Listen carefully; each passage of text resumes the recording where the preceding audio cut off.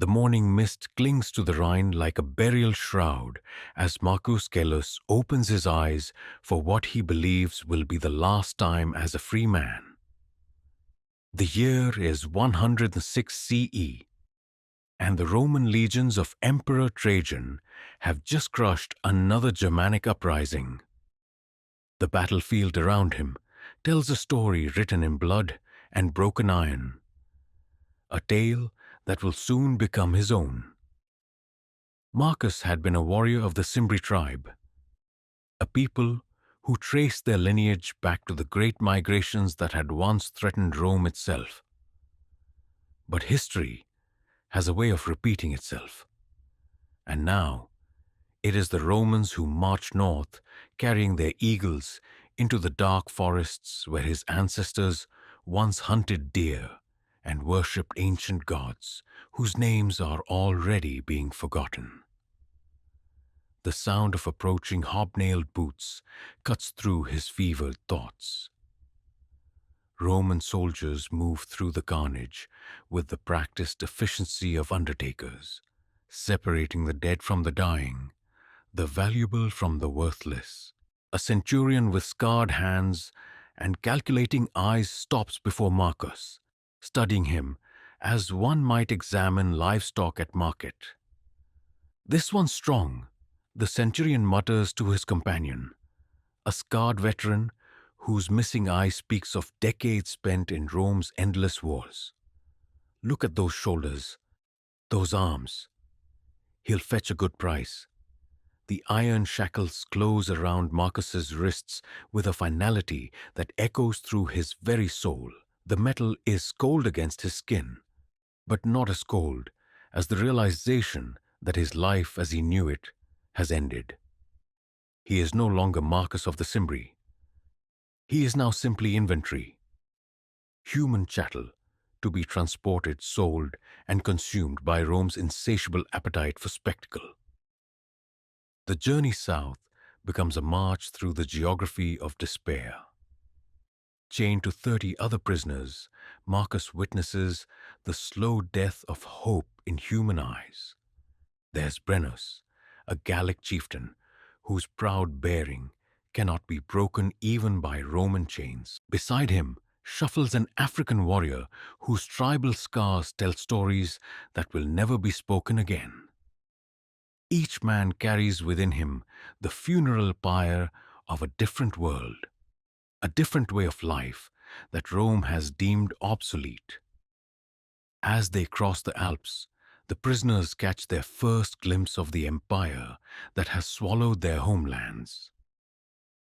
Roman engineering stretches before them like the work of gods.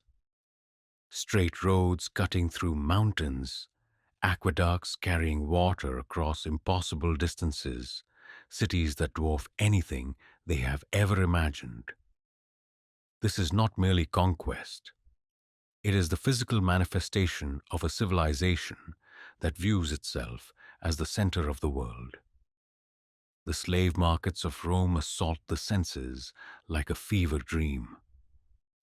The Forum Boreum thrums with human commerce as auctioneers bark prices in Latin, while buyers examine merchandise with the dispassion of farmers purchasing cattle. Marcus Phil's rough hands test the strength of his arms, pry open his mouth to examine his teeth, probe for weaknesses that might affect his market value. But today's auction holds a special category: men destined not for mines or fields, but for something far more spectacular. Lucius Aurelius Scaurus, a lanista from the Gladiator school outside Rome, moves through the crowd with the eye of a connoisseur. He seeks not just strength, but something more elusive, the spark that might ignite a crowd's bloodlust, the indefinable quality that separates mere fighters from legends. When Scaurus stops before Marcus, there's a moment of recognition that passes between predator and prey. The lanista sees past the chains and defeat to something deeper, a warrior's pride that even slavery cannot fully extinguish. In Marcus's eyes, Defiance still burns like coals beneath ash. That one? Scaurus tells his assistant, pointing at Marcus, with the casual gesture of a man selecting fruit at market. He has the look of someone who will die well, or better yet, learn to kill magnificently. The transaction is completed with Roman efficiency. Gold changes hands, papers are signed, and Marcus finds himself loaded onto a cart, bound for Aludus, a gladiator school whose very name will become synonymous with blood and sand. As Rome's walls fade behind them, he stares at his shackled hands and wonders if the gods of his fathers can hear prayers spoken in chains. The other prisoners maintain a silence broken only by the creak of wooden wheels and the steady rhythm of hooves on stone. Each man processes his fate in his own way, some with stoic acceptance, others with barely contained rage, a few with the thousand-yard stare of those who have retreated so deeply into themselves that their bodies have become mere shells. Marcus chooses rage. It burns in his chest like a forge fire, and he feeds it with memories of his village, his family, his fallen brothers. This rage will be his companion through the trials ahead, the secret flame that will either forge him into something harder than Roman steel or consume him entirely. As the sun sets over the Alban hills, the car turns onto a road that leads to a complex of buildings surrounded by high walls. This is where Rome's appetite for blood is fed, where men are transformed from captives into performers in the empire's grandest theater. The ludus awaits, and with it, Marcus's education in the art of dying beautifully for the entertainment of his conquerors. The gates of the ludus swing open with a groan that seems to echo from the underworld itself. Lucius Aurelius Scaurus's gladiator school sprawls before the new arrivals like a fortress designed to contain not just bodies, but souls. High walls topped with iron spikes block out all but narrow slices of sky, while guard towers ensure that every corner of the compound remains under constant surveillance. Scaurus himself emerges from the main building, a man in his 50s whose body bears the accumulated scars of 2 decades in the arena, before wisdom and wealth moved him behind the scenes. His left hand is missing 3 fingers, a souvenir from a fight with a Thracian gladiator whose name is now carved in marble somewhere in Rome. His eyes hold the particular hardness of a man who has looked death in the face so many times that they've become old acquaintances. "Welcome to your new home," Scaurus announces to the chained prisoners, his voice carrying the casual authority of absolute power. Some of you may have been warriors in your former lives. Others may have been farmers, craftsmen, or thieves. It matters not. Here, you are nothing. Here, you will be reborn as something far more valuable. Entertainers in the greatest show on earth. The compound's layout reveals its purpose with brutal efficiency. At its heart lies the training ground, a circular area covered in sand that has absorbed decades of sweat and blood. Wooden practice poles stand like silent sentinels, their surfaces scarred by countless sword strikes. Racks of weapons line the walls. Tridents, nets, shields of various sizes and shapes, each tool designed for a specific style of combat that turns human beings into living theater. Marcus and his fellow captives are herded past the training area toward a series of low buildings that will serve as their barracks. The cells are small, cramped spaces barely large enough for 2 men to lie down, with straw-covered floors and a single window, too high and narrow to offer any hope of escape. Iron bars divide the interior into individual cages, each one a world unto itself, where a man might spend his final months or years contemplating his fate. You'll find the accommodations Spartan, but adequate. Scaurus continues, clearly enjoying his role as host to this grim reception. Better than what awaits most slaves, I assure you. Here, you'll receive 3 meals a day, medical attention when needed, and the finest weapons training the Empire can provide. All we ask in return is that you die magnificently when your time comes. The Lannister's assistant, a thin man named Gaius Varro, whose ledger books contain the monetary value of human lives, begins the process of cataloging the new arrivals. Each prisoner is stripped, examined, and assigned a number that will become as familiar as his own name. Physical attributes are noted with clinical precision: height, weight, obvious strengths and weaknesses, previous injuries that might affect performance. This is inventory management applied to human flesh. Marcus finds himself assigned to a cell with Brennus, the Gallic chieftain, whose pride remains unbroken despite his circumstances. Their first conversation occurs in whispered Latin, the common tongue of the enslaved, as they try to make sense of their new reality. "How many men do you think have died in that sand?" Brennus asks, nodding toward the training ground visible through their narrow window. "Does it matter?" Marcus replies. "We're here now. The question is whether we'll join them or find another way." Brennus laughs bitterly. "Another way? Look around you, brother. These walls aren't built to keep enemies out. They're built to keep us in. The only way out of a ludus is through the arena, and the only way out of the arena is death or the wooden sword of freedom. And the Lanista doesn't hand out many wooden swords. That first night, sleep comes hard despite physical exhaustion. The sounds of the ludus create a symphony of confinement. The shuffle of guards making their rounds, the distant clanging of weapons being maintained, the whispered prayers of men facing an uncertain tomorrow. Some of the newer prisoners weep quietly, mourning not just their freedom, but their very identities.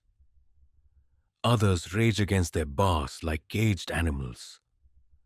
A few, the most dangerous ones, maintain a silence that speaks of plans forming in the darkness.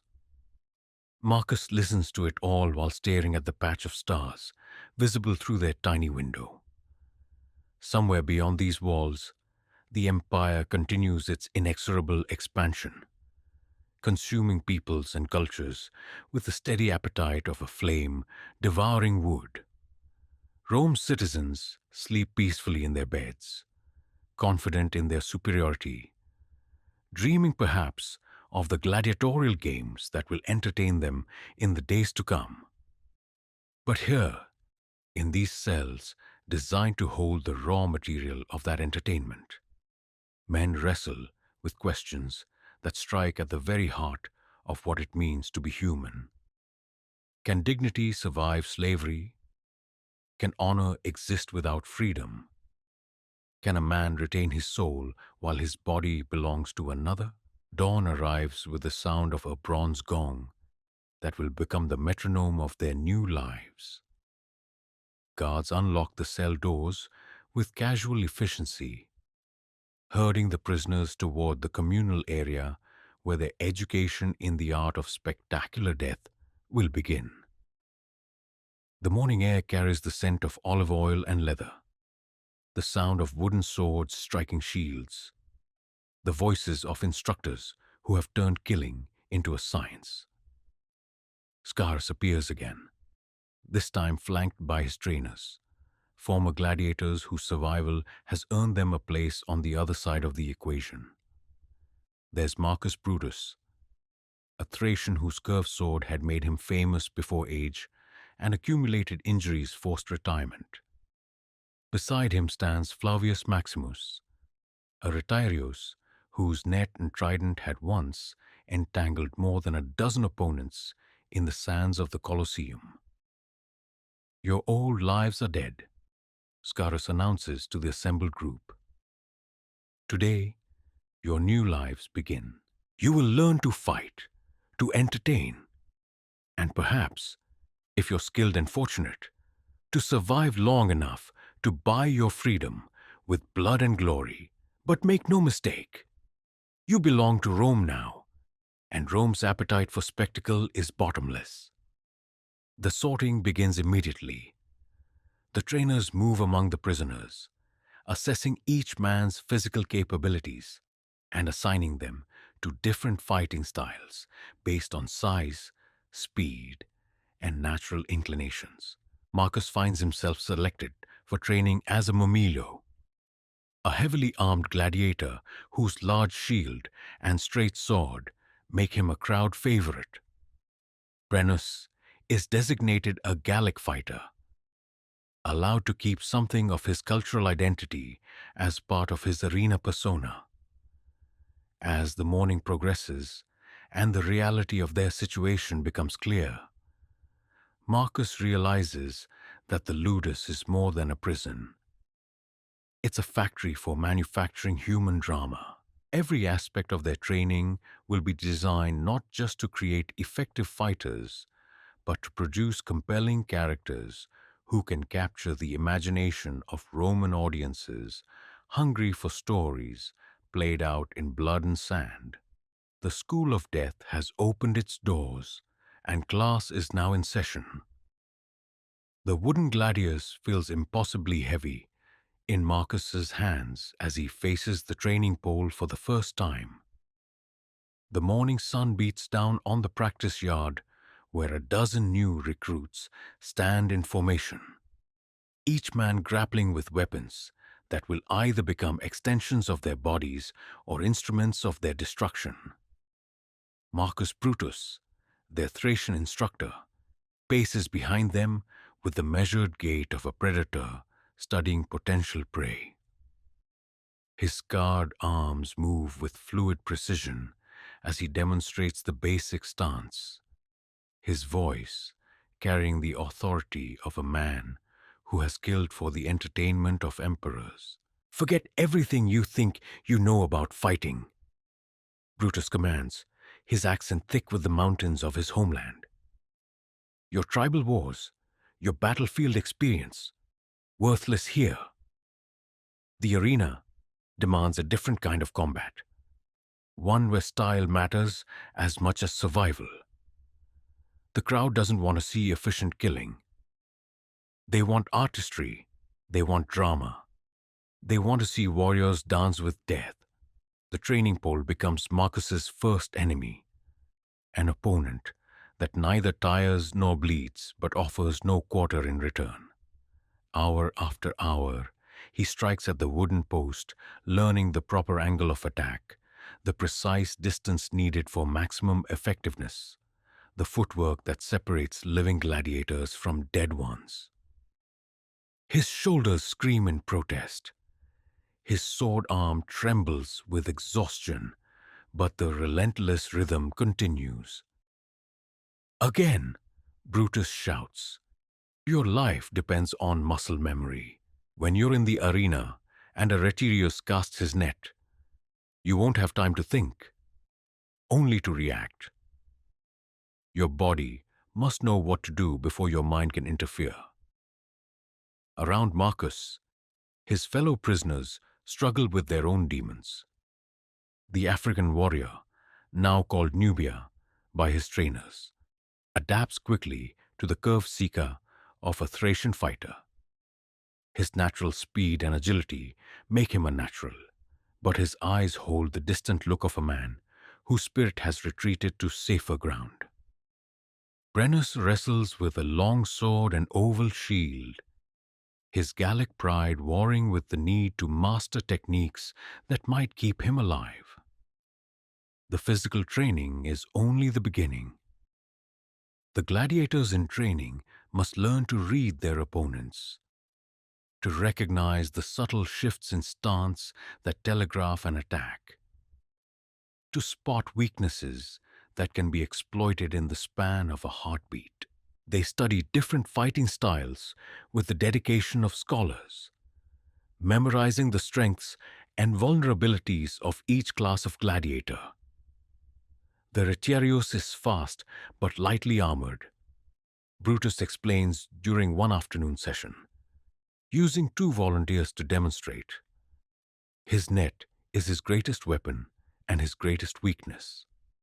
Avoid it, get inside his range, and your superior armor gives you the advantage. But give him room to maneuver, and that trident will find your throat. The psychological conditioning proves even more challenging than the physical training. These men must be transformed from warriors fighting for survival into entertainers fighting for applause. They must learn to prolong combat when the crowd demands spectacle, to create moments of tension and release that keep 50,000 spectators on the edge of their seats. Weeks blur into months as the routine of the ludus becomes second nature. Pre-dawn rising, followed by a breakfast of barley porridge and beans. Food chosen not for pleasure, but for its ability to build muscle and provide sustained energy. Morning training sessions focus on weapons work and technique. Afternoons bring conditioning, running, wrestling, weight training, with lead dumbbells that push human endurance to its limits. The medical care, while adequate, serves a purely practical purpose. The ludus physician, a Greek freedman named Galen, treats injuries with the efficiency of a man maintaining valuable equipment. Cuts are stitched, bruises tended, broken bones set with Roman precision. But he also serves as the final arbiter of a gladiator's readiness to fight, the man whose word can mean the difference between life and an early grave. Your body is not your own. Galen reminds Marcus during one examination, probing a shoulder injury sustained during sword practice. It belongs to your lanista, and through him, to Rome. My job is to keep it functional, not comfortable. Remember that when you're tempted to favor that arm. The hierarchy within the ludus becomes clear through daily interaction. At the top sit the successful gladiators who have earned enough victories to command respect and better treatment. They sleep in private cells, eat superior food, and train only when they choose. Below them are the promising newcomers who show potential but have yet to prove themselves in actual combat. At the bottom dwell the condemned, criminals, and captives whose only purpose is to provide opponents for the true gladiators to defeat. Marcus finds himself somewhere in the middle of this brutal caste system. His natural ability with weapons, combined with his warrior background, marks him as someone worth investing in. But he has yet to prove that he possesses the most important quality a gladiator can have: the ability to win while entertaining, to kill beautifully while the crowd roars its approval. The first time he witnesses an actual fight between experienced gladiators, Marcus begins to understand the true nature of his education. The combat unfolds like a deadly ballet, each move calculated not just for its tactical value, but for its visual impact. The gladiators circle each other with predatory grace, their weapons catching the sunlight as they probe for weaknesses while maintaining the rhythm of entertainment that keeps spectators enthralled. When one fighter finally falls, driven to his knees by a combination of skill and exhaustion, the victor does not deliver an immediate killing blow. Instead, he steps back and looks to the lanista, who serves as editor for this practice bout. The decision, life or death, hangs in the air for a moment that feels like eternity before Scaurus gives the signal for mercy. In the arena, that decision belongs to the crowd and the sponsor of the games, Brutus explains afterward. But here, we waste no lives unnecessarily. Dead gladiators earn no coin, and Scaurus is, above all, a businessman. As winter approaches, Marcus begins to feel the transformation taking hold. His body has hardened into something resembling a weapon, his reflexes sharpened by months of relentless training. But more significantly, he has begun to think like a gladiator, calculating odds, reading opponents, always aware that survival depends on more than just martial skill. The other prisoners have changed as well. Brenos has developed a reputation as a fierce trainer partner, his natural leadership emerging despite their shared circumstances. Nubia has embraced the persona of the exotic African warrior, understanding that his foreignness is part of his appeal to Roman audiences. Each man has found his own way to reconcile what he was with what he must become. But transformation comes at a cost. Marcus notices that he dreams less often of his homeland and family. The memories that once sustained him through the darkest hours have begun to fade, replaced by newer realities. The weight of armor, the balance of a blade, the sound a crowd makes when blood hits sand. One evening, as he practices sword forms in the fading light, Marcus realizes that the young Germanic warrior who was captured beside the Rhine is disappearing. In his place stands something harder, more focused, more dangerous. The question that haunts him is whether this transformation represents survival or a different kind of death. The slow murder of the soul that precedes physical destruction in the arena. The wooden gladius no longer feels heavy in his hands. It has become part of him, an extension of his will made manifest in Roman steel. Soon, very soon, it will be time to discover whether his education in the art of beautiful killing has prepared him for the ultimate examination. Actual combat before 50,000 screaming spectators who view his life as nothing more than entertainment. The School of Death has done its work. Its students are ready to graduate. The evening meal in the ludus carries a weight beyond simple sustenance. As shadows lengthen across the practice yard and the day's training wounds are tended, the gladiators gather in small groups that transcend the tribal boundaries of their former lives. Here, around simple bowls of lentils and barley bread, bonds are forged that are stronger than blood, the fellowship of men who may be forced to kill each other. Come morning, Marcus sits with his usual companions. Brennus the Gaul, whose quick wit masks the pain of lost nobility. Nubia, the African whose silence conceals depths of wisdom. And a newcomer called Ajax, a Greek whose real name was lost the day he was condemned to the arena for the crime of writing poetry critical of the emperor. Each man carries within him the ghost of a world that Rome has consumed. Yet together they form something new, a brotherhood born of shared suffering and common purpose. My father was a chieftain, Brenos says quietly, breaking the evening's contemplative silence. He owned 100 cattle, commanded 300 warriors, and his word was law from the mountains to the sea.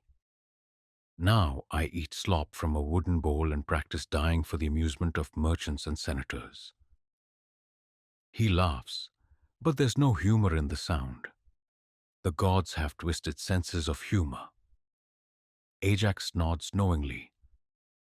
In Athens, I taught rhetoric to the sons of wealthy citizens. I believed words could change the world, that poetry could touch something eternal in human nature. Now I learn that the only rhetoric that matters in Rome is spoken with steel, and the only poetry the crowds want to hear is written in blood. Nubia finally speaks, his voice carrying the rhythm of distant drums.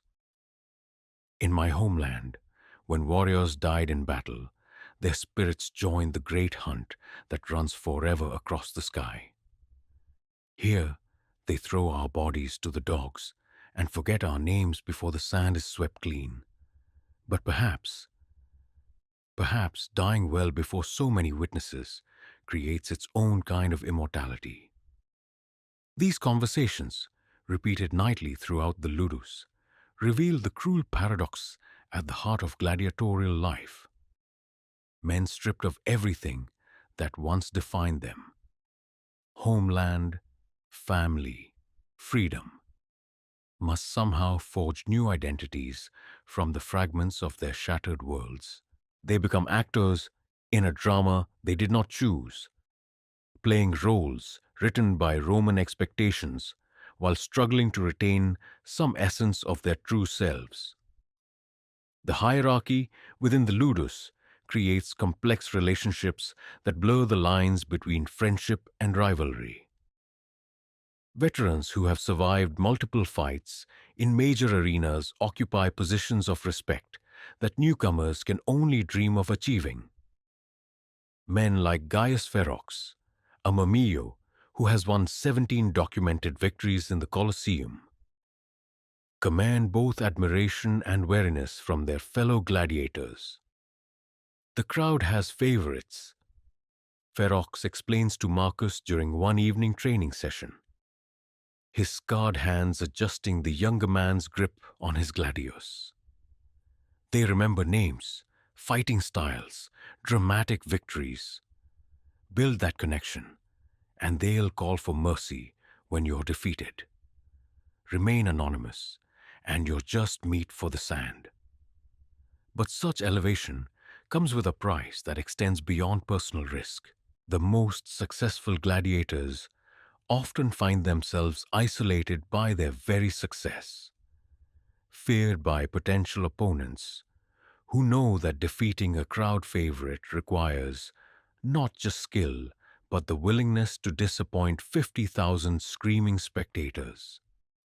The brotherhood of the barracks becomes strained when men who share meals and jokes must also prepare to face each other with mortal weapons. Marcus witnesses this tension firsthand when two friends from his training group are selected for upcoming local games. Lucius, a former Roman soldier condemned for desertion, and Demetrius, a Syrian captured in one of Trajan's eastern campaigns, have shared a cell for 8 months and developed the easy camaraderie of brothers. Now, they must prepare to entertain a provincial crowd by attempting to kill each other. The night before their fight, Marcus finds them sitting together in the courtyard, sharing a skin of wine that Lucius purchased with his savings from previous victories. The conversation is careful, avoiding the obvious topic while dancing around the elephant in their midst. Remember that Retiarius we saw in Neapolis, Lucius says, his voice artificially light. The way he spun his net like he was casting for fish. His footwork was terrible, Demetrius replies, playing along with the charade. Too much weight on his heels. A decent Mamillo would have cut him down in the first exchange. They continue this way for hours, talking about technique and strategy while carefully avoiding any mention of tomorrow's reality. Both men know the statistics. In local games, roughly one fighter in 4 dies from his wounds. But they also know that friendship, love, and loyalty mean nothing in the sand. The crowd wants blood, and blood they will receive, regardless of personal bonds or shared history. The ethnic diversity within the ludus creates its own complex dynamics. Romans fight alongside the very barbarians they once conquered. Their shared servitude temporarily erasing the boundaries of civilized versus savage. A Dacian warrior might train with a Germanic tribesman while receiving instruction from a Gallic veteran, all under the watchful eye of a Greek physician. The ludus becomes a microcosm of empire, where cultural differences are both celebrated and exploited for entertainment value. Yet these differences also become sources of strength. Brenos teaches his companions Gallic fighting techniques that emphasize speed and aggression. Nubia shares African methods of reading an opponent's intentions through minute changes in posture. A Dacian named Decebalus, named for his people's last king, demonstrates the curved falx that had once terrorized Roman legions along the Danube. Every people has developed their own ways of killing. Decebalus observes during one such informal lesson. The Romans conquered us all, but now we teach each other these techniques. In a strange way, we're creating warriors more dangerous than any our homelands ever produced. The relationships with female slaves add another layer of complexity to Ludus life. Women serve as servants, medical assistants, and occasionally companions to successful gladiators who can afford such luxuries. Some are captured foreigners like the male gladiators. Others are Roman slaves who have committed offenses that landed them in service to the games. A few are gladiatrices, female fighters whose matches serve as exotic entertainment between main events. Marcus finds himself drawn to a Celtic woman named Brigida, whose healing knowledge makes her invaluable to the ludus physician. She treats injuries with plant-based remedies learned in the forests of Gaul. Her gentle hands, a stark contrast to the violence that surrounds their daily existence. Their conversations, conducted in whispered Latin during evening medical visits, provide glimpses of a world beyond steel and sand. "Do you dream of home?" she asks one evening while tending a cut on his sword arm. "Less often now," Marcus admits. "The memories are becoming unclear, like trying to remember a dream after waking." "That's the ludus working on you," Brigida replies, her voice tinged with sadness. "It's designed to make you forget everything except fighting and dying. But the memories are still there, buried beneath all this Roman conditioning. The question is whether you'll still be able to find them when, if, you ever get out." The brotherhood of gladiators extends beyond simple companionship to include practical matters of survival. Veterans share hard-won knowledge about different arenas, the preferences of various sponsors, the fighting styles of specific opponents who appear regularly on the circuit. This information can mean the difference between victory and death, making these informal networks invaluable to anyone hoping to survive long enough to win their freedom. As autumn deepens and the local fighting season reaches its peak, Marcus realizes that his circle of companions has become both his greatest strength and his most vulnerable weakness. These men have taught him how to survive, how to entertain, how to find meaning in an existence stripped of everything that once mattered. But they have also given him something to lose, relationships that make the prospect of death more terrible because it means abandoning those who have become family. The cruel mathematics of gladiatorial combat dictate that not all of them will see another winter. Some will die quickly in the sand, their stories ending with a crowd's roar and an opponent's blade. Others will suffer lingering deaths from infected wounds or accumulated injuries that overwhelm even the best medical care.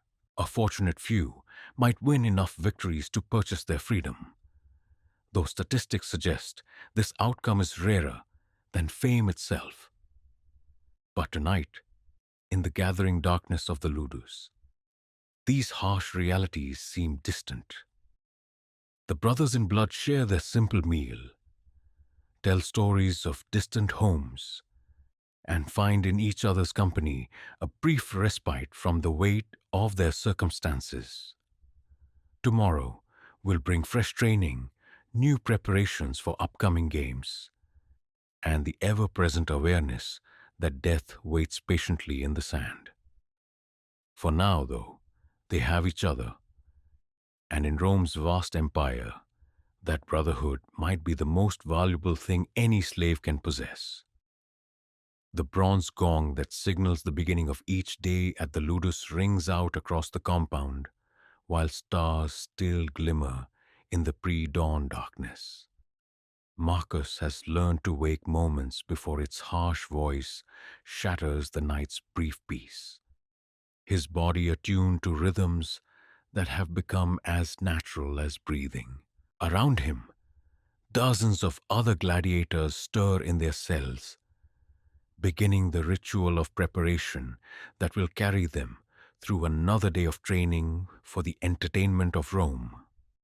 The first sound after the gong is the shuffle of feet on stone as guards make their initial rounds, unlocking cell doors with keys that represent the boundary between life and death.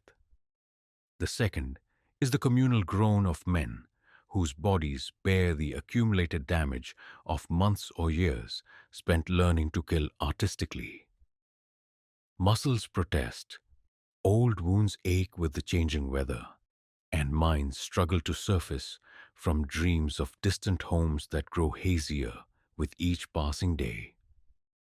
Marcus rolls from his straw mattress, a luxury earned through months of dedicated training, and performs the stretching routine that Galen, the Ludus physician, prescribed for his collection of minor injuries. His left shoulder, strained during sword practice with a visiting retiarius, requires careful attention to prevent the kind of stiffness that could prove fatal in actual combat. His right knee, twisted during a particularly vigorous wrestling session, needs to be worked slowly back to full mobility.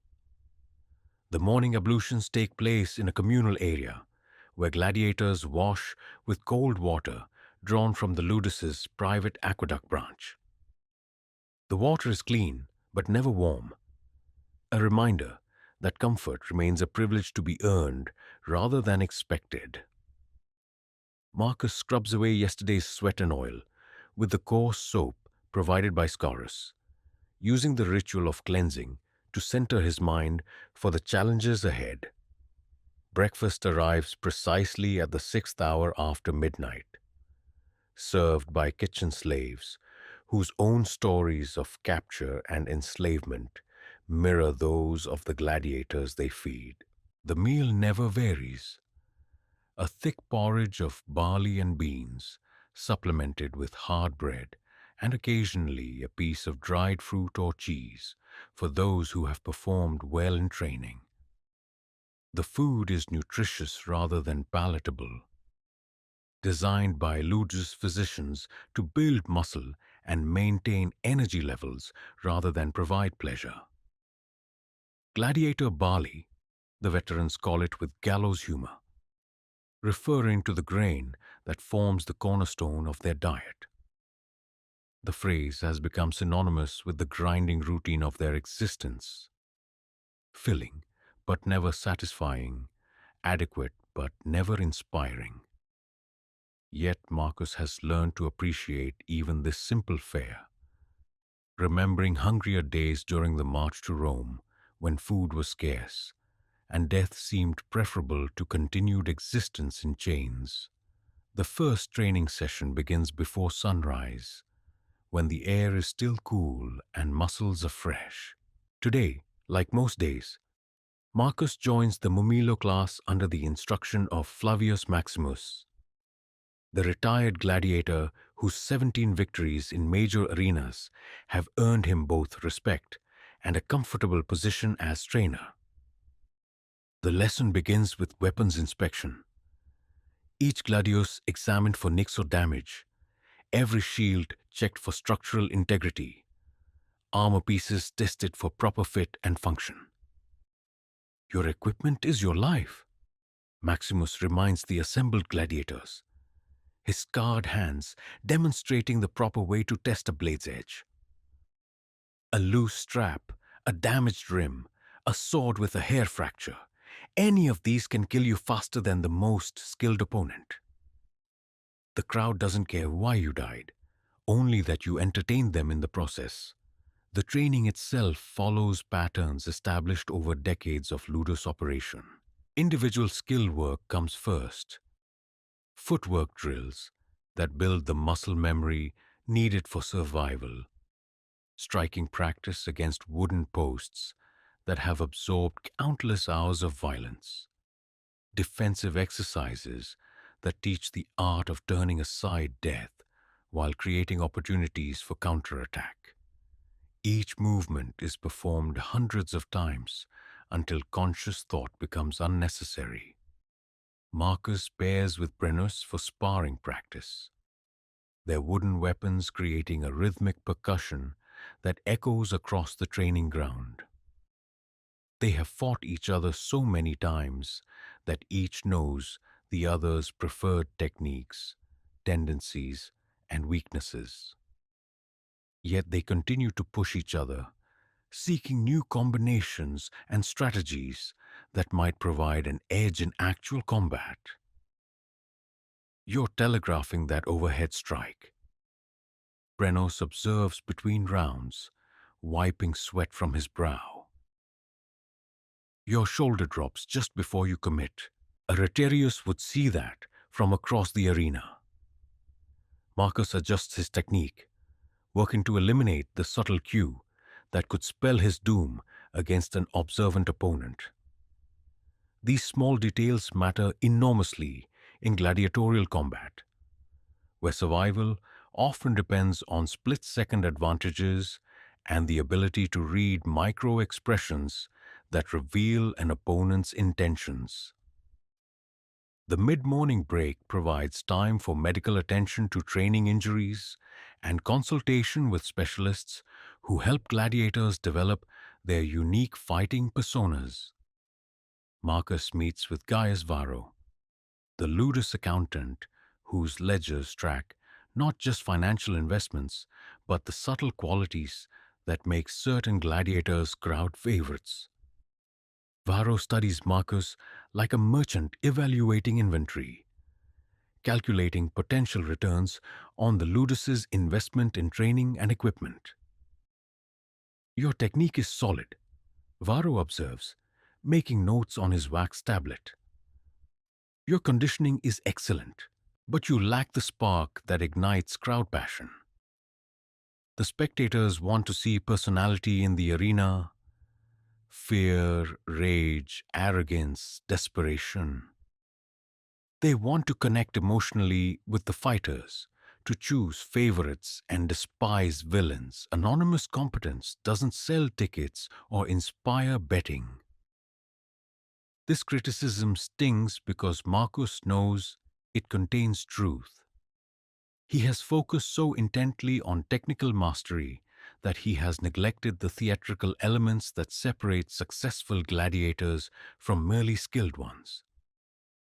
The arena demands more than fighting ability.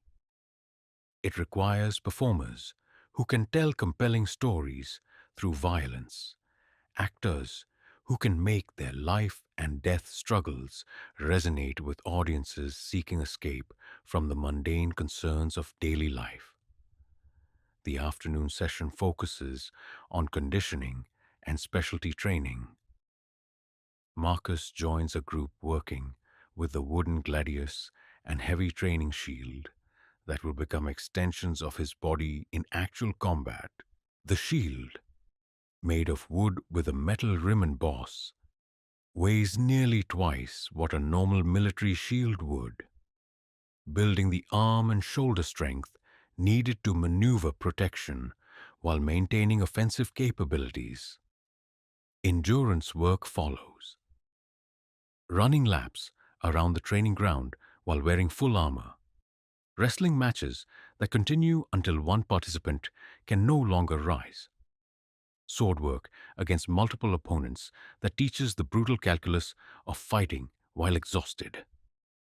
By afternoon's end, Marcus's tunic is soaked with sweat despite the cool autumn air, and his muscles tremble with the particular exhaustion that comes from pushing human limits. The evening meal provides better fare than breakfast, reflecting the Ludus's recognition that gladiators need adequate nutrition to maintain peak physical condition. Tonight's offering includes roasted chicken, fresh bread with olive oil, and even a cup of posca, the vinegar wine that serves as the gladiator's traditional drink. The improved food is both reward and investment, Scaurus's way of ensuring his human assets remain in fighting condition. Marcus eats slowly, savoring flavors that remind him of better times while listening to the conversations that flow around the communal dining area. Veterans share stories of famous fights.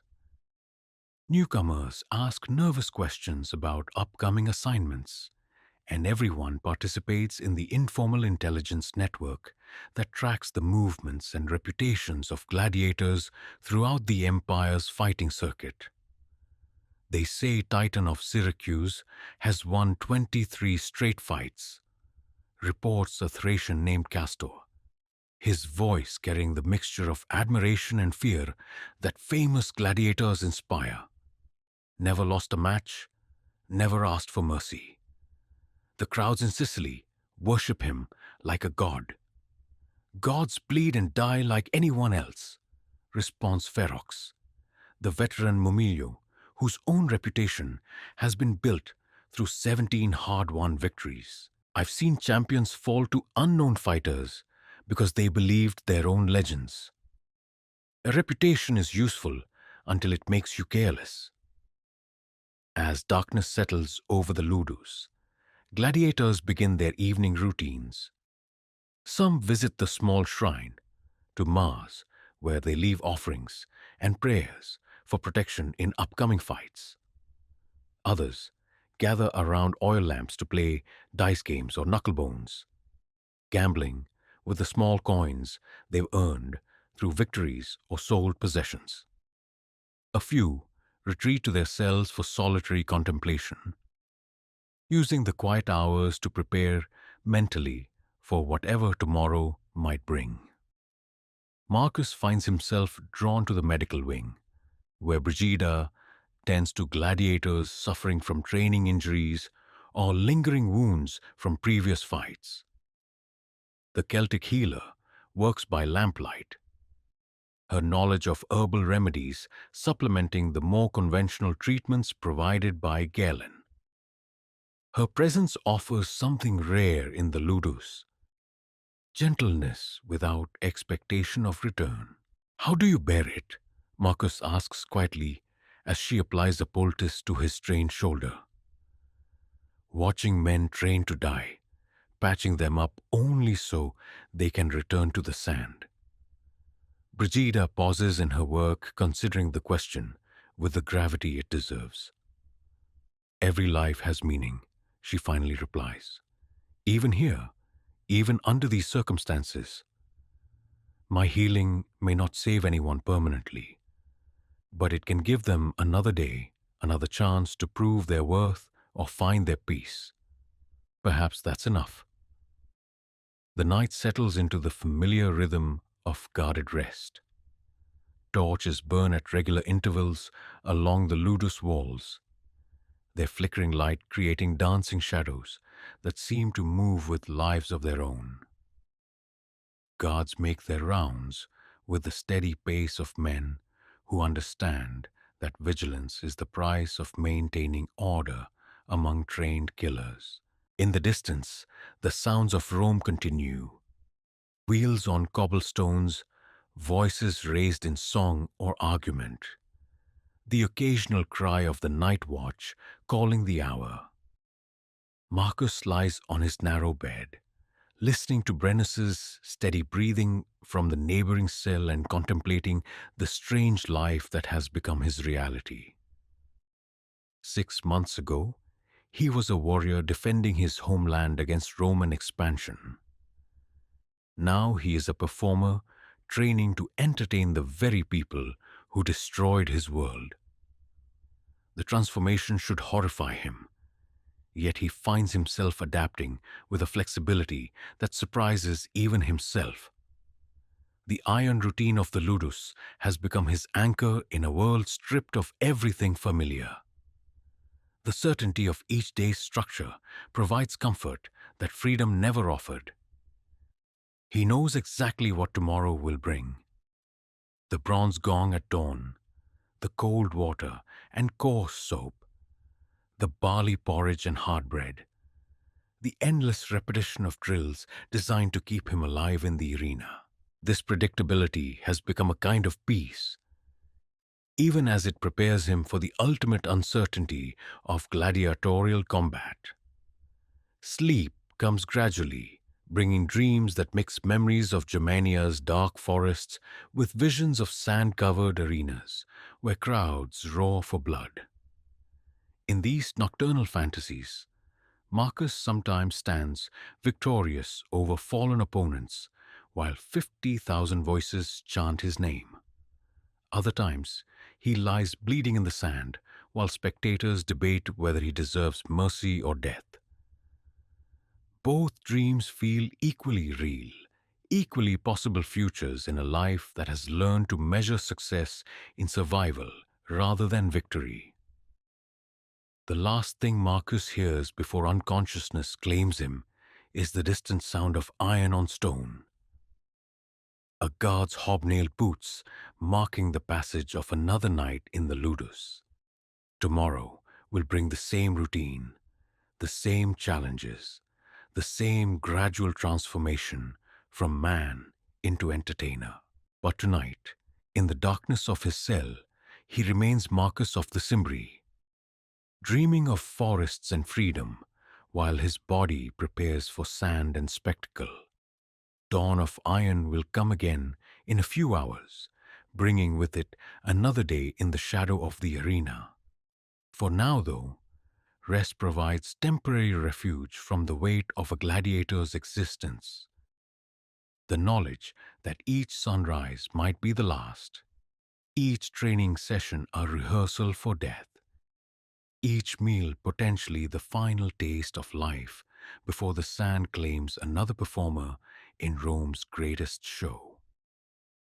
The morning sun slants through the windows of Lucius Aurelius Scaurus's private office as the Lanista reviews the ledgers that chronicle his investment in human flesh. Each page represents lives measured in sestertii, potential measured in bloodshed, and profit calculated through the brutal mathematics of entertainment. The gladiator business, Scaurus knows, is fundamentally no different from any other Roman enterprise. It simply happens to deal in death rather than grain or pottery.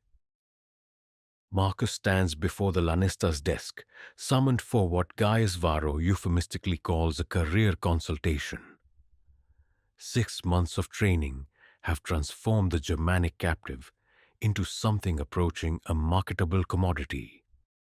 And now, the ludus must decide whether its investment is ready to generate returns.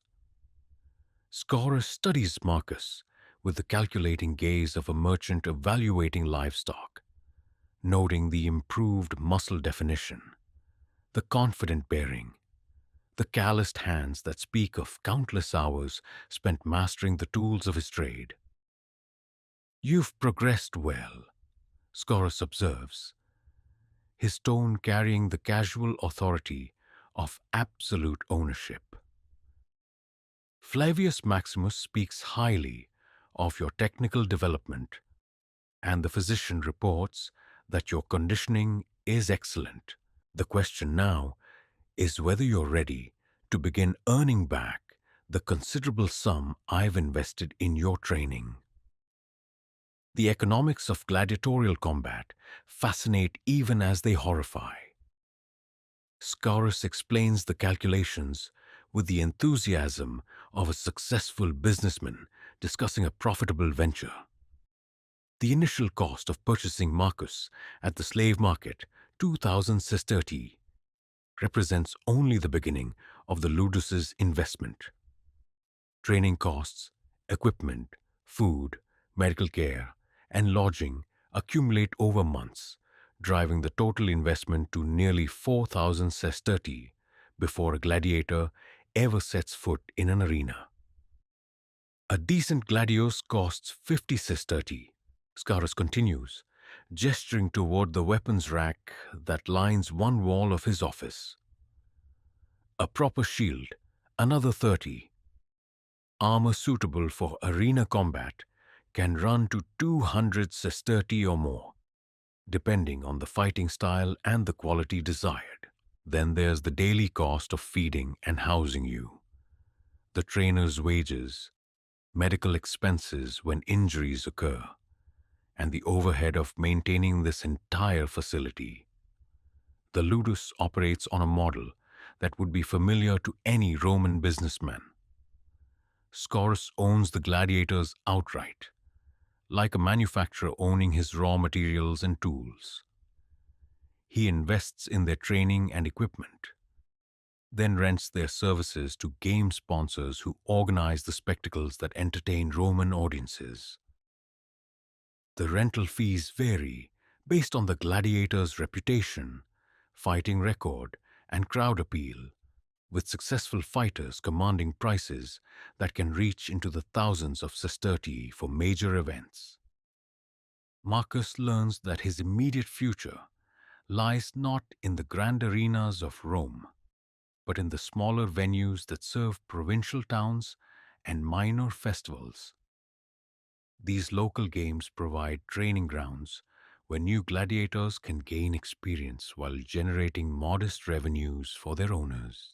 The pay is correspondingly modest, perhaps 50 to 100 sestertii per fight, but the risks are generally lower than in major metropolitan venues, where experienced killers compete for enormous purses. Think of it as an apprenticeship, Varro explains, producing a scroll that details upcoming opportunities.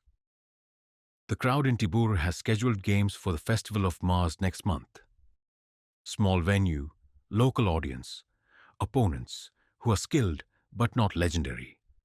Perfect for a fighter making his debut. Survive that, perform well, and we can consider more prestigious assignments. The conversation reveals the complex web of relationships that sustain the gladiatorial industry. Game sponsors, typically wealthy citizens seeking to advance their political careers or commemorate important events. Contract with Lanistae like Scaurus to provide fighters for their spectacles. The sponsors pay the appearance fees and assume responsibility for prize money, while the Ludus owners retain ownership of their gladiators and collect the rental income.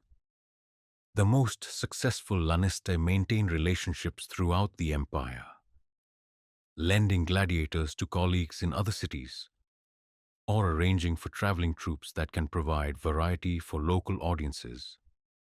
Scaurus's correspondence files contain letters from Ludus owners in Gaul, Spain, Africa, and the eastern provinces, all part of a network that moves gladiators around the empire like pieces on an enormous gaming board. Reputation travels faster than gladiators, Scaurus notes, showing Marcus a letter from a lanista in Lugdunum. A fighter who impresses crowds in one city finds doors opening throughout the province. Conversely, a gladiator who disappoints or shows cowardice may find himself relegated to the least profitable venues, fighting for survival rather than glory. The financial incentives that drive the system extend beyond simple rental fees. Successful gladiators can earn prize money that accumulates in accounts managed by their owners, creating the possibility of eventually purchasing their freedom. The amounts required for manumission are substantial, typically 10 to 20 times the gladiator's original purchase price, but not impossible for fighters who achieve sustained success in major venues. More immediately relevant are the small privileges that successful gladiators can purchase with their winnings. Better food, private accommodations, personal items that provide comfort in an otherwise austere existence. These modest luxuries serve as both rewards for achievement and incentives for continued effort, reminding gladiators that their circumstances can improve through success in the arena. The conversation turns to Marcus's specific assignment in the upcoming Tibur Games. He will face a Thracian fighter named Darius, a veteran of 8 previous fights with a record of 5 victories, 2 defeats, and 1 draw. The matchup has been carefully calculated to provide entertainment without guaranteeing either fighter's destruction. Both men represent investments that their respective owners hope to preserve while generating revenue. Darius fights with the curved sicca and small shield, typical of Thracian style, Varro explains, consulting his detailed notes on potential opponents. He is quick but not exceptionally strong, experienced but not legendary. His weakness appears to be stamina. He tends to tire in extended contests. If you can weather his initial assault and force the fight into the later stages, your superior conditioning should provide an advantage. The intelligence gathering that precedes every significant match reveals another aspect of the gladiatorial business that Marcus had not previously considered. Ludus owners maintain extensive files on fighters throughout the empire, tracking their records, fighting styles, physical characteristics, and psychological tendencies. This information is traded, sold, and sometimes deliberately falsified to gain competitive advantages in what amounts to an empire-wide information war fought with wooden swords and bronze armor. Scarus shows Marcus a typical intelligence report, this one concerning a Retiarius operating out of a ludus in Neapolis. The document details everything from the fighter's preferred net casting techniques to his performance in different weather conditions, his response to various crowd reactions, and even his dietary preferences and sleeping habits. Such comprehensive surveillance would do credit to a military intelligence operation. Applied here to the business of orchestrating entertainment through violence. The meeting concludes with Scarus outlining the terms of Marcus's upcoming debut. The Ludus will provide transportation to Tibur, weapons and armor appropriate for the venue, and medical support both before and after the fight. In return, Marcus will perform to the best of his ability, follow the instructions of the game's editor regarding the conduct of combat, and accept whatever outcome the crowd and sponsor decree. Remember, Scarus says as Marcus prepares to leave, you are not fighting for yourself anymore. You represent this ludus, my investment, and the reputation I've built over 20 years in this business. Fight well, entertain the crowd, and survive if possible. But above all, make certain that everyone who watches you perform remembers the name of Scaurus's gladiators. As Marcus walks back toward the training area, he carries with him a new understanding of his place in the vast machinery of Roman entertainment. He is no longer simply a captive warrior learning to fight for his life. He has become a commodity in a sophisticated business enterprise that transforms human suffering into profit, death into spectacle, and survival into a form of artistry that the empire's citizens will pay handsomely to witness. The merchants of death have calculated his worth down to the last sestertius. Now it remains to be seen whether their investment will pay dividends in blood and glory, or whether the sand of Tibur's modest arena will claim another anonymous performer in Rome's endless appetite for spectacular violence. The gladiatorial industry awaits his debut with the dispassionate interest of any market evaluating a new product. Success will bring opportunities for greater profits and higher stakes performances. Failure will result in relegation to lesser venues and eventual disposal when his entertainment value drops below the cost of maintaining him. In the merchant's ledgers, Marcus has become a number to be balanced against revenues and expenses. In the sand of the arena, he will discover whether he can transform that number into something approaching immortality, the kind of fame that makes gladiators legends and legends into investments that continue paying long after the fighters themselves have been forgotten. The small shrine to Mars Ultor, tucked into a corner of the Ludius courtyard, sees more desperate visitors than the grandest temples of Rome. Here, beneath a simple statue of the war god carved from local stone, gladiators come to negotiate with divine powers that seem as capricious and violent as the arena itself. The offerings are modest: bread crusts saved from meals, small coins won in dice games, locks of hair cut in solemn promises. But the faith behind them burns with the intensity that only proximity to death can ignite. Marcus approaches the shrine in the hour before dawn, when shadows still pool in the corners of the compound, and the bronze gong that summons another day of training remains silent. His hands carry an offering of barley meal mixed with wine, a sacrifice that represents 2 days' savings from his meager gladiator's allowance. The combination would make poor eating even by Ludus standards, but as an offering to the god of war, it carries weight beyond its material value.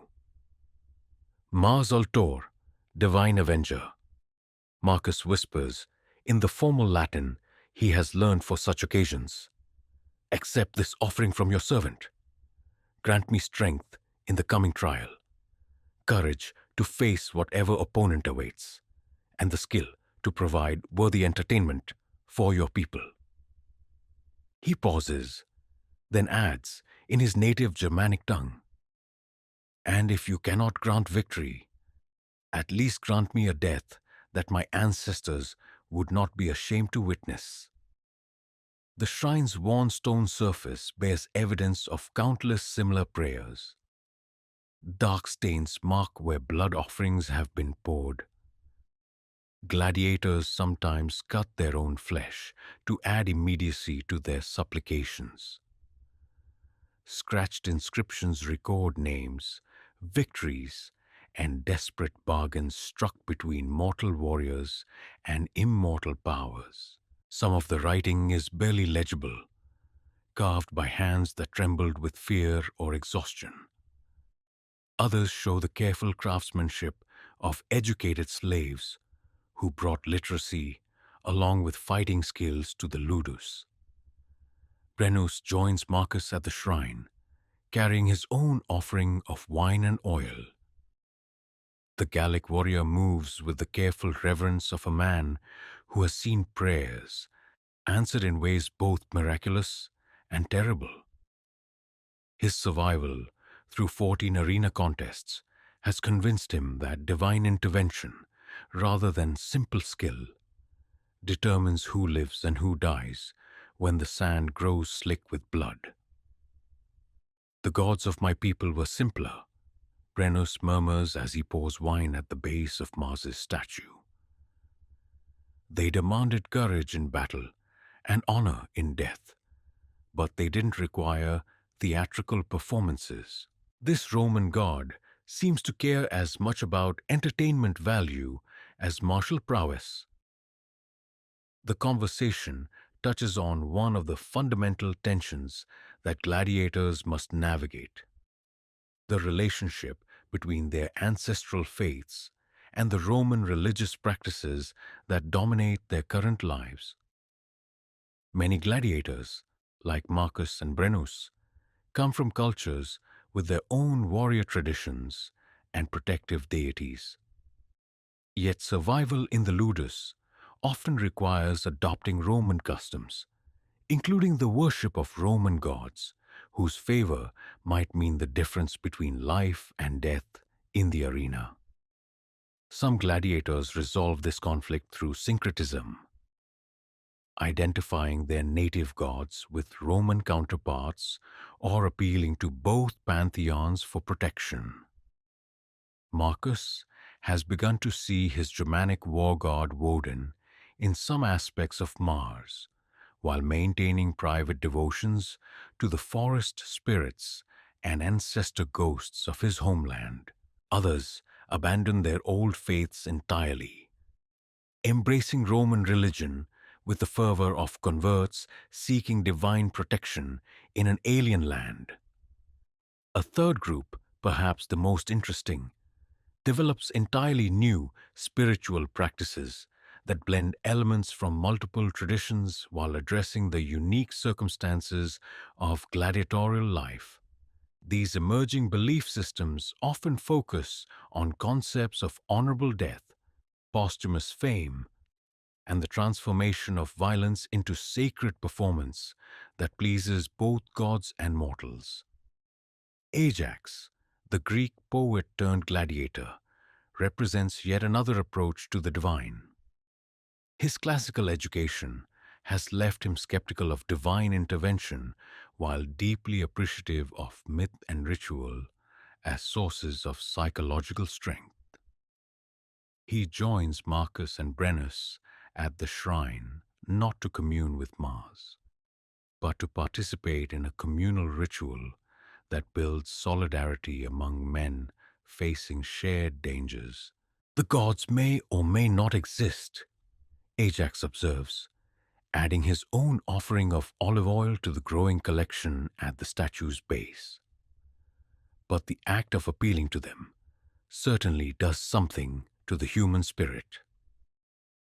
Whether Mars hears our prayers matters less than whether we believe strongly enough to fight as if he does. The shrine serves functions beyond simple worship. Gladiators gather here to share intelligence about upcoming opponents, discuss strategy, and provide mutual support for fighters facing particularly dangerous assignments. The space becomes a neutral ground where the competitive tensions of training can be set aside in favor of the broader brotherhood that unites all those who might die for Rome's entertainment. Superstitions flourish in this environment where death lurks behind every training session and upcoming assignment. Some gladiators refuse to fight on certain days of the month, believing that particular dates favor their opponents. Others develop elaborate pre-combat rituals that must be performed exactly or risk divine displeasure. Lucky charms proliferate, amulets worn beneath armor, special weapons that have brought previous victories, particular foods eaten before important fights. Marcus has developed his own collection of protective rituals. He always approaches the shrine from the east, symbolically greeting the rising sun that his Germanic ancestors believed carried the souls of brave warriors to their eternal rest. He touches the hilt of his practice, gladius, 3 times before making his offering, a gesture derived from childhood memories of his father blessing weapons before battle. And he always concludes his prayers by speaking his true name, not the Roman designation assigned by his captors, but the name given by his parents in a world that Rome has erased. The diversity of religious practices within the ludus creates a fascinating tapestry of belief and custom. Nubia maintains devotions to African deities, whose names he speaks only in whispers, fearing that Roman ears might pollute their sacred sounds.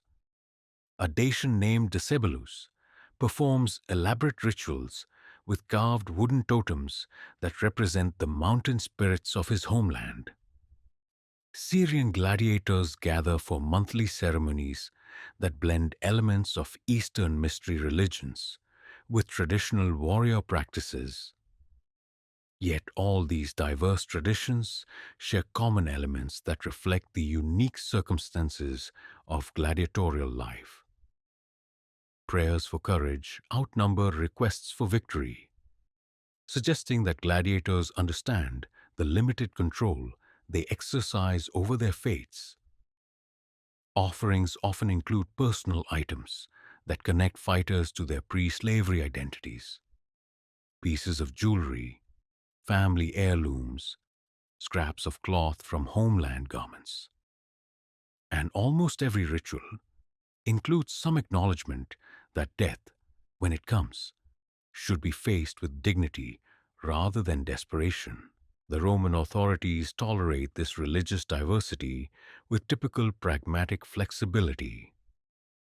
As long as gladiators perform their public duties and don't engage in practices that could be construed as sedition, they remain free to worship according to their consciences. Some cynical observers suggest that the empire actually encourages this spiritual plurality, believing that gladiators who maintain hope for divine protection fight more enthusiastically than those who see only certain death ahead. Galen, the ludus physician, takes a more clinical view of gladiatorial religious practices. His medical training has taught him to observe the psychological effects of belief on physical performance, and he has documented clear correlations between spiritual confidence and arena survival rates. Gladiators who maintain strong faith traditions, regardless of their specific content, tend to recover more quickly from injuries, display better pain tolerance, and demonstrate superior focus during high-stress situations. The body follows the mind, Galen explains to Marcus during a medical examination. A fighter who believes the gods favor him moves with confidence that his opponents can sense and respond to. Conversely, a gladiator who has lost faith often telegraphs his despair through posture, hesitation, and defensive rather than aggressive tactics. The gods may be silent, but belief in their protection creates very real advantages in combat. As the morning star fades and the first hints of dawn begin to lighten the eastern horizon, the shrine empties as gladiators return to their cells to prepare for another day of training. Marcus lingers a moment longer, studying the worn features of Mars's statue and wondering whether the god truly watches over those who spill blood in his name, or whether the divine powers have turned their faces away from the brutality performed in their honor. The question may be unanswerable, but the act of asking it provides its own form of comfort. In a world where so much lies beyond mortal control, the whims of sponsors, the bloodlust of crowds, the skill of opponents, the thousand chance factors that determine victory or defeat. Prayer offers the illusion of influence over uncontrollable forces. Whether the gods listen may matter less than the human need to speak to powers greater than oneself, especially when death waits in the sand and the only certain thing about tomorrow is its uncertainty. Marcus touches the shrine one final time, then turns toward the barracks where Brennus and the others await another day of preparation for the trials ahead. Behind him, Mars Ultor stands silent in his niche, neither confirming nor denying the desperate hopes of those who seek his favor. The statue's bronze sword catches the first rays of sunrise, creating the brief illusion that the war god himself acknowledges the prayers of those who fight and die in his name. Whether divine or merely symbolic, that moment of reflected light carries the weight of faith that enables men to face impossible odds with courage. In the ludus, where hope is a luxury that few can afford, such moments become precious beyond gold, more valuable than freedom itself, worth preserving against all the evidence that suggests the gods care nothing for the entertainment of mortals or the fate of those who provide it. The women of the ludus move through its harsh landscape like ghosts at the edges of a warrior's world, their presence both essential and nearly invisible to those who chronicle the gladiatorial life. Yet within the shadows cast by masculine violence, they carve out spaces of tenderness, healing, and humanity that provide crucial anchors for men whose existence has been stripped down to its most brutal elements. Their stories, rarely recorded in official histories, reveal dimensions of the gladiatorial experience that blood and sand alone cannot capture. Brigida of the Belgae works in the medical wing, where lamplight flickers across jars of herbs whose names she whispers in her native tongue. Her healing knowledge, learned in the sacred groves of Gaul before Roman legions brought their particular form of civilization to her homeland, makes her invaluable to a ludus where injuries are as common as sunrise. Yet her value extends beyond simple medical competence to encompass something far rarer in this place of calculated violence: the preservation of gentleness in a world designed to eliminate it. Marcus finds himself drawn to the medical wing not just for treatment of training injuries, but for the opportunity to speak with someone whose hands create rather than destroy. Brigida's touch, as she tends a sword cut on his forearm, carries memories of a world where healing was sacred rather than simply practical, where women served as bridges between the human and divine rather than as property to be owned and exploited. In my homeland, Brigida tells him as she applies a poultice of comfrey and honey, we believed that every healing carried a piece of the healer's soul into the patient. It was considered a sacred exchange, one that bound healer and patient together in ways that transcended the physical injury. She pauses, studying his face in the lamplight. Here, I patch bodies so they can return to destruction. I wonder sometimes if my ancestors would recognize what I've become. The conversation reveals the complex position that women occupy within the ludus hierarchy. Most are slaves, like the gladiators themselves, captured in the same conflicts that feed Rome's appetite for arena fodder. But their servitude takes different forms, shaped by gender roles that even slavery cannot entirely erase. Some work as servants, maintaining the compound and preparing the meals that sustain its deadly enterprise. Others, like Brigida, possess specialized skills that make them valuable as healers, teachers, or craftswomen who maintain the equipment that gladiators depend upon. A smaller number occupy the precarious position of companions to successful gladiators who have earned enough victories to purchase such privileges. These relationships exist in the gray area between affection and transaction, offering emotional comfort in exchange for protection and material support within the ludus's rigid social structure. The arrangements rarely involve formal marriage. Slaves cannot legally wed, but they create domestic partnerships that provide stability for both parties. Marcus learns about these relationships through observation and carefully coded conversations that reveal the human need for connection, even in the most dehumanizing circumstances.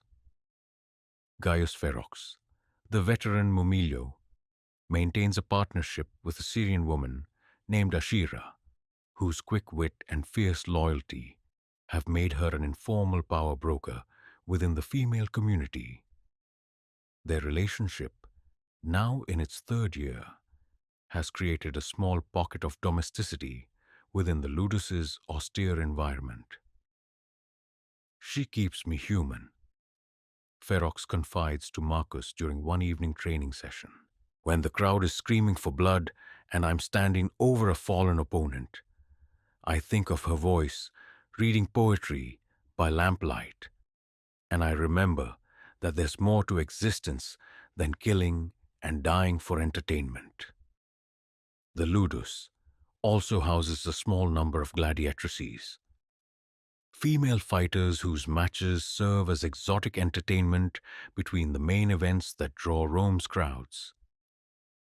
These women navigate an even more complex set of expectations than their male counterparts, required to be simultaneously alluring and dangerous, feminine and warrior-like, objects of desire and agents of violence.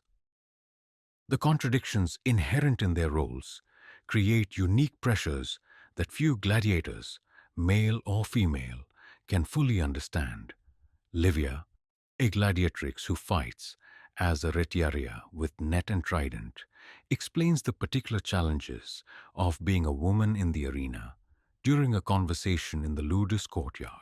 Her scars tell stories of 15 fights across the empire, victories earned against opponents who underestimated her skill or were distracted by her gender. Yet she also bears invisible wounds that come from being simultaneously celebrated and reviled by audiences who can't decide whether to view her as an inspiration or an abomination. The crowd wants to see me as a novelty, Livia observes, her voice carrying the weariness of someone who has become expert at reading mass psychology.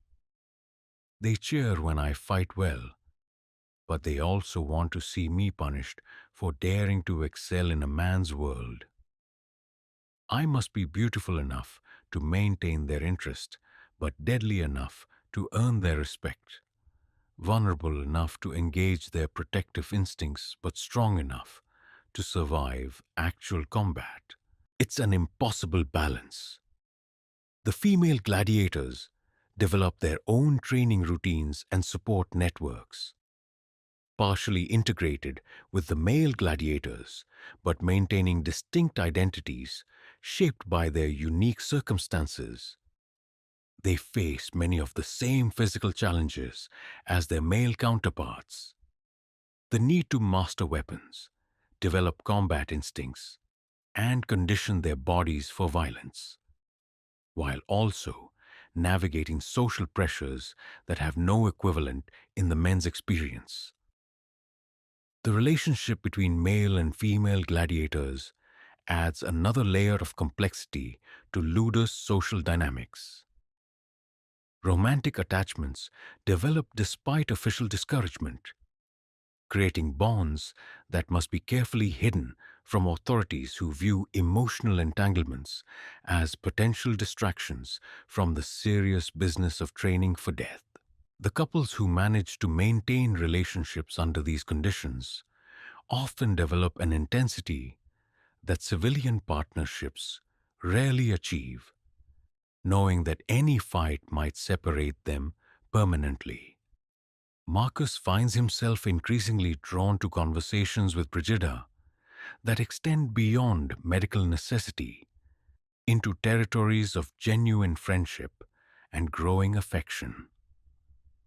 Their discussions range from practical matters, the best herbs for treating sword cuts, techniques for maintaining mental focus during combat, to more philosophical questions about identity, dignity, and the possibility of maintaining one's essential humanity while serving as entertainment for others. Do you dream of escape? Marcus asks during one evening medical session, the question emerging from weeks of unspoken thoughts. Every day, Brigida replies without hesitation. But not the kind of escape you mean. I dream of healing that brings true recovery rather than just preparation for fresh violence. I dream of teaching children the properties of plants rather than patching wounds that will never fully heal. I dream of growing old with knowledge intact rather than watching it die with me in this place. These conversations reveal the particular tragedy of educated women in the ludus, individuals whose knowledge and skills could contribute enormously to civilian society, but who find themselves trapped in roles that waste their potential on the narrow requirements of gladiatorial entertainment. Brigida's understanding of herbal medicine, accumulated over years of study and practice, serves only to keep fighters functional long enough to die in spectacular fashion for crowd pleasure. The evening hours, when training ends and gladiators retreat to their cells, provide opportunities for the kinds of human connection that official ludus policy neither encourages nor explicitly forbids. Women and men gather in small groups to share stories, sing songs from their homelands, or simply sit in companionable silence while contemplating their shared fate. These informal gatherings create temporary communities that transcend the competitive tensions of daytime training. Marcus participates in these evening gatherings partly for the company they provide, but increasingly for the opportunity to spend time with Brigida in settings that feel less like medical consultations and more like normal human interaction. They discover shared interests in poetry, philosophy, and the natural world that their respective cultures approached from different angles, but with similar reverence. Their growing friendship operates within careful boundaries established by ludus custom and the practical necessities of survival. Both understand that emotional attachments can become vulnerabilities in an environment where any weakness might be exploited by opponents or authorities. Yet they also recognize that completely abandoning human connection in favor of pure survival strategy risks losing the very humanity they hope to preserve. The women of the ludus collectively serve as custodians of qualities that the gladiatorial system seems designed to eliminate: compassion, gentleness, emotional intelligence, and the capacity for non-violent problem-solving. Their presence provides crucial balance to an environment that might otherwise consume its inhabitants completely, leaving nothing behind but efficient killing machines stripped of everything that once made them human.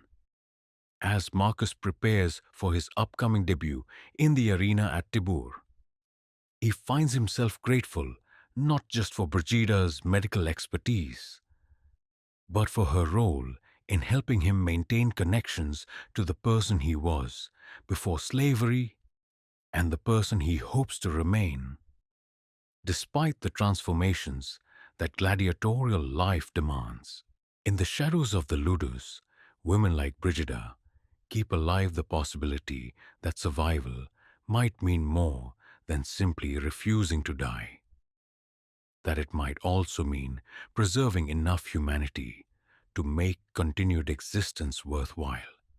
The question that haunts him as he approaches his first taste of actual arena combat is whether the bonds forged in the shadows can survive the brutal illumination of public performance, where human connections become either sources of strength or fatal distractions, in the sand where Romans gather to watch their entertainment bleed and die for their pleasure.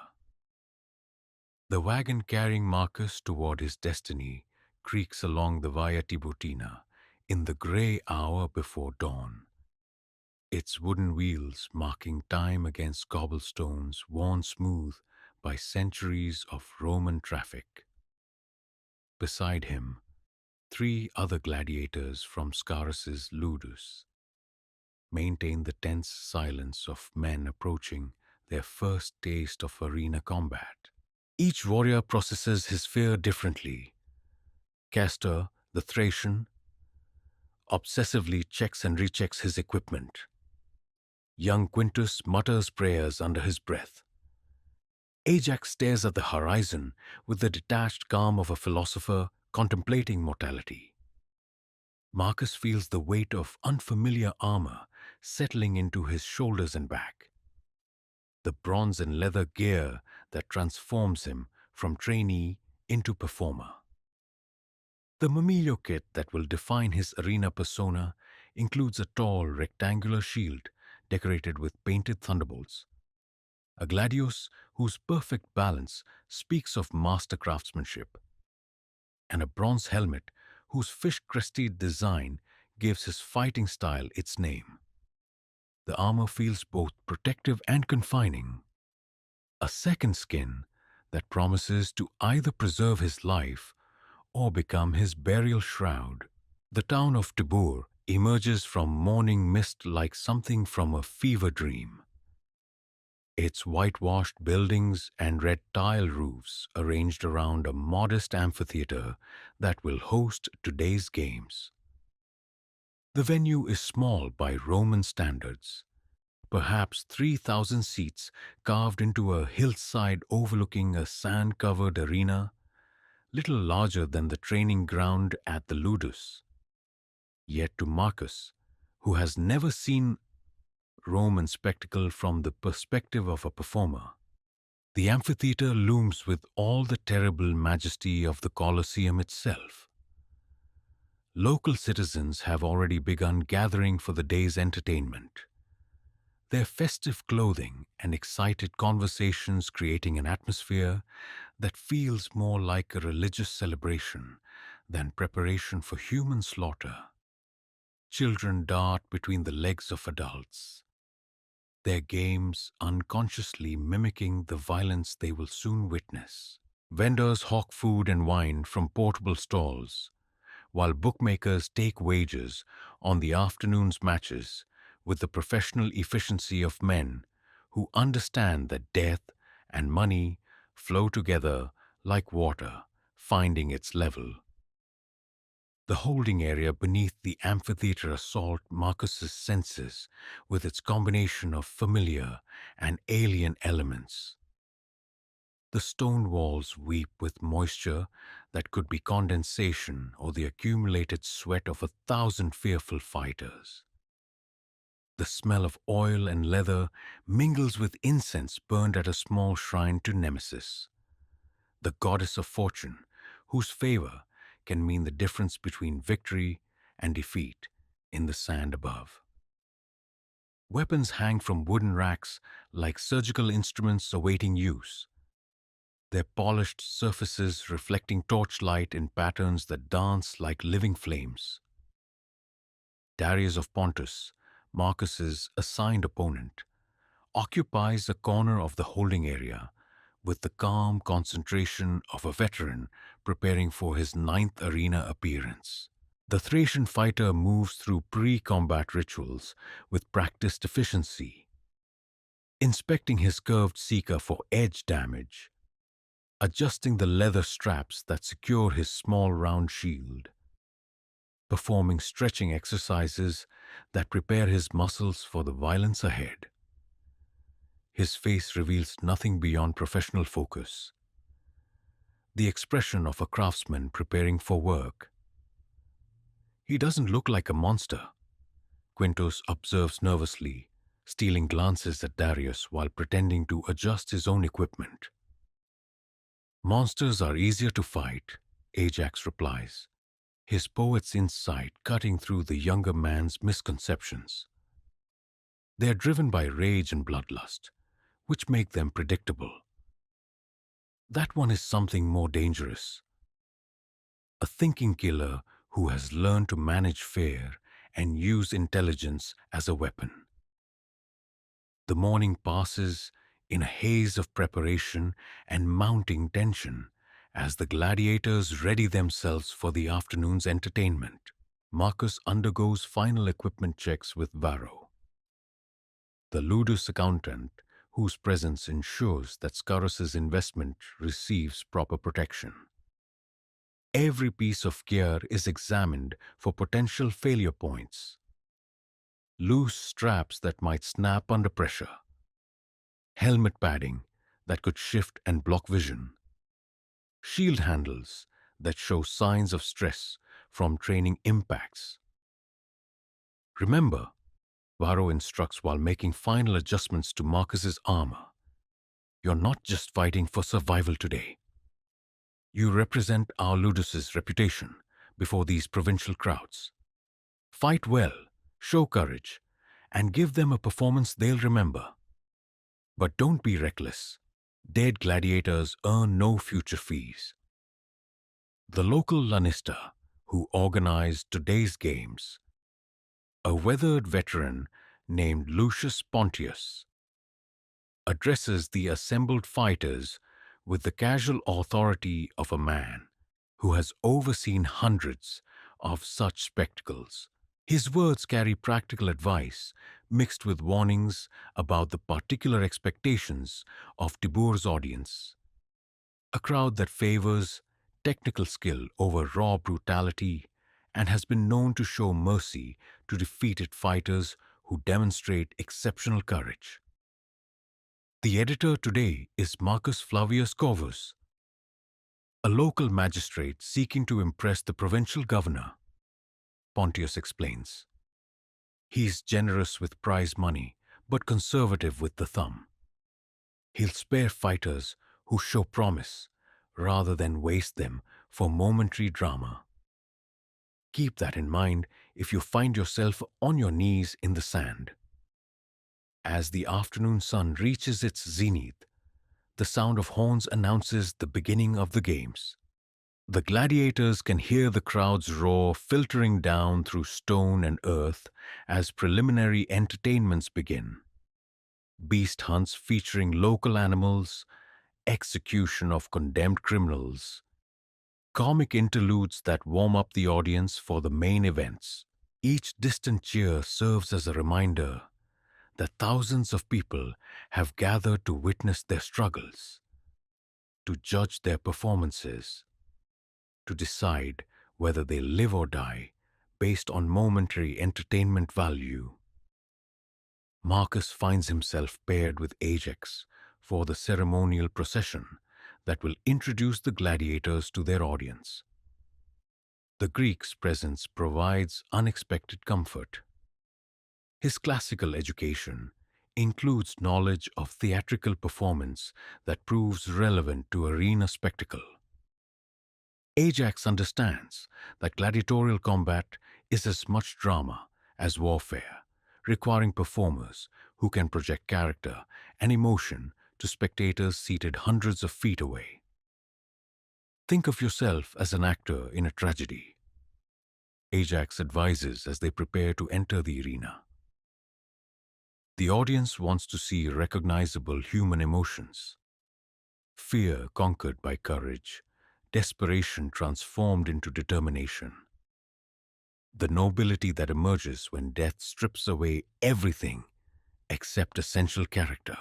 Give them that story, and they'll remember your name long after the sand is swept clean. The tunnel leading from the holding area to the arena floor stretches ahead like the throat of some enormous beast, its mouth opening onto brilliant sunlight that blinds eyes accustomed to torchlit chambers. Marcus follows his companions toward that blazing aperture, each step carrying him closer to a transformation he cannot yet fully comprehend. Behind him lies the familiar world of training and preparation. Ahead waits the ultimate test that will determine whether months of conditioning have created a gladiator or merely postponed an inevitable death.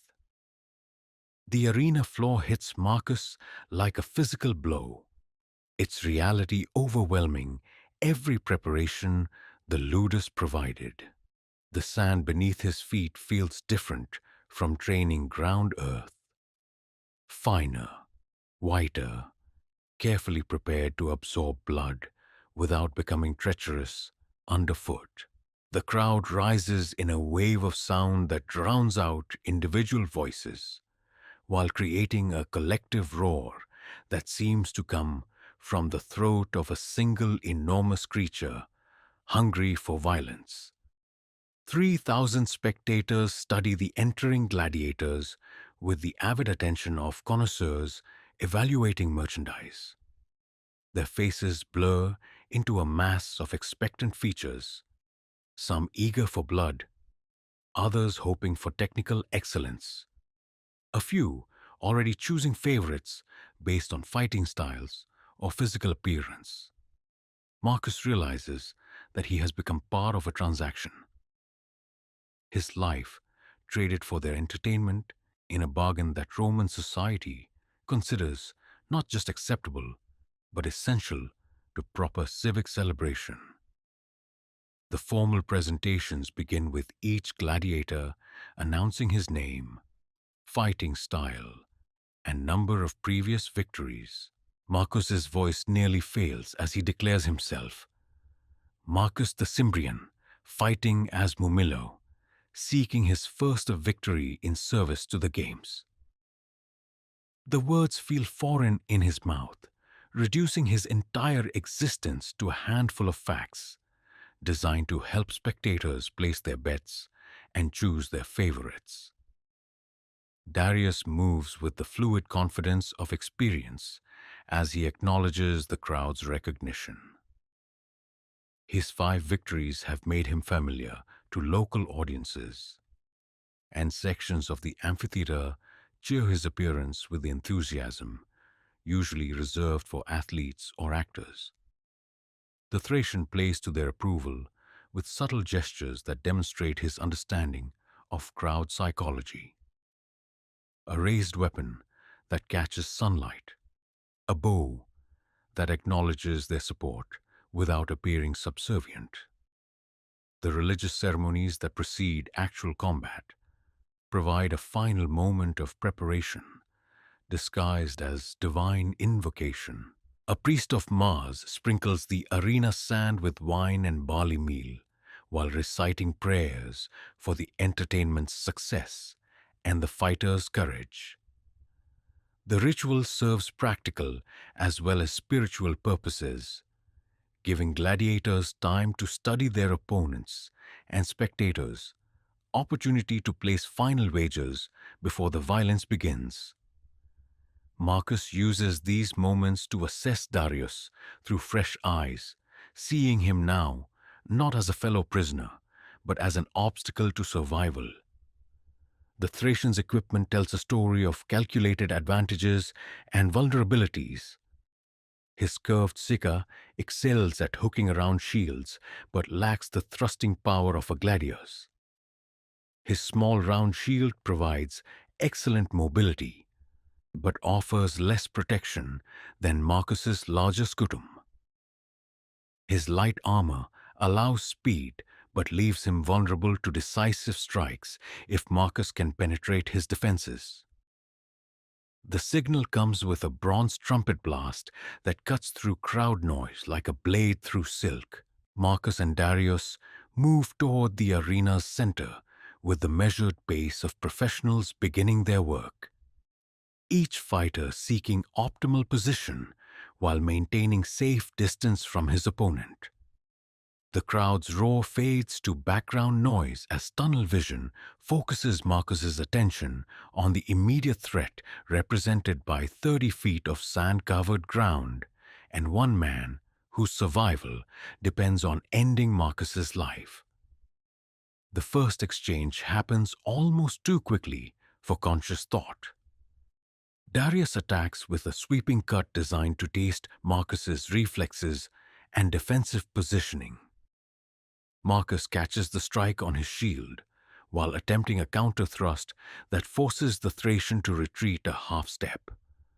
Both fighters circle each other warily, having learned crucial information about timing, reach, and commitment to aggression. "First blood to the German," someone shouts from the crowd, though Marcus hasn't realized that Darius's opening strike found the gap between his arm guard and shoulder piece. The cut is shallow, barely more than a scratch, but the sight of red on bronze electrifies the audience and reminds both fighters that this contest will end only when one of them can no longer continue. The combat settles into a rhythm that would be recognizable to any experienced gladiator. Periods of cautious maneuvering interrupted by explosive exchanges that test skill, timing, and nerve. Marcus begins to understand why gladiatorial matches can last for extended periods despite their lethality. Each fighter seeks the perfect opportunity rather than accepting unnecessary risks, creating a deadly dance that builds tension through restraint rather than constant action. Midway through the contest, Marcus realizes that his months of training have become instinctive responses that require no conscious direction. His body moves according to patterns drilled into muscle memory, while his mind processes tactical information with mechanical precision. He is no longer Marcus of the Cimbri fighting for his life. He has become a weapon wielded by Roman training methods. A gladiator performing exactly as Scaurus's investment was designed to perform. The realization should horrify him, but instead it brings a strange sense of liberation. The internal conflict between his original identity and his current circumstances dissolves in the immediate demands of survival. He is exactly what this moment requires. A skilled killer, entertaining paying customers through artful violence. Everything else, homeland, family, former beliefs about honor and dignity, becomes irrelevant background noise. The decisive moment arrives without fanfare. Darius overcommits to an attack that would have finished a lesser opponent. But Marcus's conditioning allows him to absorb the impact while creating an opening that his gladius exploits with surgical precision. The blade finds the gap between armor plates, sliding between ribs to pierce lung and heart with a sensation like cutting fruit.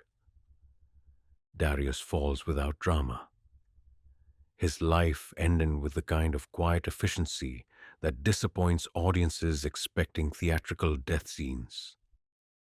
Marcus stands over his fallen opponent, weapon raised in the traditional gesture of victory, while 3,000 voices debate whether the defeated fighter deserves mercy or death. But the Thracian is already beyond such considerations, his eyes reflecting sky rather than awareness, his blood soaking into sand that has absorbed countless similar offerings. The crowd's verdict, when it comes, is academic.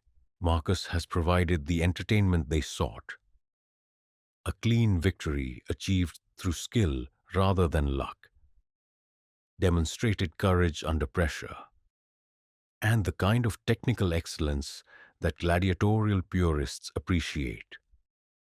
They cheer his success while already anticipating future performances that might surpass this modest debut. As Marcus leaves the arena, his first taste of victory carries flavors he hadn't expected. Pride in technical achievement mingles with grief for a fallen opponent who deserved better than death for provincial entertainment. Relief at survival wars with guilt over the transformation that survival required. The young Germanic warrior who entered the arena no longer exists. In his place stands a gladiator who has proven his worth in blood and sand. Behind him, slaves rake fresh sand over the stains that mark where Darius of Pontus ended his brief career as a provider of Roman entertainment. Tomorrow, Marcus realizes, another fighter will stand in that same spot, facing his own first test, while crowds judge his worthiness to continue breathing. The arena has claimed one life today, but its appetite remains unsatisfied, hungering for fresh blood and new stories to feed Rome's endless appetite for spectacular death. The gladiator who emerges from Tibur's modest amphitheater bears Marcus's face and carries his memories, but represents something fundamentally different from the captive warrior who entered. The transformation is complete, irreversible, and probably necessary for whatever trials await in larger venues with more demanding audiences. First blood has been drawn and absorbed by Roman sand, beginning a story that will end only when the arena claims its ultimate prize, the life of the performer who has dedicated himself to its service. 6 months after his debut in Tibur, Marcus stands beneath the Flavian amphitheater as 50,000 Romans gather in the tiers above to witness the greatest spectacle their empire can provide. The underground chambers of the Colosseum dwarf the modest holding areas of provincial venues. Their vast network of corridors, cells, and mechanical spaces revealing the sophisticated infrastructure required to stage imperial entertainment on a scale that defies human comprehension. The walls around him hum with activity as hundreds of workers prepare for a day of games sponsored by Emperor Trajan himself to celebrate recent victories in Dacia. Stagehands test the complex pulley systems that will lift exotic beasts from basement chambers to arena floor. Technicians adjust the velarium, the massive awning system that provides shade for privileged spectators while leaving the arena floor in blazing sunlight. Musicians tune instruments that will provide soundtrack for the day's bloodshed, their melodies designed to enhance dramatic moments rather than simply accompany violence. Marcus has earned his place in these imperial games through a string of victories in smaller venues across central Italy. 7 fights, 6 victories, 1 honorable defeat that the crowd deemed worthy of mercy. His record qualifies him for inclusion in spectacles that draw audiences from across the Mediterranean world. Yet standing in the vast chambers beneath Rome's greatest arena, he feels like a provincial actor about to perform in a theater designed for gods. The other gladiators preparing for today's events represent the elite of their profession. Fighters whose names are known in every corner of the empire, whose fighting styles have inspired imitators, whose victories have generated fortunes for their owners and themselves. Marcus recognizes several faces from stories shared in Ludus common rooms. Titus the Titan, the Rhetirius whose net has captured more than 30 opponents, Spartacus the Younger, a Thracian whose curved Sicca has never tasted defeat, Maximus Brutus, a veteran Mumilio approaching his 40th professional victory. First time in the great arena? Asks a scarred gladiator whose missing left eye speaks of countless battles survived through skill and fortune. The sound will overwhelm you when those gates open. 50,000 voices speaking as one. It's like standing inside the throat of a god. Some fighters freeze completely when they hear it. Others go mad with bloodlust. The smart ones learn to use that energy instead of fighting against it. The advice proves prophetic as Marcus follows his fellow gladiators through the tunnel leading to arena floor. The sound hits him like a physical force, not mere noise, but a living thing that seems to possess weight and texture.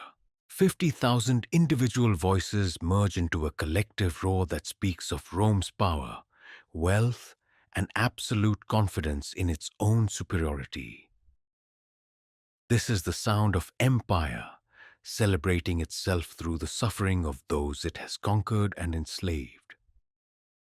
The arena floor stretches before Marcus like a small desert, its sand surface raked into perfect smoothness for optimal drainage when blood begins to flow. The space seems impossibly vast after the intimate venues where he learned his trade, large enough to stage naval battles, hunt exotic animals, or recreate famous historical conflicts with casts of hundreds.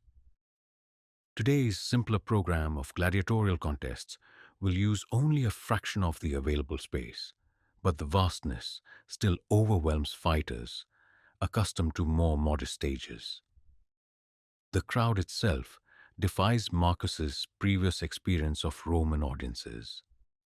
In provincial towns, spectators might number in the hundreds or low thousands, their faces individually visible from the arena floor.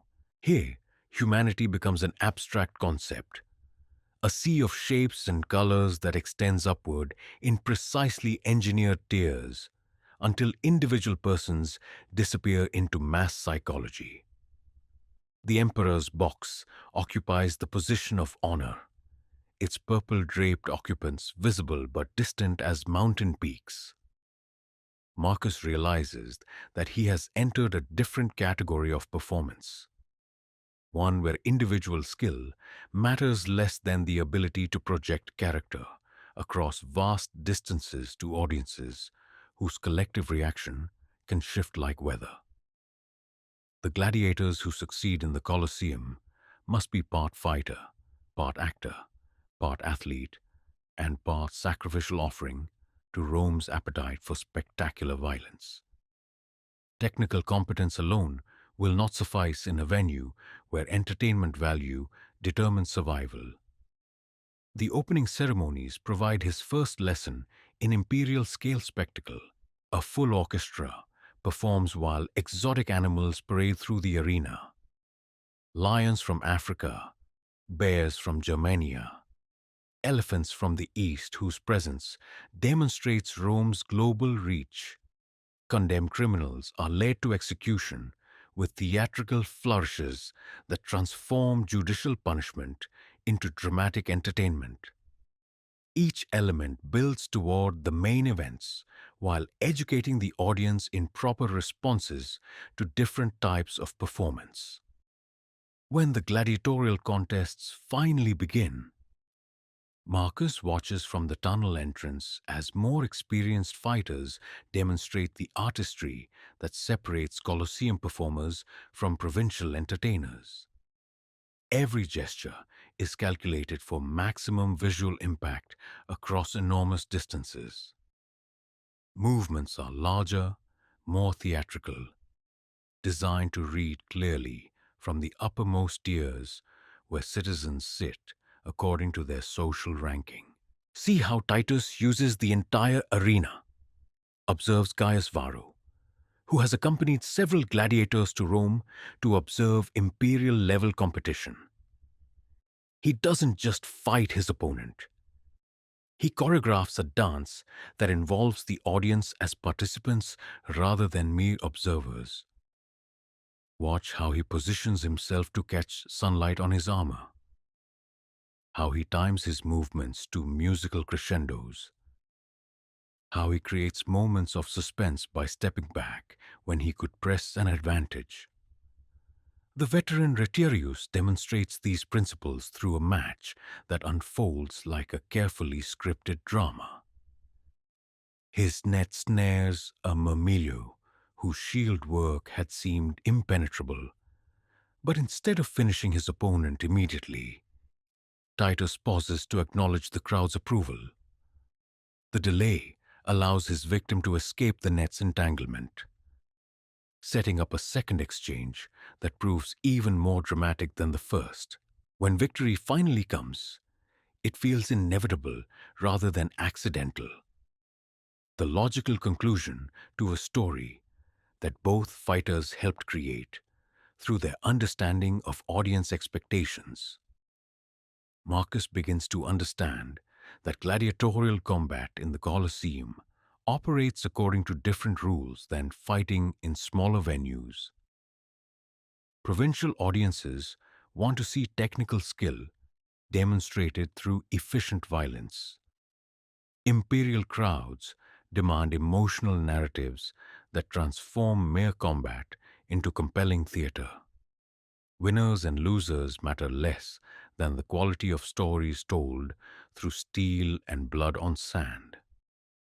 His own opportunity arrives as the afternoon sun angles through the arena's upper reaches, creating the dramatic lighting that experienced gladiators have learned to exploit for maximum effect. Marcus faces a Gallic fighter named Vercingetorix, a stage name chosen to evoke memories of the legendary chieftain who once challenged Rome's expansion.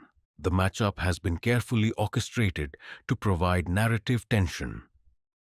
Germanic warrior against Gallic rebel, both representing peoples conquered by imperial expansion, but now serving as entertainment for their conquerors. The crowd's reaction to their entrance reveals how successfully the promoters have created dramatic tension. Sections of the amphitheater divide along ethnic lines, with descendants of Roman settlers cheering for Marcus, while Gallic immigrants support his opponent. The tribal identities that Rome supposedly eliminated through conquest prove more resilient than imperial propaganda suggests, surfacing in the arena where such divisions can be safely expressed through vicarious combat. Marcus discovers that fighting before 50,000 spectators requires mental adjustments that no training could have prepared him for. The crowd's noise creates a constant pressure that threatens to overwhelm concentration, while their visible reactions to each exchange provide immediate feedback about the entertainment value of his performance. He must simultaneously focus on defeating a skilled opponent and satisfy an audience whose approval determines his future opportunities. Vercingetorix proves as skilled at crowd manipulation as swordwork, playing to sections of the amphitheater that support him while using Marcus's Germanic heritage as a psychological weapon. "Fight like your ancestors at Arosio," he shouts during one exchange, referencing a battle where Germanic tribes slaughtered two Roman armies. The taunt draws cheers from spectators who appreciate historical references mixed with personal insults. But Marcus has learned from watching earlier contests that crowd favor can shift rapidly based on demonstrated courage, technical skill, and the indefinable quality that Romans call virtues. The masculine virtue that encompasses bravery, honor, and excellence under pressure. He responds to his opponent's taunts not with words, but with a display of swordwork that draws appreciative roars from spectators who recognize superior technique regardless of their ethnic preferences. The contest develops into exactly the kind of dramatic narrative that Colosseum audiences demand. Both fighters demonstrate courage under pressure while showcasing fighting styles that reflect their cultural backgrounds. Marcus's systematic Germanic approach contrasts with Vercingetorix's more intuitive Gallic methods, creating visual patterns that read clearly even from the amphitheater's highest levels. When victory comes, it arrives through a combination of skill and theatrical timing that satisfies both practical and dramatic requirements. Marcus disarms his opponent with a technique that demonstrates technical superiority while creating a moment of visual drama that has the crowd on its feet. Vercingetorix falls to one knee, his sword spinning away across the sand in a glittering arc that catches sunlight like a falling star. The crowd's verdict comes as a sustained roar that seems to shake the arena's foundations. 50,000 voices call for mercy with an enthusiasm that speaks to Marcus's successful performance as much as Vercingetorix's demonstrated courage. The emperor himself rises in his box, extending his thumb upward in the gesture that grants life to a defeated but worthy opponent. As Marcus helps his fallen opponent to his feet, he realizes that he has passed another threshold in his gladiatorial education. The provincial fighter who entered Rome has been transformed into an imperial performer, capable of satisfying the most demanding audiences in the civilized world. His name will now be known throughout the empire, his fighting style studied by aspiring gladiators, his victories celebrated in venues from Britain to Egypt. But the transformation comes with costs that extend beyond physical risk. Standing in the Colosseum's center while 50,000 Romans cheer his success, Marcus feels the final threads connecting him to his original identity snap under the weight of imperial approval. He is no longer a captive warrior forced to fight for survival. He has become a willing participant in Rome's greatest theatrical tradition, a star performer in spectacles that define civilization itself. The roar of the crowd follows him as he leaves the arena, a sound that will haunt his dreams and shape his ambitions for whatever time remains in a career that has just achieved its greatest triumph. Behind him, slaves prepare the sand for the next contest, while spectators debate his performance with the expertise of connoisseurs. Ahead lies a future measured in victories and defeats, crowd approval and imperial favor, until the day when the arena claims its ultimate prize from those who serve its hunger for spectacular violence. In the tunnels beneath the Flavian amphitheater, Marcus of the Cimbri ceases to exist. In his place stands a gladiator, whose name will be remembered as long as Rome endures. His story woven into the empire's ongoing celebration of its own magnificence through the blood and courage of those it has conquered and transformed into entertainment.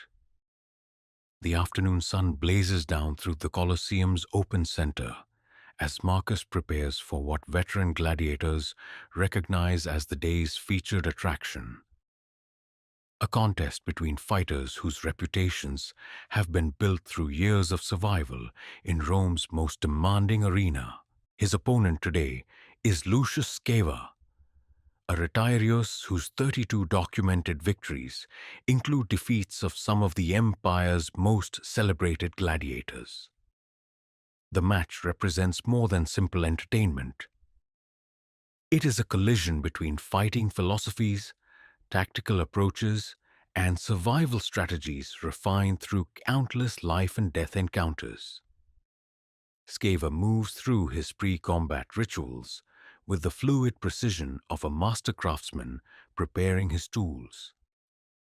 The Retiarius fighting style demands equipment that emphasizes mobility over protection.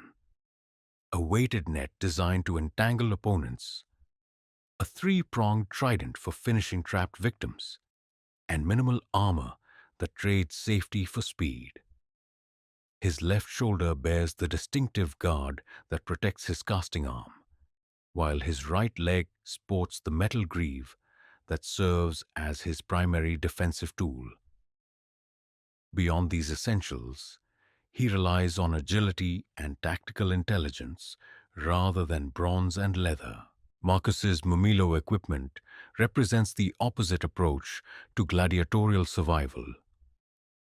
His large rectangular scutum provides protection that can stop most attacks if properly positioned, while his straight gladius offers devastating effectiveness at close range. His bronze helmet, decorated with the fish crest that gives his fighting style its name, includes face protection that limits vision but deflects strikes that would prove fatal to lightly armored opponents. The gear weighs nearly 40 pounds, a burden that must be carried with grace while performing before 50,000 critical spectators. The tactical problem each fighter must solve reveals the intellectual dimensions of gladiatorial combat that casual observers often miss. Skaver needs to maintain distance while creating opportunities to deploy his net effectively, using his superior mobility to avoid the crushing power of Marcus's close-range attacks. Marcus must penetrate his opponent's defenses without falling victim to entanglement, using his armor's protection to survive long enough to exploit the Retiarius's inevitable tactical mistakes. Watch his casting rhythm, advises Titus the Titan, the veteran Retirius, whose own net has claimed more than 40 victims in imperial arenas. Skaver telegraphs his throws through subtle weight shifts that experienced fighters learn to read. But he's also mastered the false throw, a technique that uses the casting motion to create openings for trident work instead of actually deploying the net. The crowd understands these tactical subtleties well enough to appreciate the drama about to unfold. Retiarius versus Mumilio represents one of the classic gladiatorial matchups, a contest between speed and power that has entertained Roman audiences for generations. The spectators divide their support based on personal preferences for fighting styles, with some favoring the athletic artistry of net fighters, while others prefer the straightforward courage of heavily armed warriors. The opening moments of combat establish the tactical framework that will govern the entire contest. Skaver immediately begins circling clockwise, using his mobility advantage to prevent Marcus from establishing the stable fighting position that Mumilo tactics require. His trident probes for weaknesses in armor placement, while his net remains folded and ready for deployment when optimal opportunity presents itself. Marcus responds with the patient aggression that characterizes successful Mumilo fighters. He advances steadily but carefully, using his shield to create a moving fortress that limits his opponent's attack angles while seeking opportunities to close distance where his gladius can prove decisive. His footwork demonstrates months of drilling designed to maintain balance while carrying heavy equipment across treacherous footing. The first serious exchange occurs when Skaver attempts to create an opening through misdirection.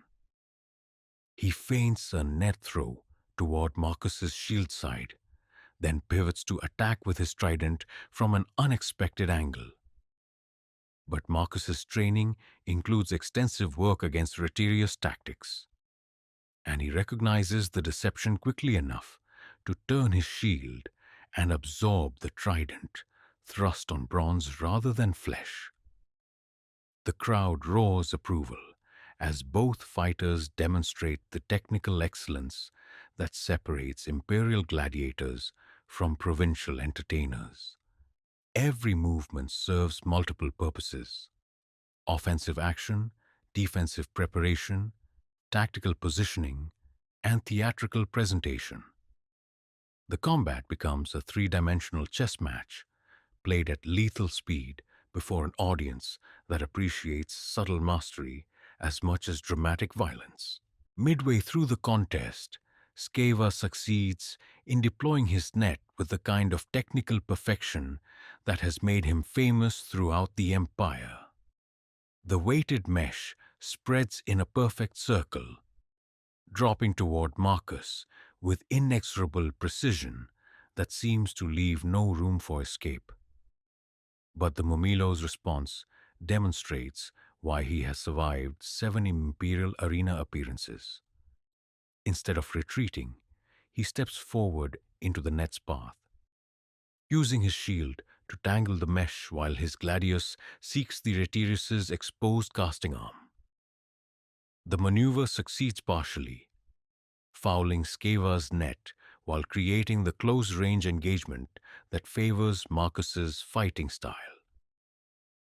But the Rhetorius proves why his reputation extends beyond simple network. Using his trident's length to maintain dangerous distance while beginning the complex process of recovering his primary weapon. The recovery requires precise timing and positioning, creating vulnerability that skilled opponents can exploit if they recognize the opportunity quickly enough. Marcus presses his advantage with the calculated aggression that Mamilo training emphasizes, using his shield to pin the entangled net while his gladius seeks vital targets protected only by minimal armor. But Sceva's experience includes extensive practice in net recovery under pressure, and he manages to free his weapon while using his superior mobility to escape the killing range where Marcus's sword could prove decisive. The contest continues for what feels like hours, but probably represents less than 20 minutes of actual combat time. Both fighters demonstrate the endurance conditioning that allows gladiators to maintain peak performance while carrying heavy equipment under blazing sun before crowds whose bloodlust demands sustained entertainment. Sweat streams down their faces, their breathing becomes labored, but their technical execution remains precise enough to satisfy the most demanding critics. The decisive moment arrives without fanfare when accumulated fatigue creates the kind of minor tactical error that proves fatal in imperial-level competition. Sceva's net deployment, executed flawlessly dozens of times throughout his career, travels slightly off target due to an arm weakened by previous exchanges. The variance measures perhaps 6 inches, but it creates an opening that Marcus recognizes and exploits with the instinctive timing that separates living gladiators from dead ones. Marcus's gladius finds the gap between Sceva's minimal armor pieces, penetrating just deeply enough to create a wound that ends the Rhetorius's to continue fighting effectively. The injury is serious but not immediately fatal, a testament to Marcus's skill in providing entertainment while avoiding unnecessary slaughter of valuable opponents. Sceva falls to one knee, his weapons dropping to the sand as he acknowledges defeat with the dignity that Roman audiences demand from their entertainers. The crowd's reaction demonstrates the complex psychology of imperial spectacle. They cheer Marcus's victory while simultaneously appreciating Scaeva's courageous performance, understanding that both fighters have contributed to an entertainment that exceeded expectations. The defeated Retiarius receives the mercy verdict enthusiastically, his 32 previous victories earning him the kind of crowd loyalty that transcends individual contest outcomes. As medical attendants tend to Scaeva's wounds, Marcus acknowledges the audience's approval, with gestures calculated to enhance his growing reputation as a crowd favorite. He raises his gladiators to catch sunlight, creating visual drama that photographers of later eras would recognize as instinctive understanding of how to work large venues. His bow toward the imperial box demonstrates appropriate respect while maintaining the dignity that successful gladiators must project to avoid appearing servile. The victory establishes Marcus among the elite tier of imperial gladiators whose names draw audiences and command premium appearance fees. His tactical defeat of a legendary opponent demonstrates technical mastery that fellow professionals respect, while his theatrical presentation satisfies crowd expectations for compelling entertainment.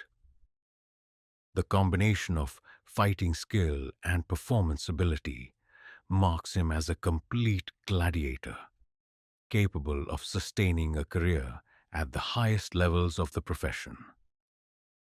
But success in the Colosseum comes with psychological costs that no training can fully prepare fighters to absorb.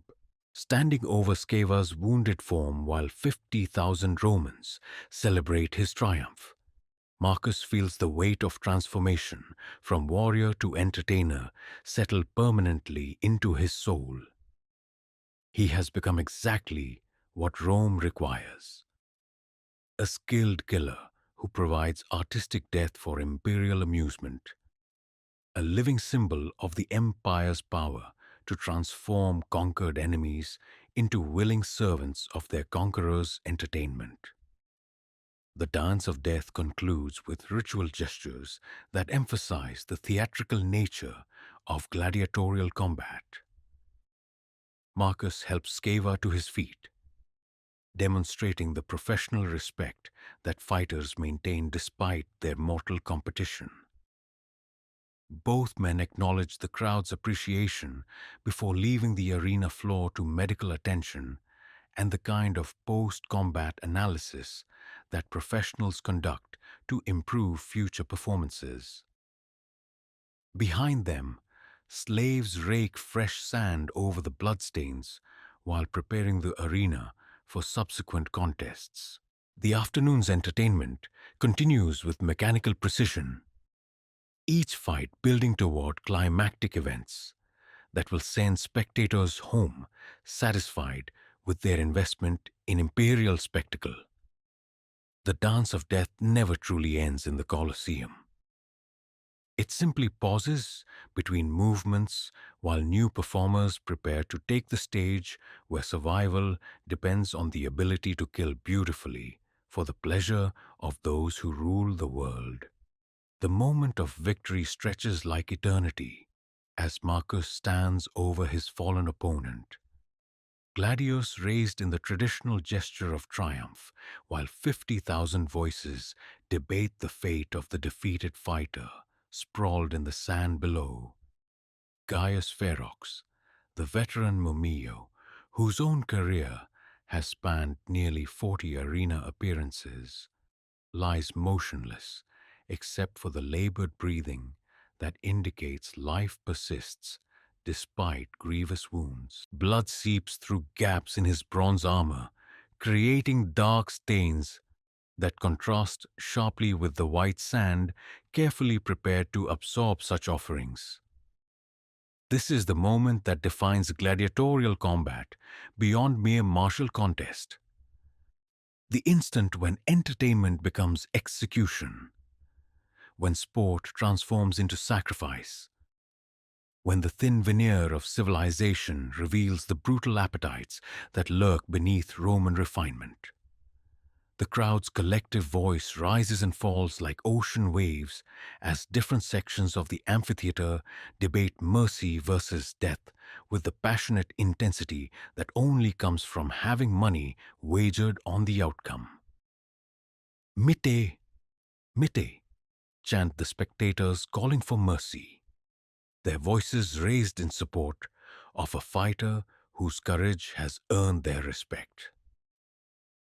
Ugula, ugula, respond those demanding death, whether from bloodlust, financial interest, or simple preference for conclusive entertainment.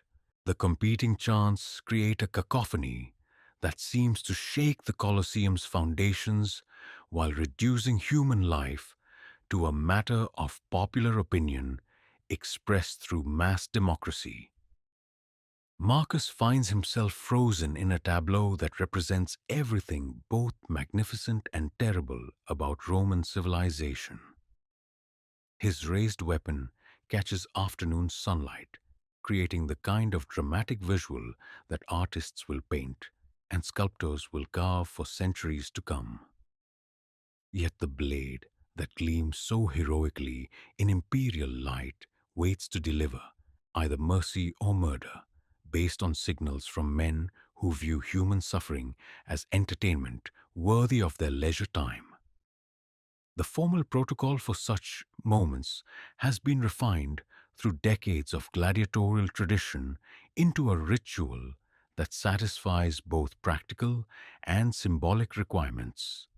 The victorious gladiator looks first to the crowd for their verdict, then to the sponsor of the games for the final decision that carries legal authority. Today's editor is Senator Marcus Flavius Corbulo, a wealthy patrician whose political ambitions require him to balance crowd satisfaction against the practical costs of replacing expensive gladiators killed for momentary drama. Corbulo occupies his position in the imperial box with the studied dignity that Roman aristocrats cultivate to demonstrate their fitness for authority.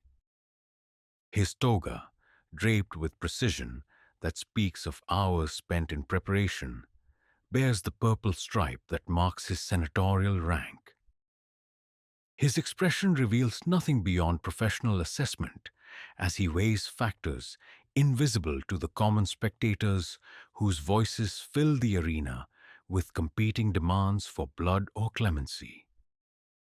The senator's decision process considers elements that extend far beyond simple crowd psychology. Ferox represents a substantial financial investment for his ludus owner, whose expensive training and equipment costs can only be recovered through years of successful performances. The veteran gladiator's record, 37 victories in major venues, demonstrates the kind of drawing power that generates revenue for game sponsors seeking to attract large audiences. His death would eliminate a proven entertainment asset, while his survival preserves future income potential. Yet political considerations also shape the calculation. Corbulo's own career depends partly on his ability to satisfy popular expectations during his stint as games editor. Roman citizens expect their entertainment to include sufficient blood to justify the substantial public expenditure that major spectacles require. Too much mercy might be interpreted as weakness or worse, cheapness. The suggestion that Corbulo values money over proper citizen entertainment. The crowd's reaction provides crucial information about public sentiment that experienced politicians learn to read with the accuracy of professional augurs interpreting bird flights. The voices calling for mercy seem to outnumber those demanding death. But volume can be deceiving in venues where acoustic properties amplify certain sections while muffling others. More significant are the reactions from specific groups whose opinions carry particular weight in Roman social calculations. The Praetorian Guards section maintains disciplined silence that suggests professional respect for Ferox's demonstrated courage under fire.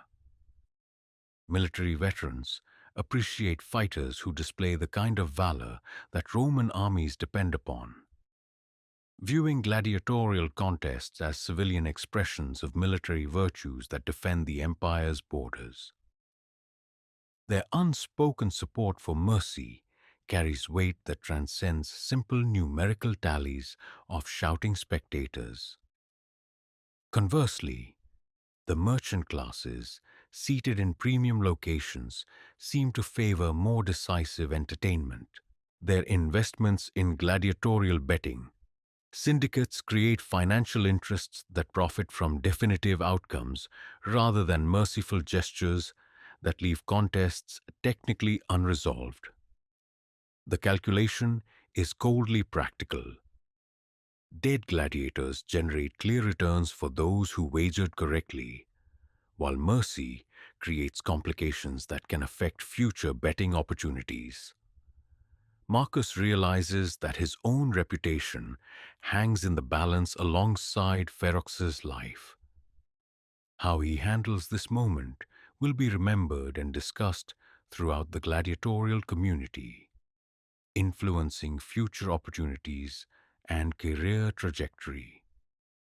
Gladiators who demonstrate appropriate respect for defeated opponents while maintaining proper dignity earn reputations that open doors to premium assignments. Those who appear bloodthirsty or alternatively weak in critical moments find themselves relegated to lesser venues where survival becomes increasingly difficult. The psychological pressure of performing before such massive audiences while making life and death decisions creates stresses that no training can fully prepare gladiators to handle. Marcus feels the weight of 50,000 stares as individual consciousness disappears into mass psychology that reduces human complexity to simple binary choices. The crowd becomes a single entity with collective appetites that must be fed through carefully calculated gestures and responses. Ferox himself participates in the ritual through his own behavior during these crucial moments. Despite his wounds, the veteran gladiator maintains the dignity that Roman audiences demand from their entertainers. His posture, even while kneeling in the sand, projects the kind of courage that earned him 3 decades of arena survival.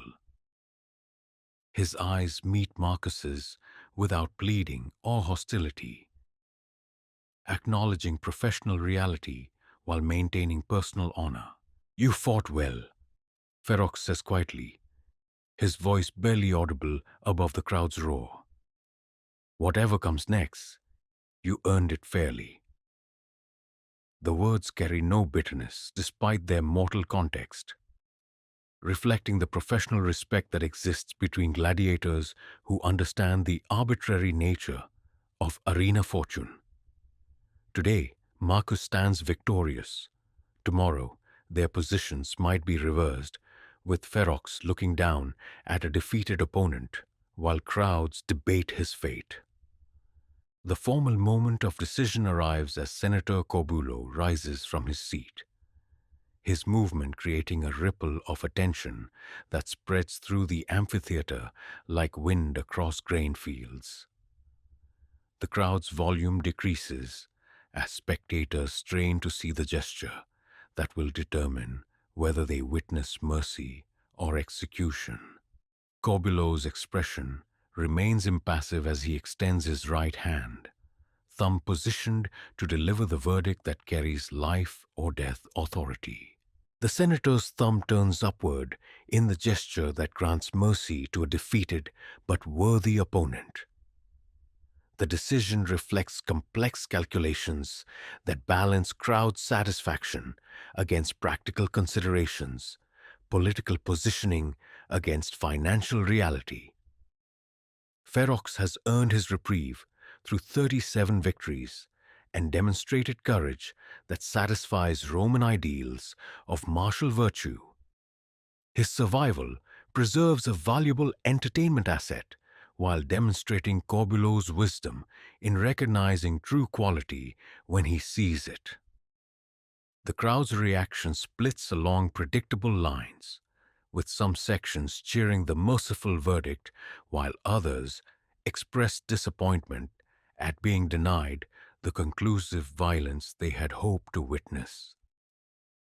But the overall response suggests approval for a decision that preserves a proven gladiator while acknowledging Marcus's superior performance. The complexity of audience psychology reveals itself in these moments when entertainment intersects with genuine human drama. Marcus lowers his weapon with relief that he hopes doesn't show too clearly in his posture or expression. Killing Ferox would have eliminated a respected colleague whose survival poses no threat to his own career prospects. The veteran gladiator's best years lie behind him, while Marcus's rising reputation depends more on his own future performances than on eliminating past champions. Mercy serves both practical and moral purposes in circumstances where such considerations rarely align. The ritual of victory proceeds according to established protocol as Marcus helps Ferox to his feet, demonstrating the professional courtesy that gladiators maintain despite their mortal competition. Medical attendants rush onto the arena floor to provide immediate care for wounds that require expert attention to prevent infection or permanent disability. The speed and efficiency of their response reflects the substantial investments that gladiatorial schools have in preserving their human assets. Ferox's wounds prove serious but not life-threatening under proper medical care. Garland's examination reveals two deep cuts that will require weeks of healing before the veteran can return to training, plus various minor injuries that speak to Marcus's technical skill in delivering disabling rather than fatal damage. The precision required to defeat an experienced opponent without killing him demonstrates mastery that impresses both medical professionals and fellow gladiators. You could have ended it quickly, Galen observes while cleaning Ferox's wounds. The opportunity was there when he stumbled in the third exchange. Instead, you chose to extend the combat, giving him chances to recover while building toward a conclusion that satisfied the crowd without requiring his death. That's the mark of a complete gladiator, one who understands that our profession involves more than simple killing. The victory establishes Marcus among the elite tier of Colosseum performers whose names draw audiences and command premium fees from game sponsors. His technical defeat of a legendary opponent, combined with his merciful treatment of a defeated rival, creates the kind of reputation that opens doors to the most prestigious assignments. But success at this level brings pressures that provincial gladiators never experience, including expectations that each subsequent performance will surpass previous achievements. The afternoon concludes with the traditional ceremonies that mark the end of major gladiatorial spectacles. Victorious fighters receive prize money and symbolic awards that acknowledge their success before imperial audiences. Marcus's purse for defeating Ferox amounts to 2,000 sestertii, more money than most Roman citizens see in a year, though the gladiatorial school retains most of the sum to recover training investments and fund future operations. More valuable than immediate financial reward is the reputation that victory in the Colosseum provides.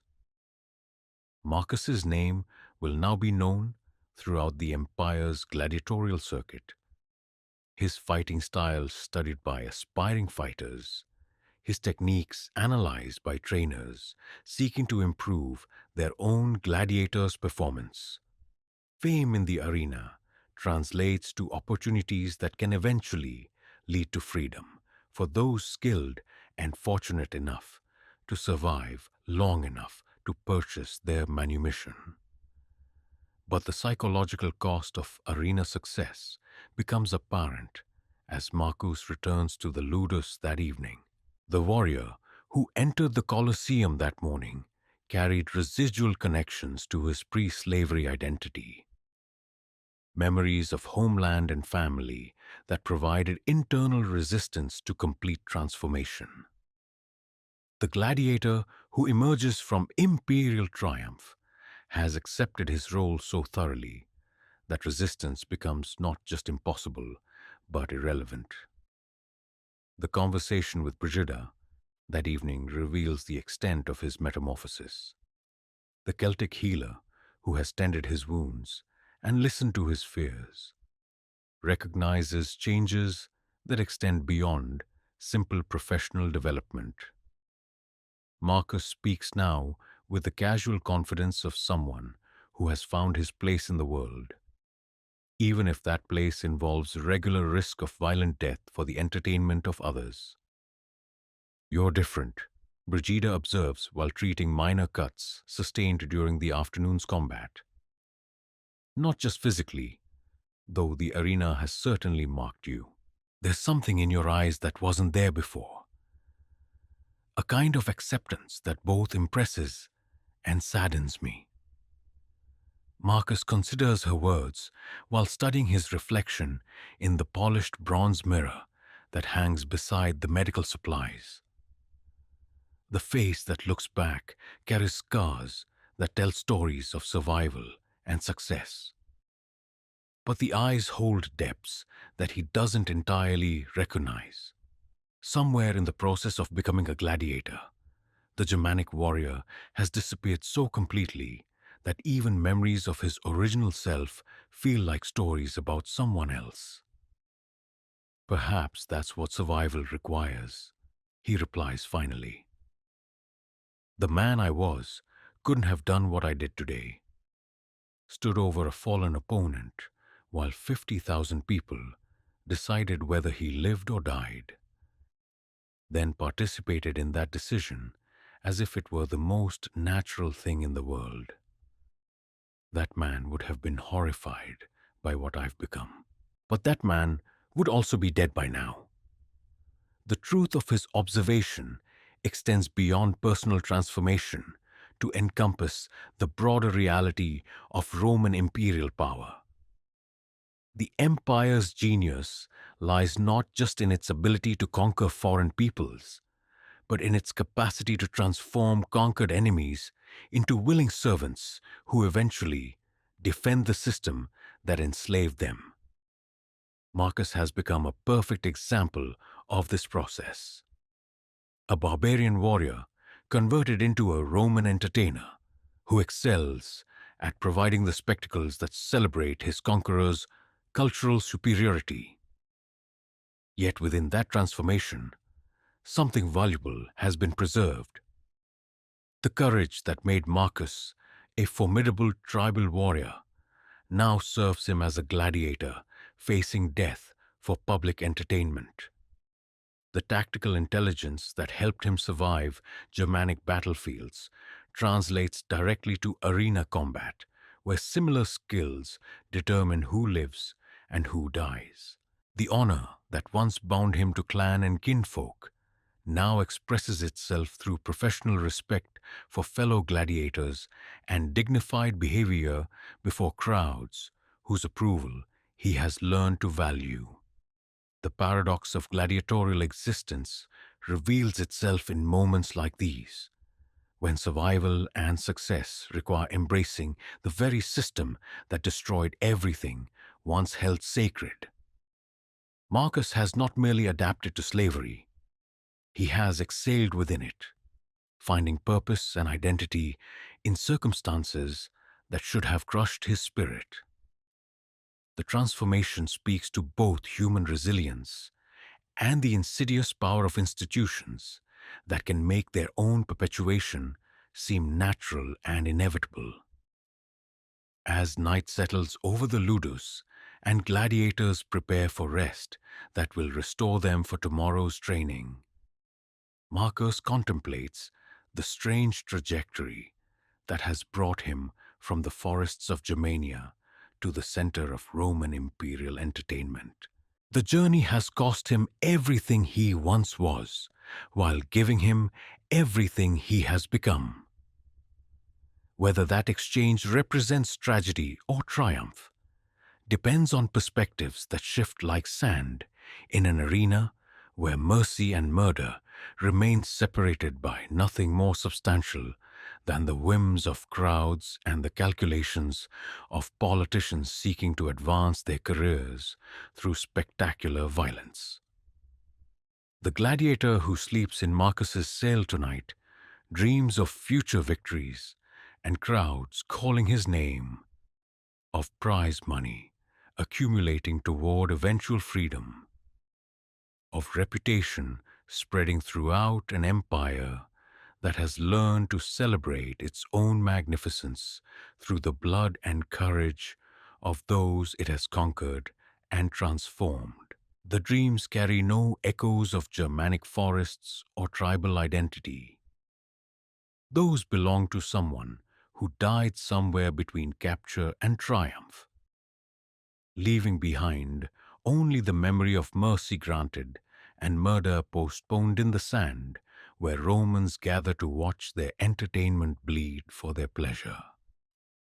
2 years of victories in the Colosseum have transformed Marcus from provincial gladiator into imperial celebrity, his name chanted by crowds throughout the empire, and his image carved into medallions sold in markets from Britain to Egypt. The modest cell he once shared with Brennus has been replaced by private quarters, befitting his status as one of Rome's premier gladiators. A chamber with real furniture, oil lamps that burn quality fuel, and windows that provide views of gardens rather than practice yards. The privileges of success extend beyond mere accommodation to encompass luxuries that most Roman citizens never experience.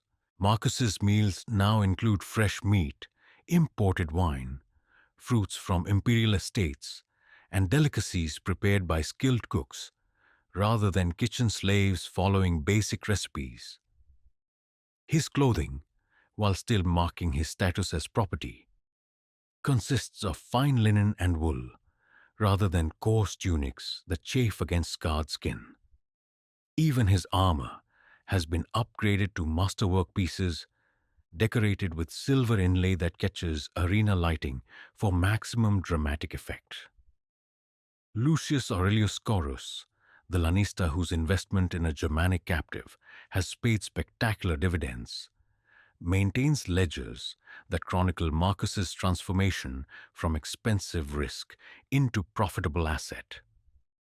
22 victories in major venues have generated appearance fees, prize money, and betting revenues that total more than 50,000 sestertii, 25 times the gladiator's original purchase price. The mathematics of success speak to both Marcus's extraordinary ability and the lucrative nature of imperial entertainment when properly managed. You've become the ideal investment, Scaurus explains during one of their quarterly financial reviews, his voice carrying the satisfaction of a businessman whose speculation has exceeded all reasonable expectations.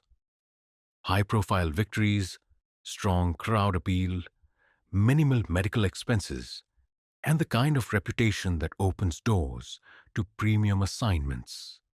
Senators compete to book you for their games, and betting syndicates pay premium odds just to have your name on their cards. The financial arrangements that govern gladiatorial careers reveal themselves most clearly at this level of success. Marcus's contract allows him to retain 20% of his winnings, a substantial sum that accumulates in accounts managed by Scaurus, but available for personal use. The gladiator's savings have grown to nearly 8,000 sestertii, enough to purchase a comfortable farm or establish a small business for someone who achieves freedom through manumission or successful completion of career obligations. More immediately relevant are the privileges that money can purchase within the ludus system. Marcus now employs a personal servant, a Greek slave named Demetrius, whose literacy and administrative skills provide assistance with correspondence, financial management, and the complex social obligations that accompany gladiatorial fame. The arrangement creates a hierarchy within slavery itself, where successful performers can afford to own other human beings despite their own bondage. The psychological adjustments required by such success prove more challenging than the material benefits it provides. Marcus finds himself navigating relationships with fellow gladiators whose own careers have followed different trajectories, some ascending towards similar heights, while others struggle with injuries, declining skills, or simple bad fortune that can end careers without warning. The brotherhood forged through shared hardship becomes complicated when success creates disparities that mirror the broader inequalities of Roman society. Brennus, his former cellmate and closest friend within the ludus, has achieved his own measure of success through 15 victories that established him as a reliable draw for provincial venues. Yet the gap between their careers has grown to the point where they rarely fight in the same cities, let alone the same games. When they do meet during extended stays at the main ludus, conversations carry undertones of distance that neither man acknowledges directly, but both recognize as inevitable. Fame changes people, Brennus observes during one such encounter, his voice free of resentment but tinged with sadness for friendship that has become complicated by circumstance. Not always for the worse, but it changes them nonetheless. You move in circles now that the rest of us can only watch from outside, and that creates barriers that good intentions alone cannot bridge.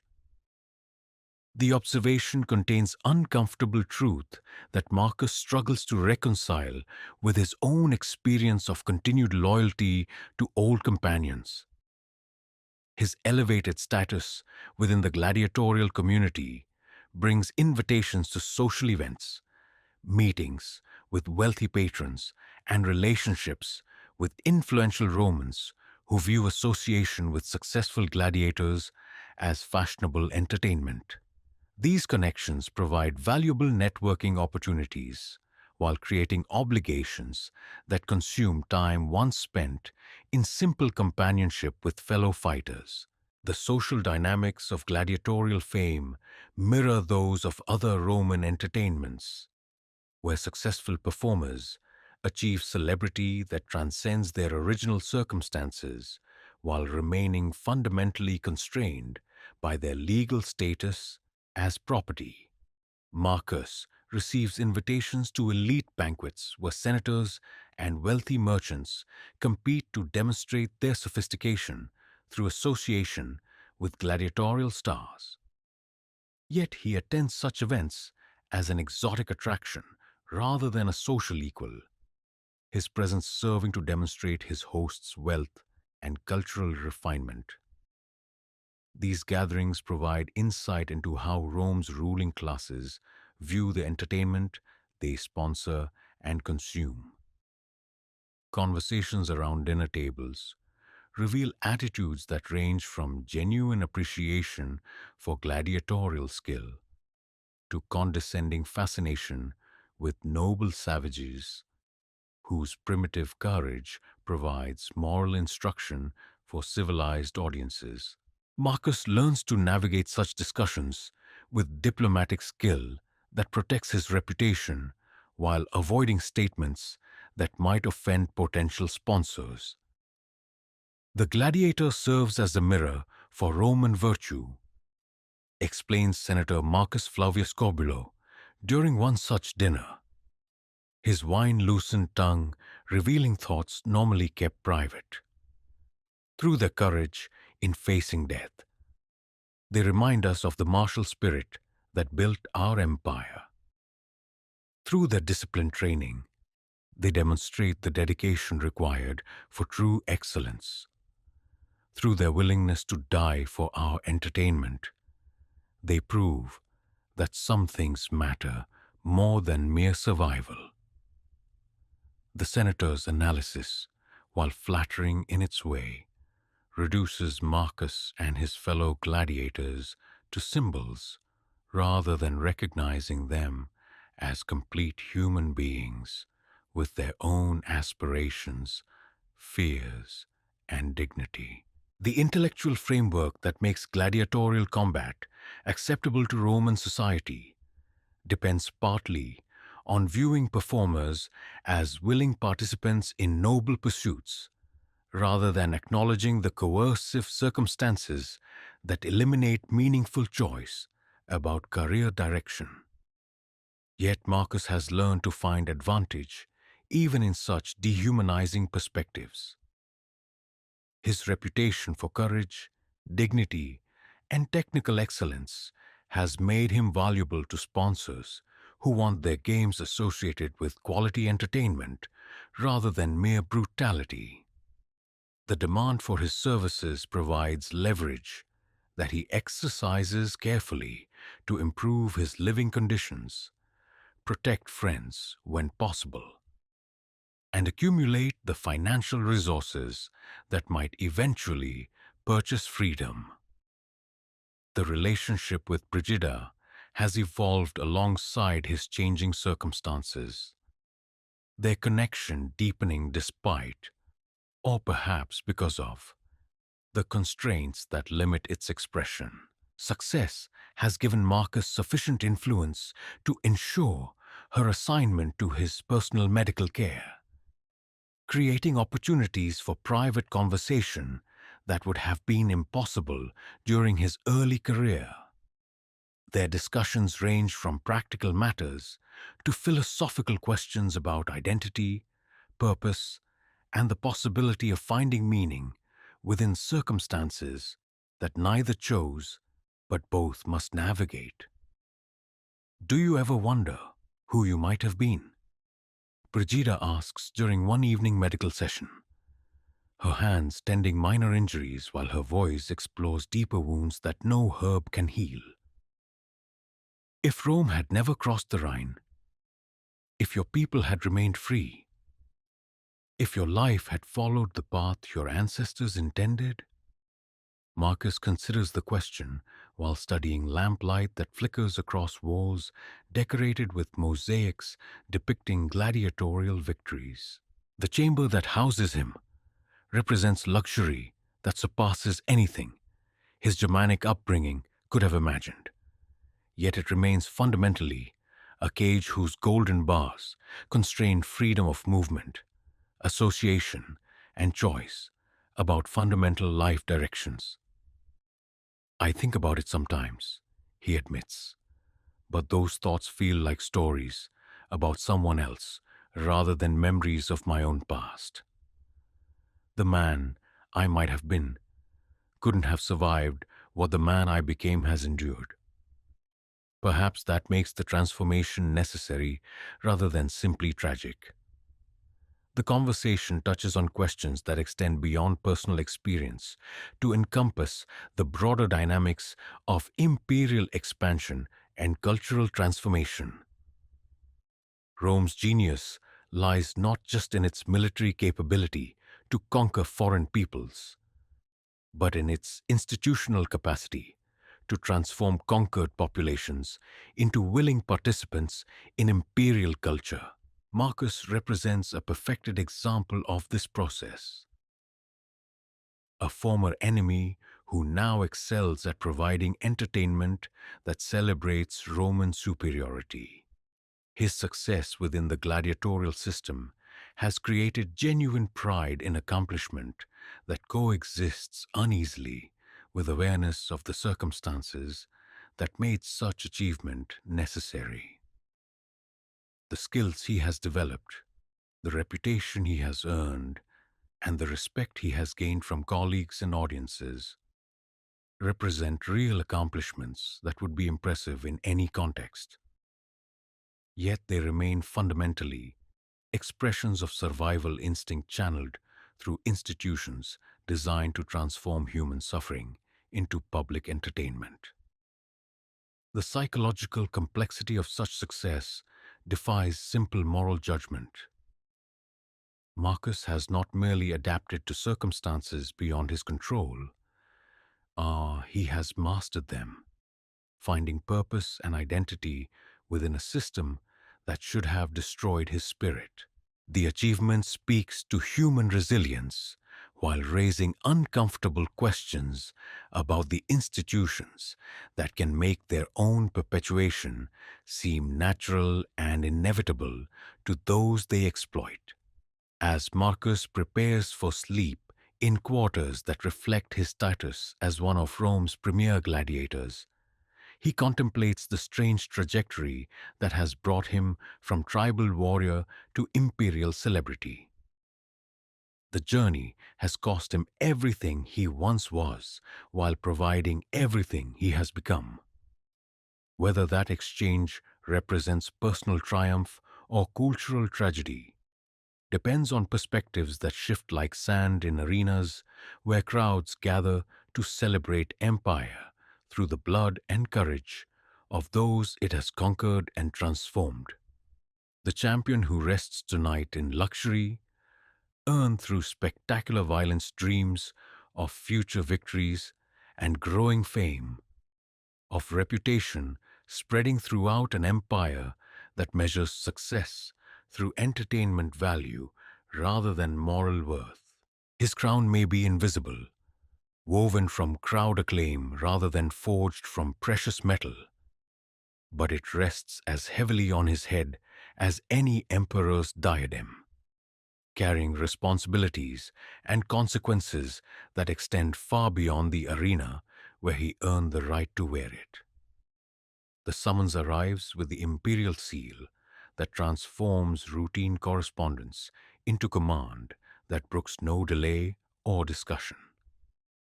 Emperor Hadrian himself has requested Marcus's participation in the Ludi Seculares, the secular games that celebrate Rome's eternal dominance through spectacles of unprecedented magnificence. The honor places Marcus among the dozen gladiators throughout the empire deemed worthy of performing before the ultimate Roman audience, an elevation that carries both tremendous prestige and proportionally enormous risk. Hadrian's reputation as a philosopher-emperor who appreciates both intellectual refinement and physical excellence has made the imperial games legendary throughout the civilized world.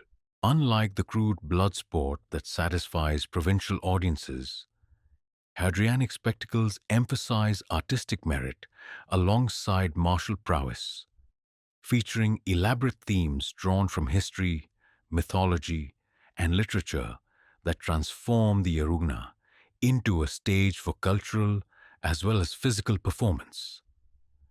The preparation for imperial games requires months of rehearsal that goes far beyond simple combat training. Marcus finds himself working with choreographers who design fighting sequences that tell coherent stories, musicians who compose scores that enhance dramatic moments, and costume designers who create armor that serves theatrical as well as protective functions. The gladiatorial contest becomes one element in a larger artistic vision that aims to demonstrate Roman civilization's cultural sophistication. His Majesty views the arena as a living theater where great themes can be explored through physical performance, explains Gaius Suetonius Tranquillus, the imperial secretary whose responsibilities include coordinating artistic elements of the games. Your contest with Spartacus the Younger will represent the triumph of Roman discipline over barbarian fury, civilization over chaos, order over anarchy. Every gesture, every movement must serve that larger narrative purpose. The thematic framework reduces Marcus and his opponent to symbolic figures in an imperial morality play, their individual identities subsumed into roles that serve Hadrian's vision of Roman cultural superiority. Marcus represents the barbarian transformed through Roman training into something approaching civilized excellence, while Spartacus embodies the persistent threat of primitive rebellion that imperial power must constantly suppress. The contest becomes a ritualized reenactment of conquest that celebrates empire through carefully orchestrated violence. The opponent chosen for this symbolic confrontation brings his own remarkable story to the imperial arena. Spartacus the Younger earned his arena name through a fighting style that evokes memories of the legendary slave rebellion. His Thracian origins provide an authentic connection to the historical figure whose uprising had once threatened Rome itself. 34 victories in major venues have established his reputation as a gladiator whose skill matches his theatrical potential, making him an ideal foil for the narrative that Hadrian's games seek to dramatize. The two fighters meet during rehearsal sessions that blend tactical preparation with artistic direction, their relationship complicated by the requirement to maintain competitive intensity while serving predetermined dramatic functions. Personal respect develops despite, or perhaps because of, their awareness that one of them must ultimately fall before the imperial audience. The professional bond that emerges transcends mere colleague relationship to approach something like friendship, though both understand that such connection must be balanced against survival instincts when actual combat begins. Strange to befriend someone you may have to kill, Spartacus observes during one evening training session, his voice carrying dry amusement at the paradox their situation creates. Yet I find myself hoping that whoever falls will at least die in service to a performance worthy of the reputation we've both built. The observation captures the unique psychology of elite gladiatorial performance, where individual survival becomes secondary to professional pride in providing entertainment that justifies the enormous resources invested in imperial spectacle. Both fighters understand that their careers have led inevitably to this moment, the ultimate test that will either establish permanent legendary status or end in death before the most important audience the Roman world can provide. The preparations extend beyond combat readiness to encompass the kind of cultural education that allows gladiators to function effectively in imperial social circles. Marcus receives instruction in classical literature, Roman history, and philosophical concepts that inform Hadrianic artistic vision. The knowledge serves practical purposes during pre-game social events, where gladiators mingle with senators, foreign dignitaries, and cultural luminaries who attend imperial spectacles as much for networking opportunities as entertainment value. You represent more than just fighting skill, explains Marcus Cornelius Fronto, the distinguished rhetorician who serves as Hadrian's cultural advisor. You embody the empire's capacity to transform primitive warrior energy into refined artistic expression. Your success demonstrates that Roman civilization can elevate any human material, regardless of its origins, to heights of excellence that justify imperial expansion. The rhetorical framework that surrounds imperial games reveals how Rome's intellectual classes rationalize the moral complexities of gladiatorial entertainment.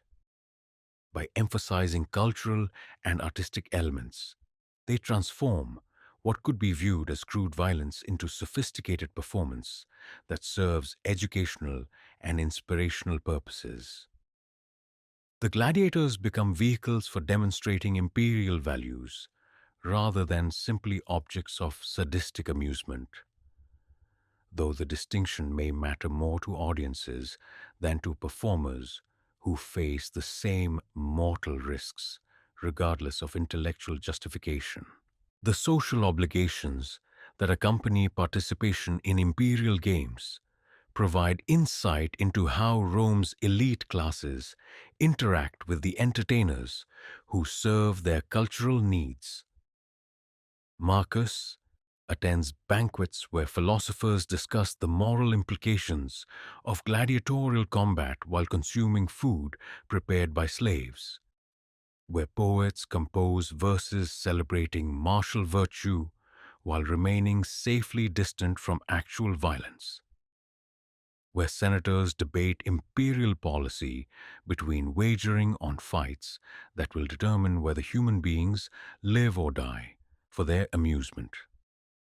These gatherings reveal the psychological mechanisms that allow civilized people to enjoy entertainment based on human suffering.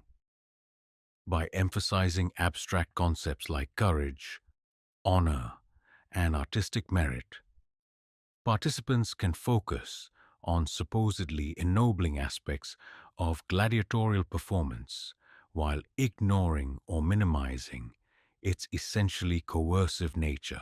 Marcus learns to navigate such conversations with diplomatic skill that protects his reputation while avoiding statements that might challenge his host's moral comfort.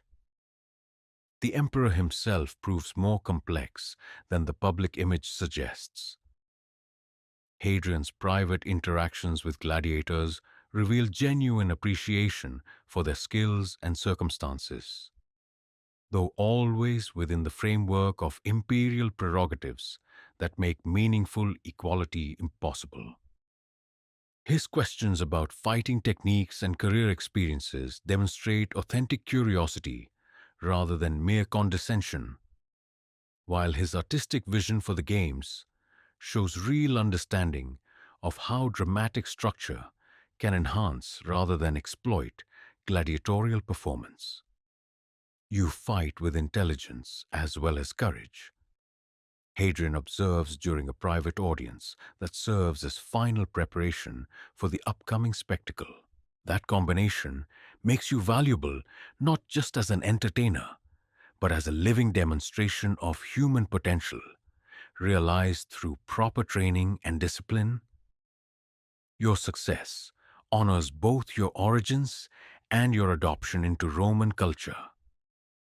The imperial assessment carries approval that any gladiator would value, yet it also reveals the extent to which even sympathetic Romans view successful slaves as validation of imperial ideology rather than recognition of individual human worth.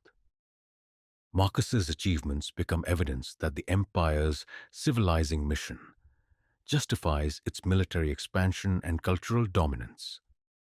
His personal transformation proof that Roman institutions can improve any human material they encounter. The day of the Imperial Games arrives with elaborate ceremonies that demonstrate Rome's commitment to spectacle as state policy. The procession entering the Colosseum includes exotic animals from every corner of the empire, foreign ambassadors wearing traditional costumes, military units displaying captured standards from conquered enemies, and cultural performers representing the diverse peoples who now serve imperial purposes. The gladiators enter as featured attractions in this parade of imperial magnificence. The audience that fills the Colosseum for Hadrian's Games represents the most elite gathering possible within Roman society. Foreign royalty occupies honored sections alongside senators, wealthy merchants, distinguished artists, and military commanders whose victories have expanded imperial borders. Their presence transforms what could be merely local entertainment into a diplomatic and cultural event that projects Roman power throughout the known world. As Marcus prepares for the contest that may define his legacy, he contemplates the strange path that has brought him from Germanic forests to the center of imperial attention. The journey has required him to become someone fundamentally different from his original identity, while somehow maintaining enough authentic character to satisfy audiences hungry for genuine rather than fabricated drama.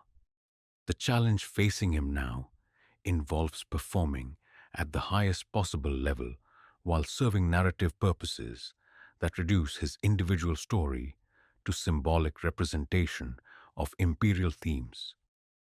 The emperor's games await, promising either apotheosis into legendary status or death before the most important audience the civilized world can provide. Success will establish Marcus among the immortal figures of gladiatorial history, while failure will reduce him to a footnote in someone else's story of triumph. Either outcome serves imperial purposes that transcend individual significance, making the gladiator's personal stakes simultaneously crucial and irrelevant to the larger forces that shape such spectacles. In the final moments before entering the arena where his fate will be determined, Marcus recognizes that he has become exactly what Rome requires: a barbarian warrior transformed into imperial entertainer whose success demonstrates the empire's cultural superiority over the peoples it has conquered.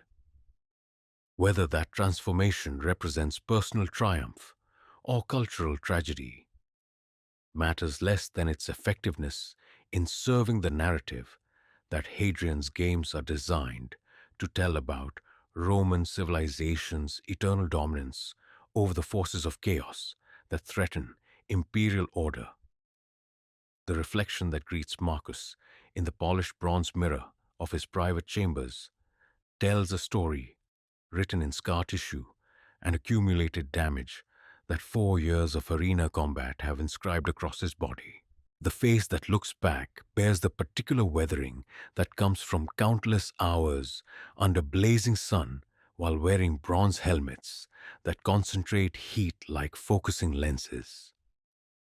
Lines radiate from eyes that have seen too much death, while a broken nose, poorly reset after a Thracian's lucky strike in Antioch, gives his features the asymmetrical character that marks veteran gladiators as surely as military decorations identify seasoned soldiers. His torso displays the topography of survival, written in raised white lines where skilled physicians stitched wounds that would have proven fatal without immediate attention. The longest scar runs from left shoulder to right hip, a souvenir from Retiarius, whose net had failed, but whose trident found its mark before Marcus's. Gladius ended the contest. Smaller marks speak of accumulated near misses. The sword point that glanced off a rib rather than penetrating the heart. The spear thrust that opened muscle instead of piercing lung. The countless training injuries that blur together into a general map of damage endured and overcome.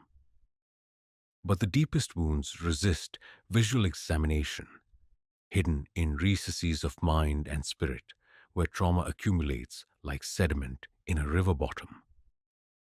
Marcus has learned to function with psychological injuries that would cripple civilians, carrying within himself the weight of 37 men, whose lives he has ended in service to Roman entertainment. Their faces visit him in quiet moments, when vigilance relaxes and memory reclaims territory that waking consciousness normally defends against intrusion. Sleep, when it comes, brings neither rest nor refuge from the ghosts that populate his dreams. Night after night, Marcus finds himself standing over fallen opponents whose final moments replay with the cruel precision that trauma inflicts on human memory. Darius of Pontus still bleeds in Tibur's modest arena, his eyes reflecting surprise that death could arrive so suddenly, despite months of preparation for exactly that possibility. Vercingetorix falls again in the Colosseum's sand, his Gallic pride intact even as his life ebbs away through wounds that Marcus's Gladius opened with surgical precision. The psychological toll extends beyond individual opponents to encompass the broader weight of performing violence for mass entertainment. Marcus has learned to read crowd psychology with the accuracy of a professional augur, interpreting sacred signs, recognizing the subtle shifts in collective mood that determine whether a fallen fighter receives mercy or death. The knowledge that his survival depends partly on his ability to satisfy bloodlust that exists beyond his control creates a form of existential vertigo that no amount of success can entirely eliminate. The mind keeps its own ledgers, observes Galen during one of their regular medical consultations, his physician's training extending beyond physical wounds to encompass the mental damage that arena combat inflicts. Every fighter carries debts that can't be paid with coin or discharged through victory. The question isn't whether you'll be affected by what you've done and seen. It's whether you'll find ways to manage those effects without losing the skills that keep you alive. The Greek physician's words acknowledge realities that most Romans prefer to ignore when consuming gladiatorial entertainment. The fighters who provide their amusement aren't magical beings immune to psychological damage, but human beings who pay cumulative costs for surviving in an environment where death represents the normal conclusion to career rather than tragic exception. The bravery that audiences celebrate often masks trauma that would be recognized as debilitating in any other context. Marcus has developed his own strategies for managing the psychological burdens that success has brought. Physical exercise beyond normal training requirements provides outlet for nervous energy that might otherwise manifest in destructive behaviors. Extended conversations with Brigida offer opportunities to process emotions that must be suppressed during public appearances where reputation depends on projecting controlled strength. Private religious observances allow communication with whatever divine forces might offer absolution for acts performed under circumstances that eliminate meaningful choice. Yet these coping mechanisms provide only partial relief from pressures that increase rather than diminish with continued success.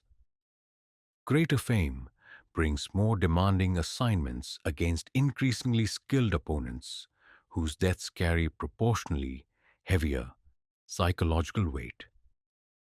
The provincial gladiator who killed Darius faced a relatively unknown fighter whose personal history remained largely mysterious.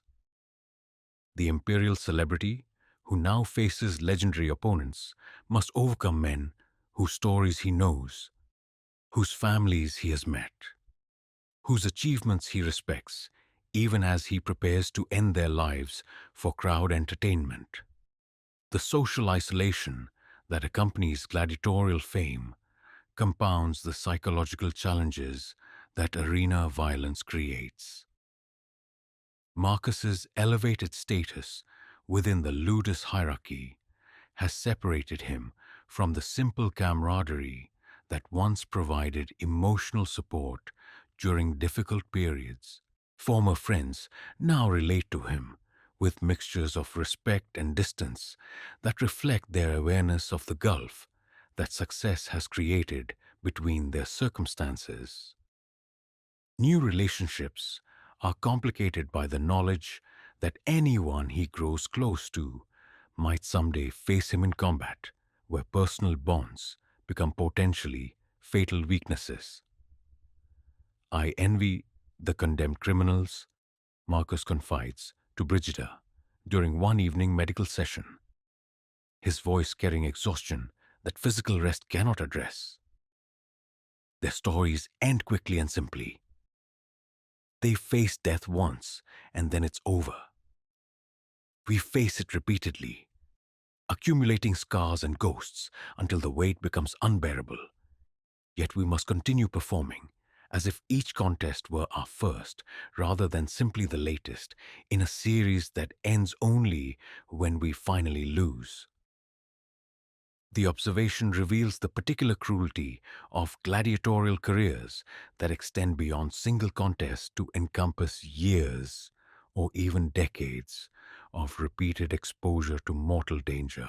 Success creates the obligation to continue succeeding until age, injury, or simple statistical probability produces the defeat that ends everything. The psychological pressure of maintaining peak performance while carrying accumulating trauma creates stresses that no human being should be expected to endure. Physical injuries prove easier to catalog and treat than their psychological counterparts. Marcus's left knee requires careful maintenance to prevent the kind of stiffness that could prove fatal when reaction time means the difference between life and death. His sword arm shows signs of overuse that necessitate modifications to training routines designed to preserve function while building strength. Various minor wounds heal imperfectly, leaving tender spots that must be protected through careful armor adjustment and tactical awareness. The medical attention that successful gladiators receive surpasses what most Roman citizens can afford. Yet it serves purely practical purposes rather than humanitarian concerns. Scaurus and other Lanistae invest in quality medical care because healthy gladiators generate more revenue than damaged ones, not because they value human welfare for its own sake. The finest physicians in the empire tend gladiatorial injuries with the same professional dedication they might apply to valuable racehorses or prize livestock. Your body is a machine designed for specific purposes, Galen explains, while applying heated oils to Marcus's accumulated muscle damage. My job is to maintain that machine's functionality for as long as possible. But machines wear out through use, and yours has been used more intensively than most. We can slow the deterioration process, but we cannot reverse it indefinitely. The physician's clinical assessment acknowledges realities that most gladiators prefer not to contemplate directly. Every contest leaves permanent damage that accumulates over time despite the best medical intervention. Successful careers end not through dramatic defeats but through gradual degradation that eventually makes continued competition impossible. The gladiators who achieve legendary status often spend their final years as shadows of their former selves, their reputations preserved in memory, while their bodies bear witness to the costs of entertaining Roman crowds through spectacular violence. The relationship with Brigida has evolved to provide emotional anchor in circumstances that might otherwise prove psychologically unbearable. Their conversations offer refuge from the constant vigilance that arena survival requires, creating space for expressions of vulnerability that would be dangerous in other contexts. Her presence reminds him that gentleness still exists in a world that seems designed to eliminate such qualities through systematic brutalization. Do you ever wonder if we're gradually becoming the monsters that the crowd wants us to be? Marcus asks during one such conversation, his question emerging from weeks of accumulated doubt about the person he has become through years of performing violence for mass entertainment. Brigida considers the question while treating cuts that will add to his collection of permanent scars. I think we become whatever is necessary for survival, she replies finally. The question isn't whether we've changed, but whether we can preserve enough of our original selves to remain human, despite the circumstances that require us to act like predators. Her answer acknowledges the fundamental challenge that faces anyone who must function in environments designed to strip away human dignity while demanding peak performance under impossible conditions. The gladiators who survive long enough to achieve fame must master the art of selective numbness, developing psychological armor that protects against trauma while maintaining enough sensitivity to function in relationships that provide meaning beyond simple survival. As Marcus prepares for another night of restless sleep, haunted by ghosts of fallen opponents and shadowed by awareness of his own mortality, he contemplates the price that success has extracted from his humanity. The champion who rests in luxury, earned through blood, has become someone that his younger self would barely recognize, scarred in body and spirit, isolated by fame, carrying burdens that no amount of crowd acclaim can lighten. Yet within that damaged figure remains enough of the original Marcus to continue fighting not just for survival, but for some version of redemption that might justify the costs that gladiatorial success has required. The scars tell stories of endurance that few humans could match, while the shadows conceal reserves of strength that trauma has tested but not destroyed. Tomorrow will bring fresh challenges that add to both categories, continuing a process that ends only when the arena claims its ultimate prize from those who serve its hunger for. Yet within that damaged figure remains enough of the original Marcus to continue fighting not just for survival, but for some version of redemption that might justify the cost that gladiatorial success has required. The scars tell stories of endurance that few humans could match, while the shadows conceal reserves of strength that trauma has tested but not destroyed. Tomorrow will bring fresh challenges that add to both categories, continuing a process that ends only when the arena claims its ultimate prize from those who serve its hunger for spectacular death. The lamp burns low in Marcus's chamber as he contemplates the strange alchemy that has transformed a Germanic warrior into a Roman legend through accumulated violence and suffering. The transformation has preserved his life while destroying much of what made that life worth preserving, creating a paradox that defies simple moral judgment. In the flickering light, shadows dance across walls that contain both luxury and isolation, success and damage, fame and the ghosts that haunt those who entertain empires through their willingness to die beautifully for the pleasure of strangers. The Rudis lies in its place of honor within Marcus's private chamber, a simple wooden gladius whose unadorned surface represents the most precious object in the Roman world for those who earn their lives through spectacular violence. Unlike the bronze and steel weapons that have brought him fame, this wooden sword carries no capacity for harm, its dull edges symbolizing the end of obligation to spill blood for public entertainment. The rudis represents freedom earned through survival, the wooden key that unlocks shackles forged from imperial appetite for gladiatorial spectacle. Few gladiators ever hold such a sword in their hands. The statistics that govern arena careers speak to mortality rates that would horrify any other profession. Roughly one fighter in eight survives long enough to achieve freedom through official manumission. The mathematics of death make the wooden sword rarer than imperial purple, more valuable than African gold, worth more than anything money can purchase because it cannot be bought, only earned through years of surviving what Rome designs to kill its entertainers efficiently while providing maximum drama for paying audiences.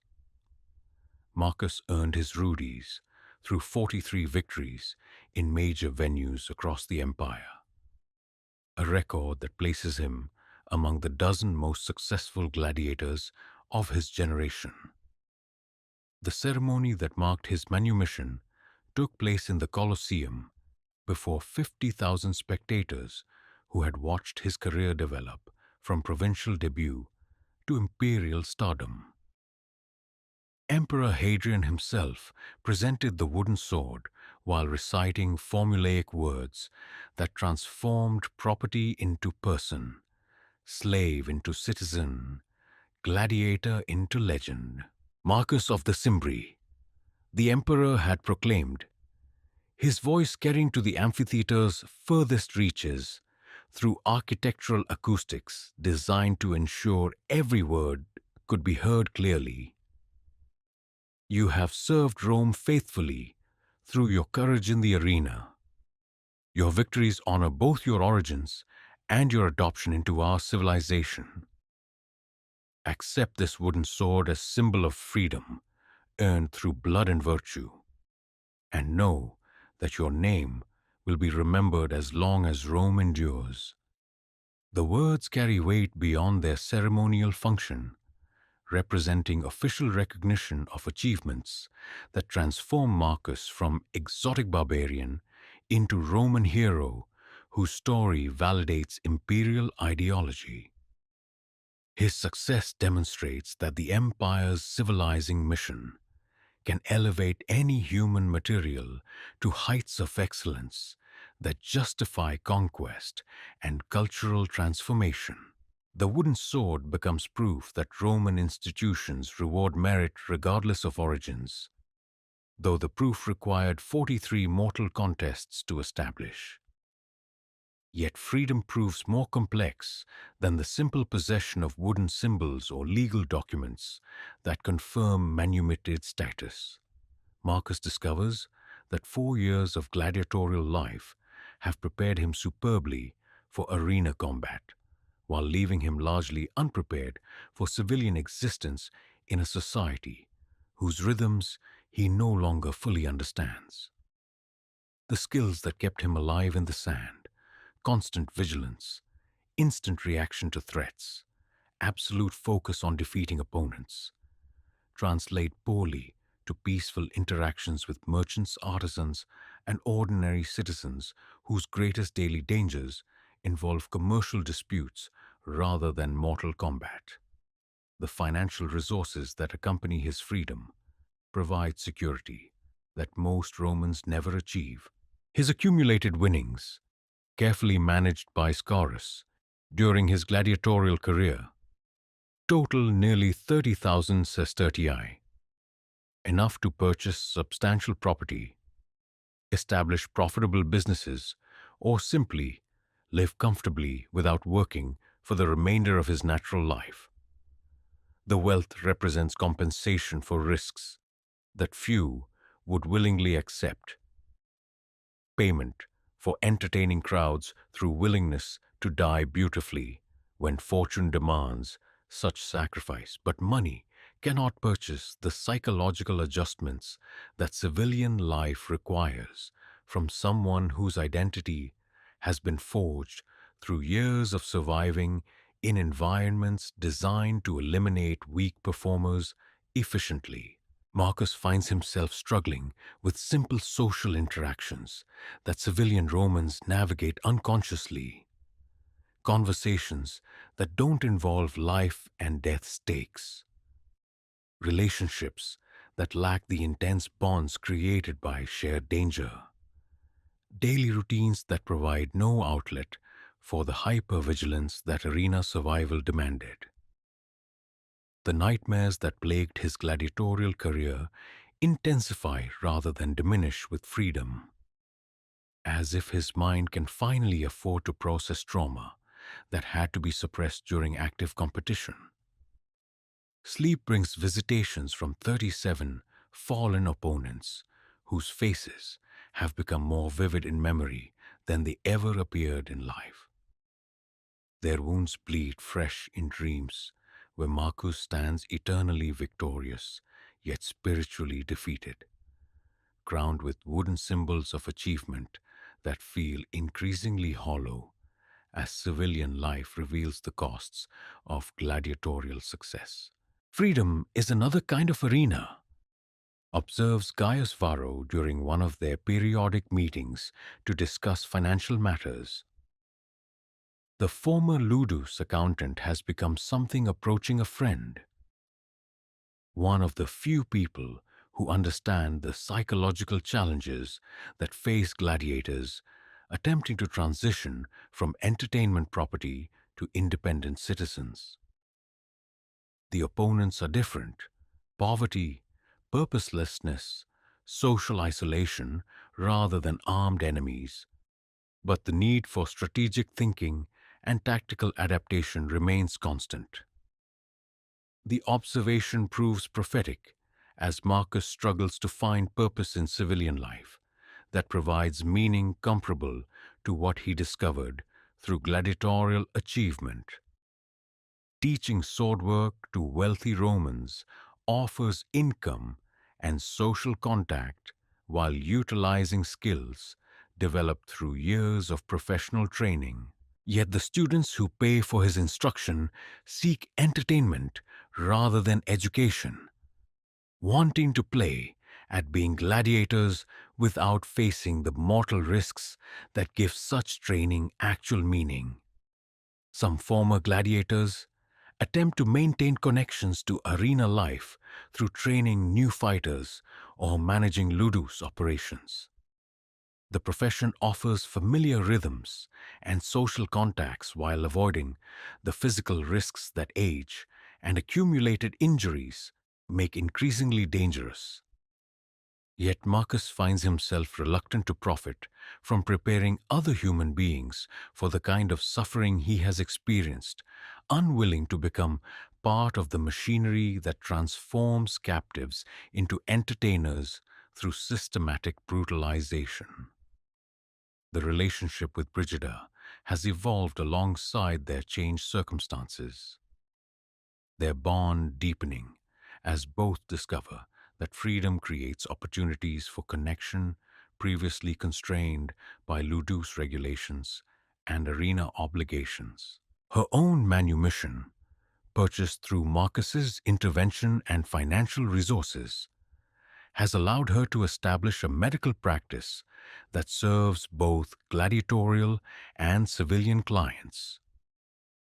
Their partnership combines personal affection with practical collaboration, creating domestic stability that neither had imagined possible during their years of servitude.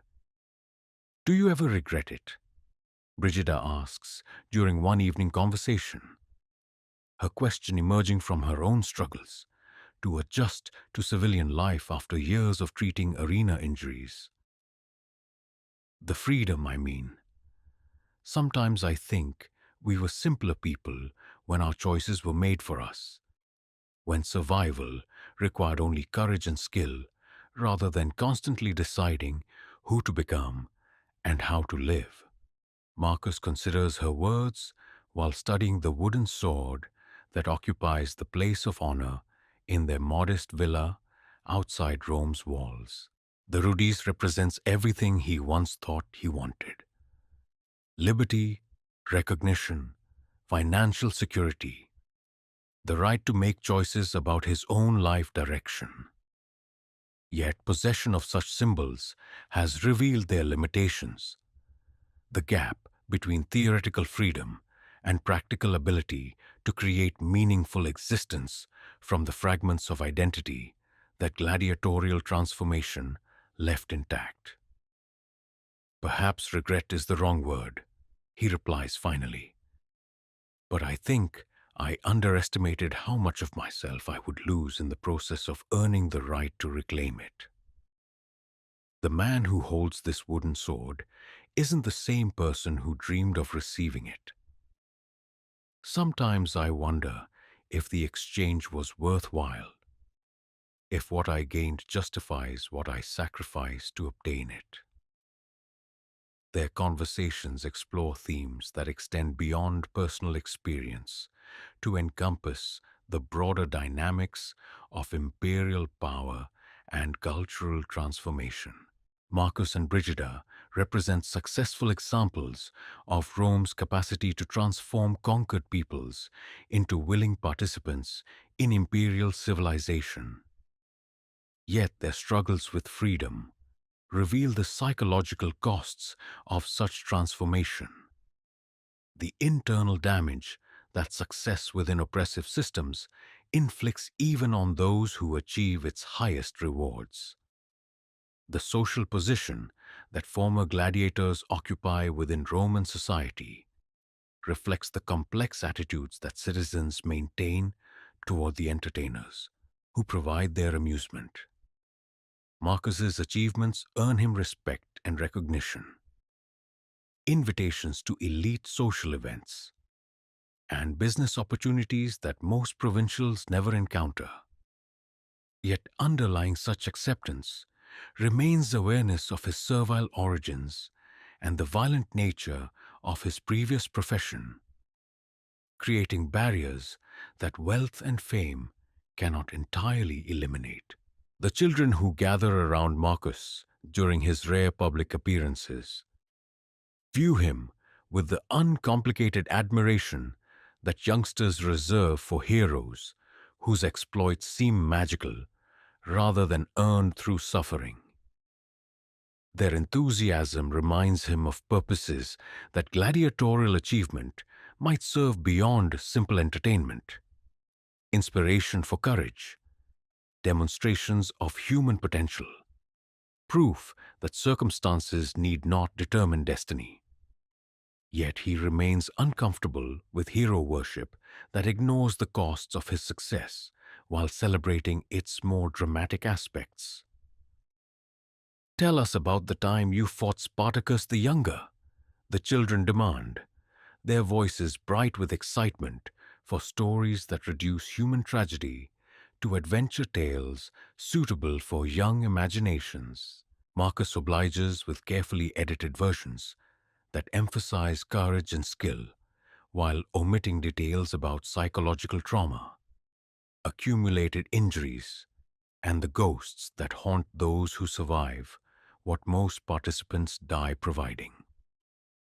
The villa, that Marcus and Brigida share outside Rome represents their attempt to create civilian identity separate from gladiatorial fame while remaining close enough to the capital to maintain professional and social connections. The property includes gardens where Brigida cultivates medicinal herbs, workshops where Marcus practices smithing and woodworking, and quarters for the small staff of freedmen and slaves whose presence provides both domestic service and human contact with people who knew them before their arena careers began. The daily routines they establish emphasize healing, physical, psychological, and spiritual recovery from years spent serving imperial entertainment through spectacular violence. Morning exercises maintain physical conditioning while avoiding the brutal training regimens that arena preparation required. Afternoon work in gardens and workshops provides purposeful activity that creates rather than destroys. Evening conversations with friends and colleagues offer social interaction based on mutual respect rather than competitive survival instincts. Yet the wooden sword that symbolizes their freedom also serves as constant reminder of the violence that purchased their current peace. Marcus has considered storing the rudies away from daily view, but finds himself unable to abandon the symbol entirely. The wooden gladiators represents not just freedom earned, but comrades who died seeking similar achievement, opponents who fell to his skill, and the vast machinery of imperial entertainment that continues grinding through fresh human material while he enjoys retirement from its service. The dreams that visit his sleep grow gentler with time and distance from active competition, though they never disappear entirely. The faces of fallen opponents become less accusatory, more accepting of the circumstances that pitted them against each other in contests where only one could survive.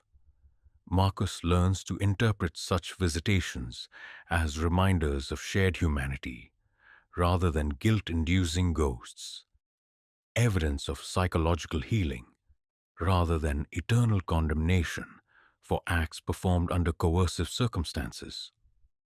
As autumn approaches, and Marcus contemplates the anniversary of his manumission, he realizes that freedom represents not destination, but transition, the beginning of another kind of journey, rather than the conclusion of his gladiatorial story. The wooden sword has opened doors to possibilities that slavery made impossible, while the skills and experiences gained through arena combat provide resources for creating meaning beyond simple survival. The challenge lies in discovering how to use such advantages constructively rather than being paralyzed by awareness of their costs. In the fading light of another civilian day, Marcus holds his rudis and contemplates the strange alchemy that transformed a Germanic captive into a Roman legend through accumulated violence and survival. The wooden sword represents freedom, earned through service to an empire that celebrates its own magnificence through the blood of those it conquers and transforms. Whether that freedom justifies its price remains a question without easy answers, though the very ability to ask such questions represents a luxury that slavery never permitted and that most gladiators never survive long enough to contemplate. The dreams of the wooden sword have become reality, bringing both fulfillment and disillusionment that accompany most achieved ambitions. Marcus sleeps tonight as a free Roman citizen whose name will be remembered as long as the empire endures. Yet his rest remains haunted by memories of the arena, where he earned the right to dream of better things while discovering that even the best things carry shadows of the prices paid to obtain them. 5 years after earning his freedom, Marcus returns to the Colosseum, not as property-seeking manumission but as a celebrated veteran, answering one final call to the sand. The occasion is unprecedented, a special exhibition match to commemorate the 10th anniversary of Emperor Hadrian's accession, featuring legendary gladiators who have achieved freedom but agreed to perform once more for imperial honor. The crowd that fills 50,000 seats represents the largest audience ever assembled to witness gladiatorial combat, drawn by the promise of seeing immortal fighters whose careers have passed into legend. The decision to accept Hadrian's invitation required months of deliberation that involved more than simple considerations of money or fame. Marcus's civilian life has provided peace and prosperity that most Romans never achieve. Yet he finds himself haunted by questions about the meaning of his gladiatorial achievements and their relationship to his current identity. The opportunity to face one final test in the arena where he achieved greatness offers the possibility of closure that 5 years of retirement have failed to provide. His opponent for this climactic encounter is Titus Maximus, the retiarius whose net and trident claimed 47 victories before his own manumission 3 years earlier. Their previous meetings in smaller venues had produced spectacles that entered gladiatorial folklore, each contest pushing both fighters to the limits of their considerable abilities while providing entertainment that satisfied the most demanding audiences. This final confrontation promises to surpass all previous encounters in both stakes and significance. The preparation for this ultimate contest requires Marcus to resurrect skills that civilian life has allowed to atrophy, while avoiding the kind of intensive training that would disrupt the peaceful existence he has built with Brigida. His body, now approaching 40 years of age, bears the accumulated damage of his gladiatorial career more heavily than it did during active competition. Old injuries protest renewed demands for flexibility and speed, while reflexes that once responded with deadly precision require careful rehabilitation to approach their former sharpness. Your mind remembers every technique perfectly, observes Gaius Suetonius, the former trainer who has agreed to help Marcus prepare for his final arena appearance. But your body needs time to trust those memories again. Muscle memory fades more slowly than other skills, but it does fade, and the arena tolerates no weakness from any source. The training process becomes a journey backward through time, each session reconnecting Marcus with aspects of his identity that freedom has allowed to recede into memory. The weight of armor feels familiar, yet strange, like clothing worn by a different version of himself. The balance of weapons that once felt like extensions of his own limbs requires renewed attention to master techniques that were once as natural as breathing. The mental focus that arena survival demands conflicts with the broader awareness that civilian life has cultivated. More challenging than physical preparation are the psychological adjustments required to transform from peaceful retiree into killer, prepared to entertain crowds through spectacular violence. The nightmares that had gradually diminished during retirement return with fresh intensity as Marcus contemplates the possibility that this exhibition match might end in actual death despite its ceremonial nature. The skills that make gladiatorial combat compelling Entertainment cannot be safely practiced at less than lethal intensity, creating risks that no amount of preparation can entirely eliminate. Brigida's reaction to his decision reveals the tensions that arena careers create, even for those who achieve freedom from their obligations. Her medical knowledge makes her acutely aware of the dangers that any gladiatorial contest involves, while her personal investment in Marcus's welfare creates emotional stakes that transcend professional concerns. Their discussions about the exhibition match expose fundamental questions about identity, purpose, and the possibility of truly escaping the gravitational pull of systems that have shaped their lives so profoundly. You don't need to prove anything to anyone, she argues during one particularly difficult conversation. Your achievements speak for themselves. Your freedom was earned through courage that no one can question.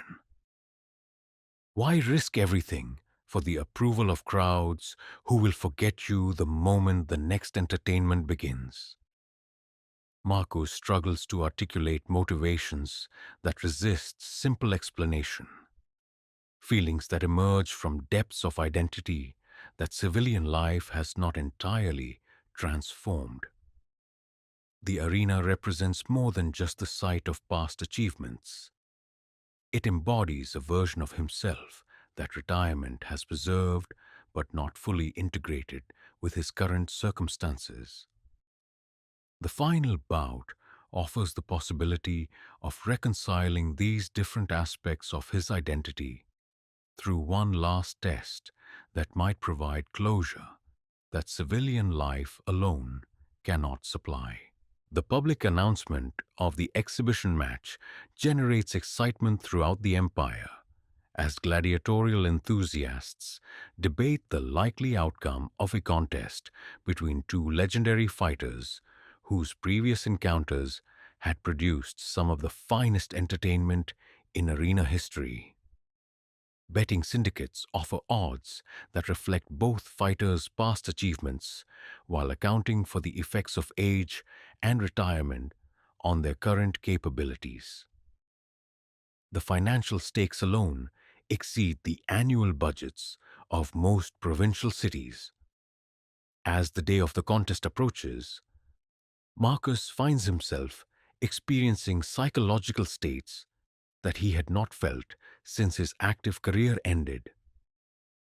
The hypervigilance that arena survival requires begins to reassert itself, transforming ordinary interactions into tactical assessments and everyday objects into potential weapons. Sleep becomes elusive as his mind processes scenarios and strategies with the obsessive intensity that characterizes gladiators preparing for mortal combat.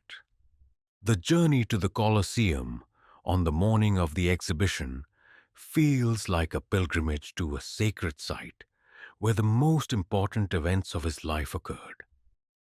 The underground chambers that once housed him as property now welcome him as an honored guest, yet their stone walls and iron fixtures remain unchanged from his gladiatorial days.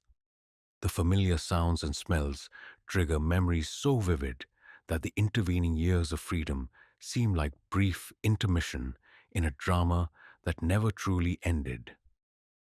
Titus Maximus awaits in the preparation chamber with the calm dignity that has characterized his approach to gladiatorial combat throughout his career. The years since his retirement have been kind to the former retiarius. His medical practice in Gaul has provided both purpose and prosperity, while allowing him to maintain the physical conditioning that such a contest requires. Their greeting combines professional respect with genuine affection. The bond between warriors who have shared experiences that few humans can understand.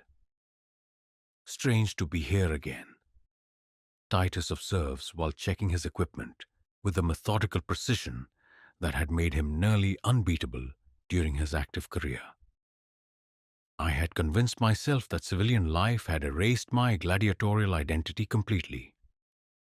But standing in these chambers, wearing this armor, I realize that we never truly leave the arena. We just take extended breaks from its service. The observation captures a truth that both fighters understand intuitively. Gladiatorial achievement creates permanent psychological changes that civilian life can moderate but not entirely reverse. The skills, instincts, and mental frameworks that enable survival in mortal combat become integral parts of identity that retirement cannot simply erase. The exhibition match represents not so much a return to past careers as an acknowledgement of aspects of themselves that freedom has preserved rather than eliminated. The crowd that greets their entrance exceeds anything from their previous careers in both size and enthusiasm. 50,000 spectators rise as one when the legendary fighters appear, their collective roar creating a sound that seems to shake the Colosseum's foundations while announcing that this contest transcends ordinary entertainment to approach the level of historical event. The audience includes not just Roman citizens, but foreign dignitaries, visiting royalty, and cultural luminaries who have traveled from across the empire to witness what many consider the ultimate gladiatorial spectacle. Emperor Hadrian himself serves as editor for the contest, his presence elevating the exhibition from entertainment to state occasion that demonstrates imperial commitment to the cultural traditions that distinguish Roman civilization from barbarian alternatives. His speech before combat begins emphasizes themes of courage, excellence, and the transformation of conquered enemies into loyal servants who honor the empire through their achievements. These men represent the finest achievements of gladiatorial art, Hadrian declares, his voice carrying to the amphitheater's furthest reaches through acoustic design that ensures every word reaches its intended audience. Through their courage and skill, they have demonstrated that Roman training can elevate any human material to heights of excellence that justify our civilizing mission throughout the world.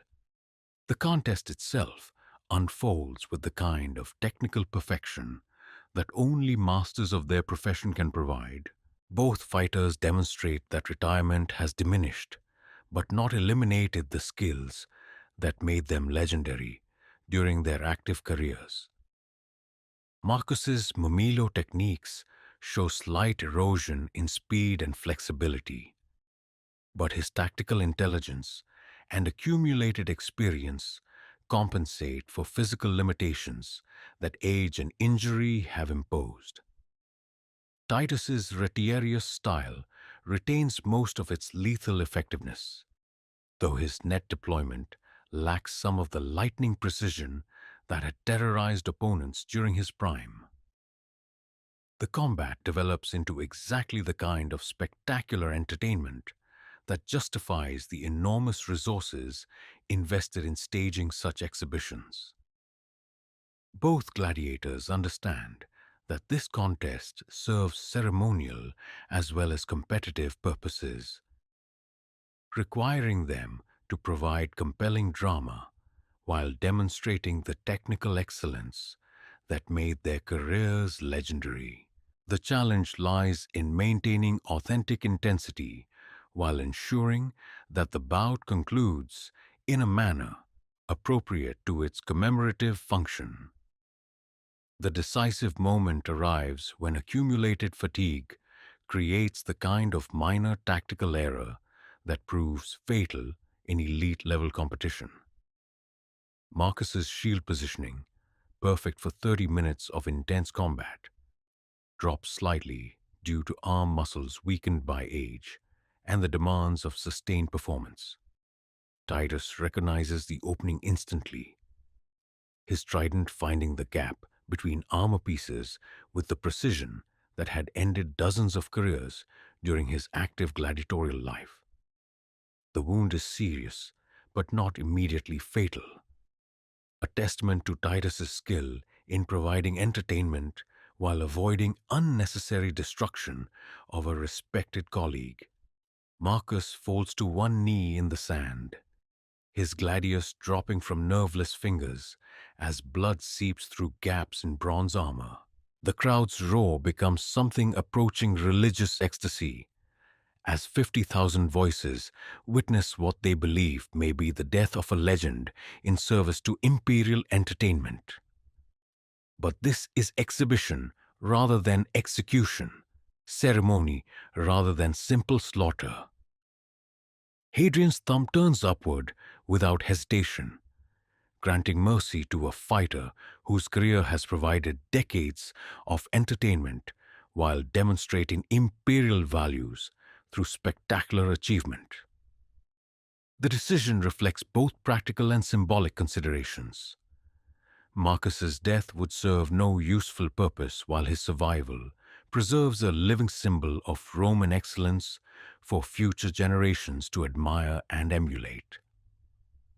The final tableau sees Marcus supported by Titus, as both fighters acknowledge the crowd's appreciation for a contest that exceeded all expectations, while providing appropriate conclusion to careers that have defined gladiatorial excellence for their generation.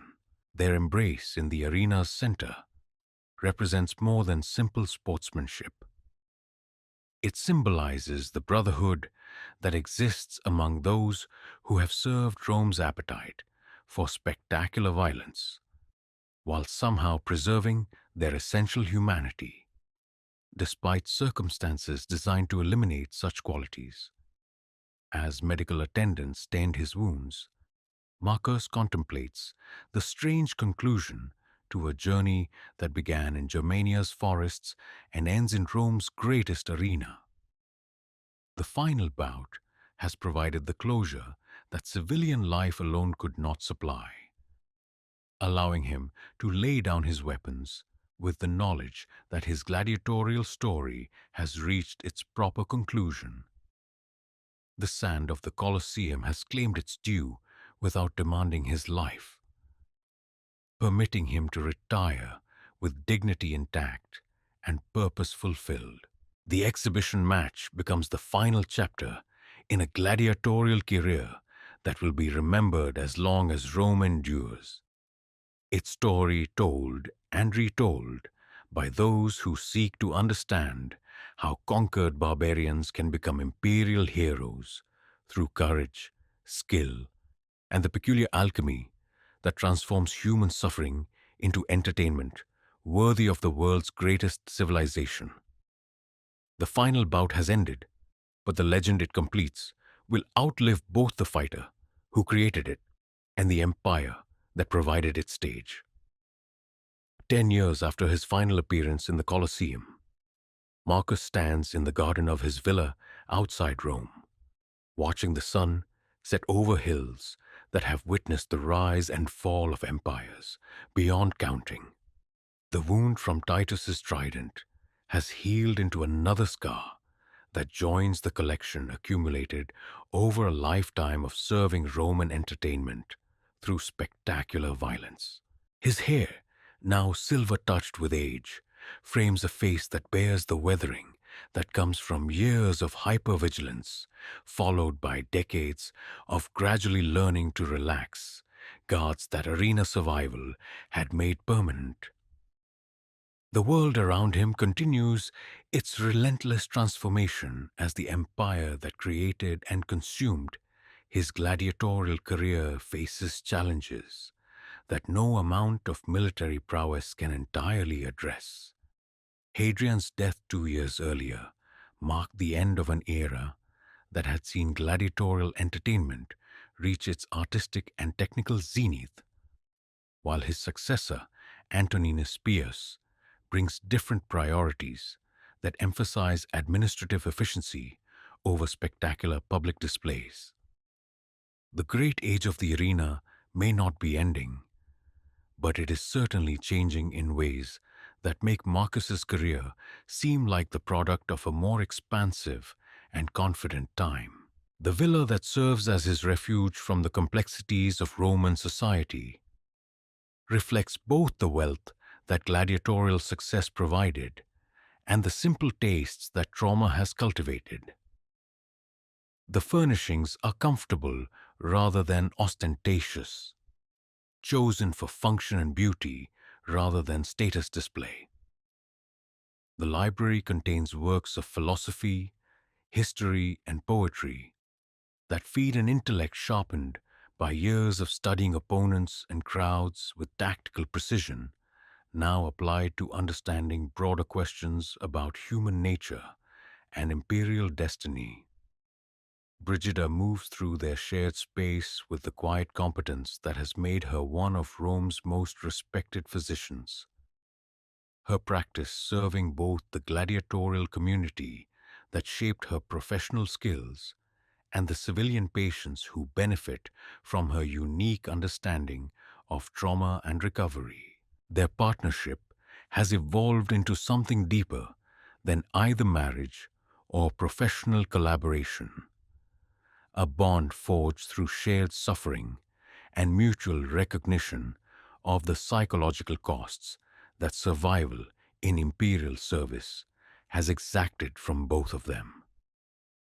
The new gladiators fight differently, she observes during one of their evening conversations, her comment emerging from a consultation with a young Gallic fighter whose training reflects changing approaches to arena entertainment. Less emphasis on individual artistry, more focus on spectacular group displays. The emperors want quantity over quality, spectacular deaths rather than technical excellence.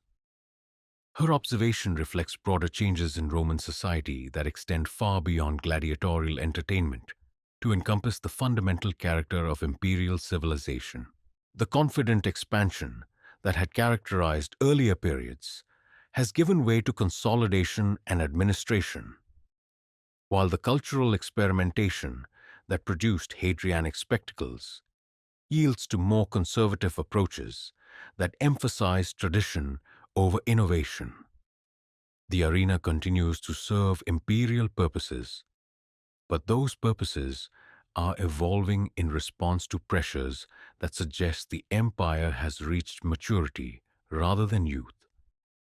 Marcus has found purpose in retirement through teaching, not the sword work that wealthy Romans seek for entertainment, but the deeper lessons that gladiatorial experience provides about courage, discipline, and the possibility of maintaining dignity under impossible circumstances.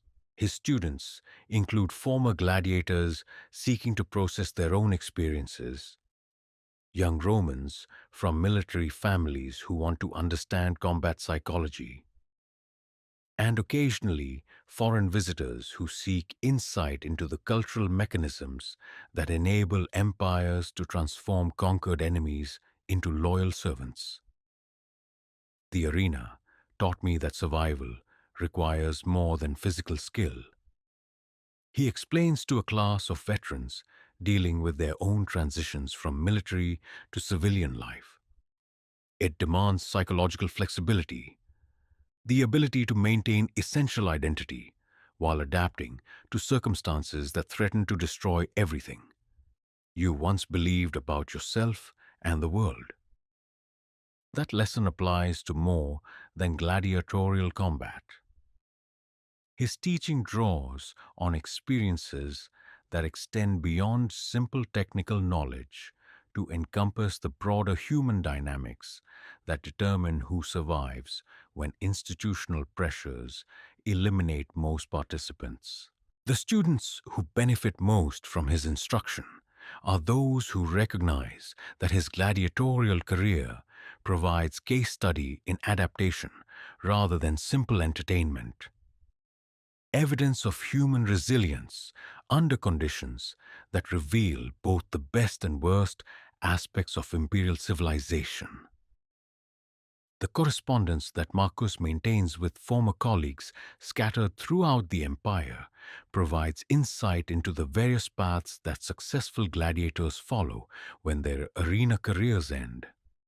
Some, like Titus Maximus, have established medical practices that serve communities grateful for skills developed through treating combat injuries.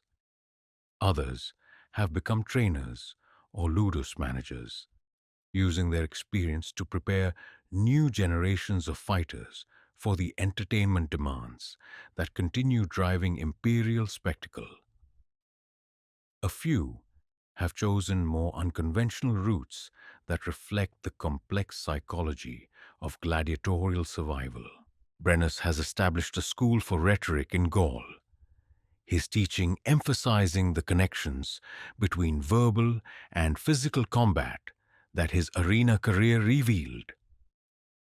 Ajax has returned to poetry, his verse exploring themes of violence, transformation, and the possibility of redemption through suffering that provides meaning rather than simple pain. Nubia has disappeared entirely into Africa's interior, reportedly founding a community for escaped slaves and former gladiators who seek lives completely separate from Roman influence. We scattered like seeds when our arena careers ended. Marcus reflects in a letter to Titus, their continued correspondence maintaining friendships forged through shared experience of mortal combat. Some took root in familiar soil. Others sought entirely new ground. I sometimes wonder if we've grown into the people we were meant to become, or if we've simply adapted so completely to circumstances that we've lost track of our original natures. The question haunts many former gladiators who achieve freedom and prosperity through arena success while sacrificing aspects of identity that civilian life cannot restore. The process of becoming effective entertainers of Roman crowds required psychological transformations that manumission certificates cannot reverse, creating permanent changes that shape post-gladiatorial existence in ways that outsiders rarely understand or appreciate. The children who occasionally visit Marcus's villa, offspring of former colleagues, students, and friends who see value in exposing young minds to perspectives that formal education rarely provides, react to his stories with mixtures of fascination and incomprehension that reflect the gap between lived experience and historical narrative. Their questions reveal assumptions about gladiatorial life that popular entertainment has created while missing the psychological complexity that actual arena careers involved. "Were you afraid?" they ask, their young voices bright with curiosity about experiences that seem magical rather than traumatic from their safe distance. "Every day," Marcus replies honestly. Fear was as constant as breathing. The question wasn't whether to feel afraid, but how to function effectively, despite terror that could paralyze anyone who allowed it to control their actions. Courage isn't the absence of fear. It's the ability to do what needs to be done while feeling afraid. These conversations provide opportunities to share insights that extend beyond gladiatorial specifics, to encompass broader lessons about human nature under extreme conditions. The children who listen to his stories may never face mortal combat in sand-covered arenas, but they will encounter situations that test their courage, require adaptation to unwelcome circumstances, and demand choices between survival and idealism that echo the dilemmas that gladiatorial careers created. The medical practice that Brigida has established serves as laboratory for studying the long-term effects of trauma on those who survive experiences that eliminate most participants. Her patients include not just former gladiators, but military veterans, political exiles, and others whose lives have been shaped by violence or extreme stress. Her treatment approaches combine traditional remedies with innovative techniques that address psychological as well as physical wounds. Healing requires acknowledging damage without being defined by it. She explains to medical students who seek to understand her methods. The goal isn't to erase traumatic experiences, but to integrate them into larger narratives that provide meaning rather than simple suffering. Former gladiators who achieve genuine recovery don't forget their arena careers. They learn to view those experiences as chapters in larger stories, rather than defining episodes that determine all subsequent possibilities. Her work contributes to growing understanding of psychological injury as legitimate medical concern rather than character weakness. Though such insights remain controversial in a society that values stoic endurance over emotional processing, the gladiatorial community, with its high rates of survival trauma and successful adaptation, provides unique opportunity to study resilience under conditions that civilian populations rarely experience. The changing nature of Roman entertainment reflects broader cultural shifts that suggest the empire has entered a different phase of its historical development.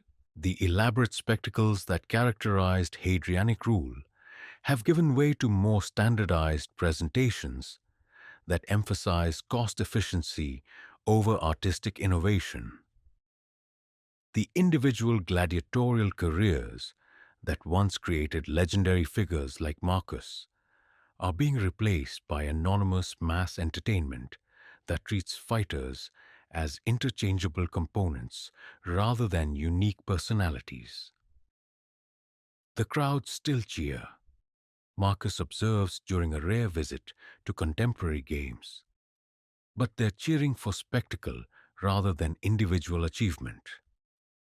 The gladiators perform competently, but they lack the kind of personality that made our generation memorable.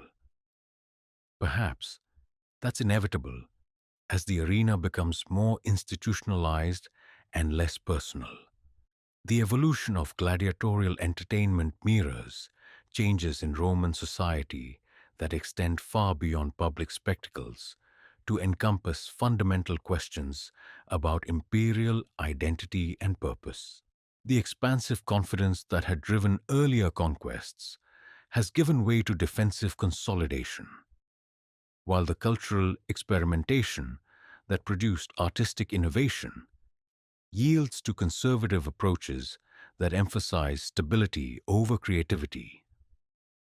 As Marcus contemplates his own legacy within this changing landscape, he recognizes that his gladiatorial career represents more than simple entertainment history.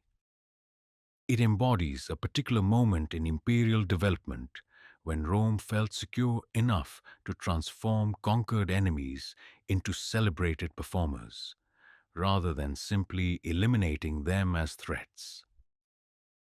The psychological and cultural conditions that made such transformation possible may be shifting in ways that make future careers like his increasingly unlikely.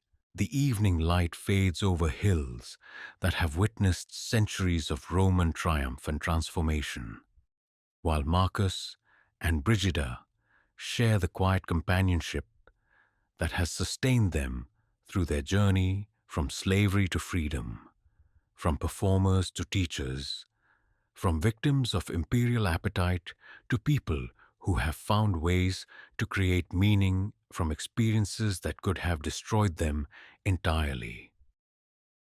Their survival represents both individual achievement and evidence of human resilience under conditions that test the limits of what mortals can endure while maintaining essential dignity.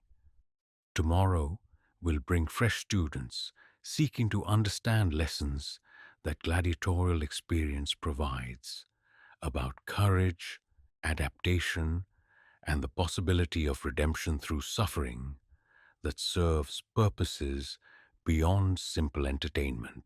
The arena may have released its hold on their bodies, but its influence on their souls continues through the wisdom they share with others who face their own battles against circumstances that threaten to reduce human beings to mere instruments of forces they cannot control, but must somehow find ways to survive with honor intact. The archaeological expedition that uncovers the gladiatorial graveyard outside Ephesus works with the methodical precision that characterizes scholarly investigation 17 centuries after Marcus last stood in Roman sand. Dr. Elena Kastner, the German archaeologist leading the excavation, brushes soil from inscribed tombstones with the reverence that knowledge demands when it encounters evidence of lives lived at the intersection of empire and entertainment, violence and artistry, survival and spectacular death.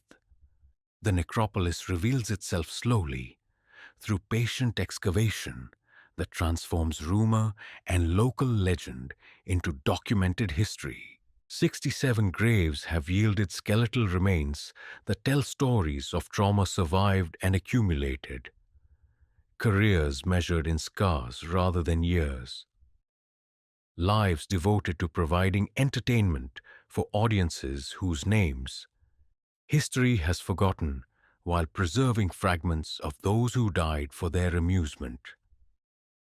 The bones speak with authority that surpasses literary accounts, offering physical evidence of what gladiatorial careers actually cost those who provided such spectacular service to imperial appetite.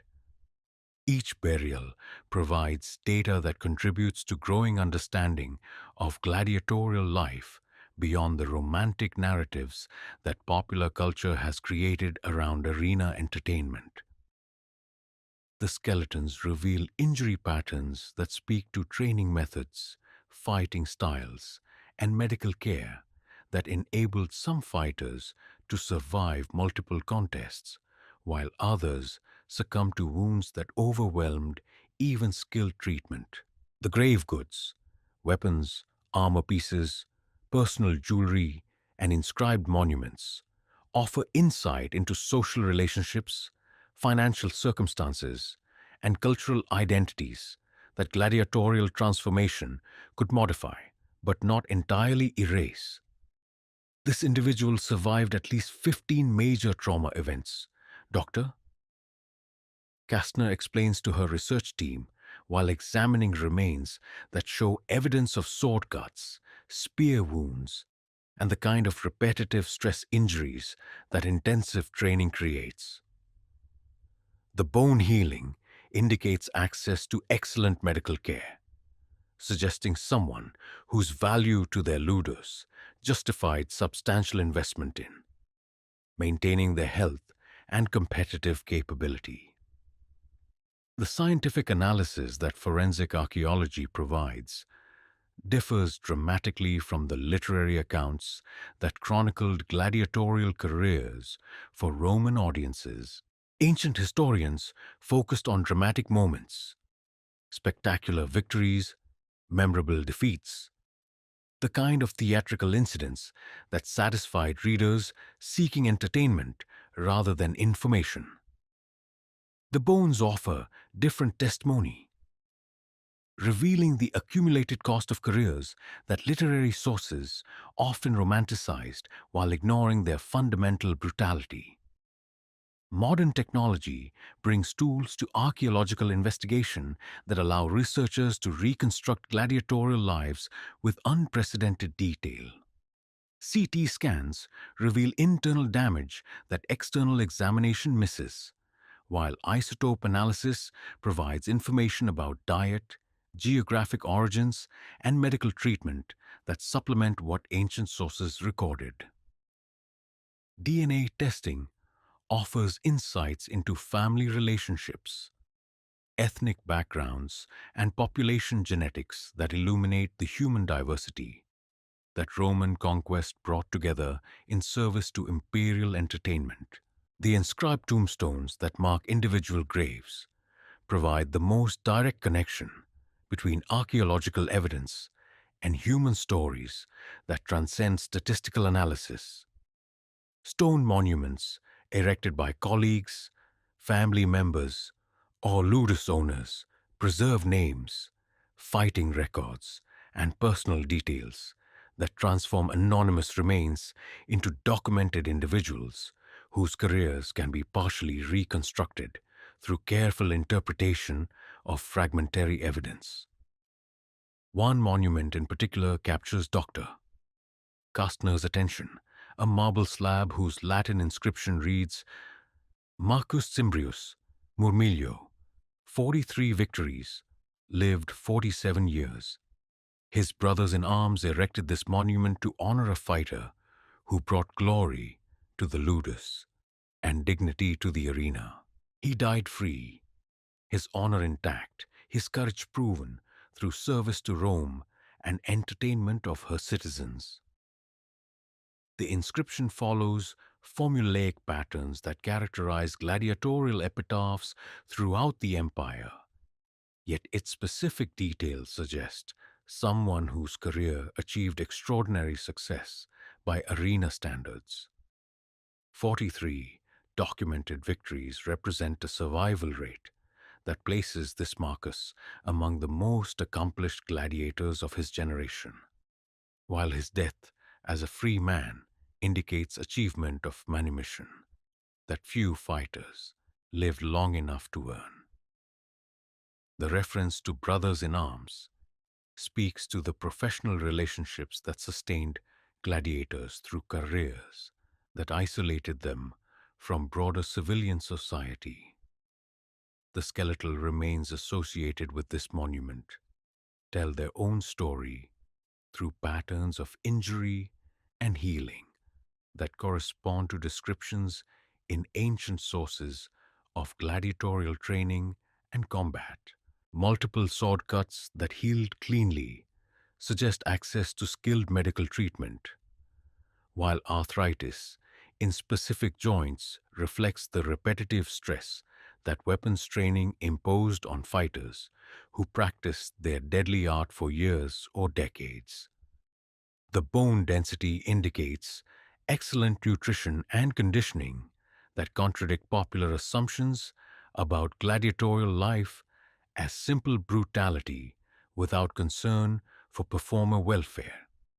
The medical care these fighters received surpassed what most Roman citizens could afford, observes Dr.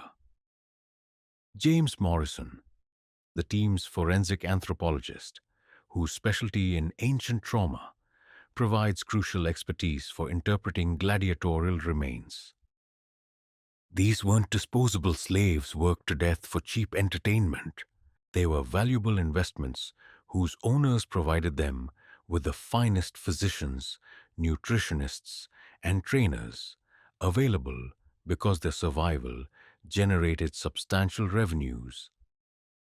The economic analysis that modern archaeology brings to gladiatorial studies reveals the sophisticated business model that supported arena entertainment throughout the empire. Recent excavations at ludus sites have uncovered accounting records, equipment inventories, and architectural features that demonstrate the substantial infrastructure required to train, house, and maintain gladiatorial troops.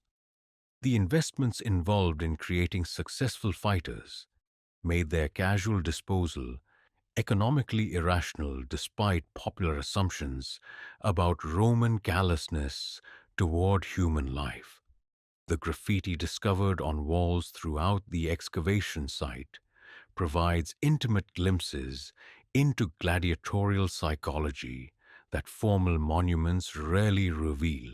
Scratched names, victory tallies, prayers to protective deities, and crude drawings of combat scenes offer unfiltered expressions from fighters who had few opportunities to leave records of their experiences. The informal messages create connections across centuries between modern researchers and ancient individuals who struggled with fears, hopes, and dreams that transcend cultural boundaries. One section of preserved plaster bears inscriptions that seem to chronicle a single fighter's career progression. Gaius, first victory, Mars be praised. Gaius, fifth victory, still breathing. Gaius Ferox, 10th victory, maybe I'll live. Ferox, 20th victory, freedom or death. The evolution from hopeful beginner to seasoned veteran encapsulates the psychological journey that gladiatorial careers demanded, while the final entry suggests someone approaching the statistical limit that few fighters survived. The international team assembled for this excavation brings expertise from multiple disciplines that illuminate different aspects of gladiatorial life. Classical historians provide context from ancient sources, while anthropologists offer insights into cultural adaptation and identity formation under extreme conditions. Medical researchers study trauma patterns and healing techniques, while sociologists analyze the institutional structures that enabled such entertainment to flourish throughout the Roman world. Dr. Sarah Chen, the project's specialist in ancient medicine, has identified evidence of surgical procedures that demonstrate sophisticated understanding of anatomy and treatment techniques. Several skeletons show signs of successful amputations, trepanation to relieve head injuries, and complex bone setting that enabled fighters to return to competition after sustaining wounds that would have ended most careers. The medical knowledge required for such interventions suggests that gladiatorial physicians represented an elite specialty within Roman healthcare. The level of medical expertise available to successful gladiators exceeded what most modern emergency rooms could provide before the 20th century. Dr. Chen explains, while examining a skull that shows evidence of successful brain surgery. These physicians understood trauma treatment in ways that wouldn't be matched again until modern times, because they dealt with combat injuries on a scale that civilian medicine rarely encountered. The discovery of weapon fragments embedded in bone provides direct evidence of the combat techniques that ancient sources describe, but modern researchers have struggled to verify. Microscopic analysis of cut marks reveals information about blade angles, striking force, and the effectiveness of various fighting styles that supplements literary accounts with physical proof.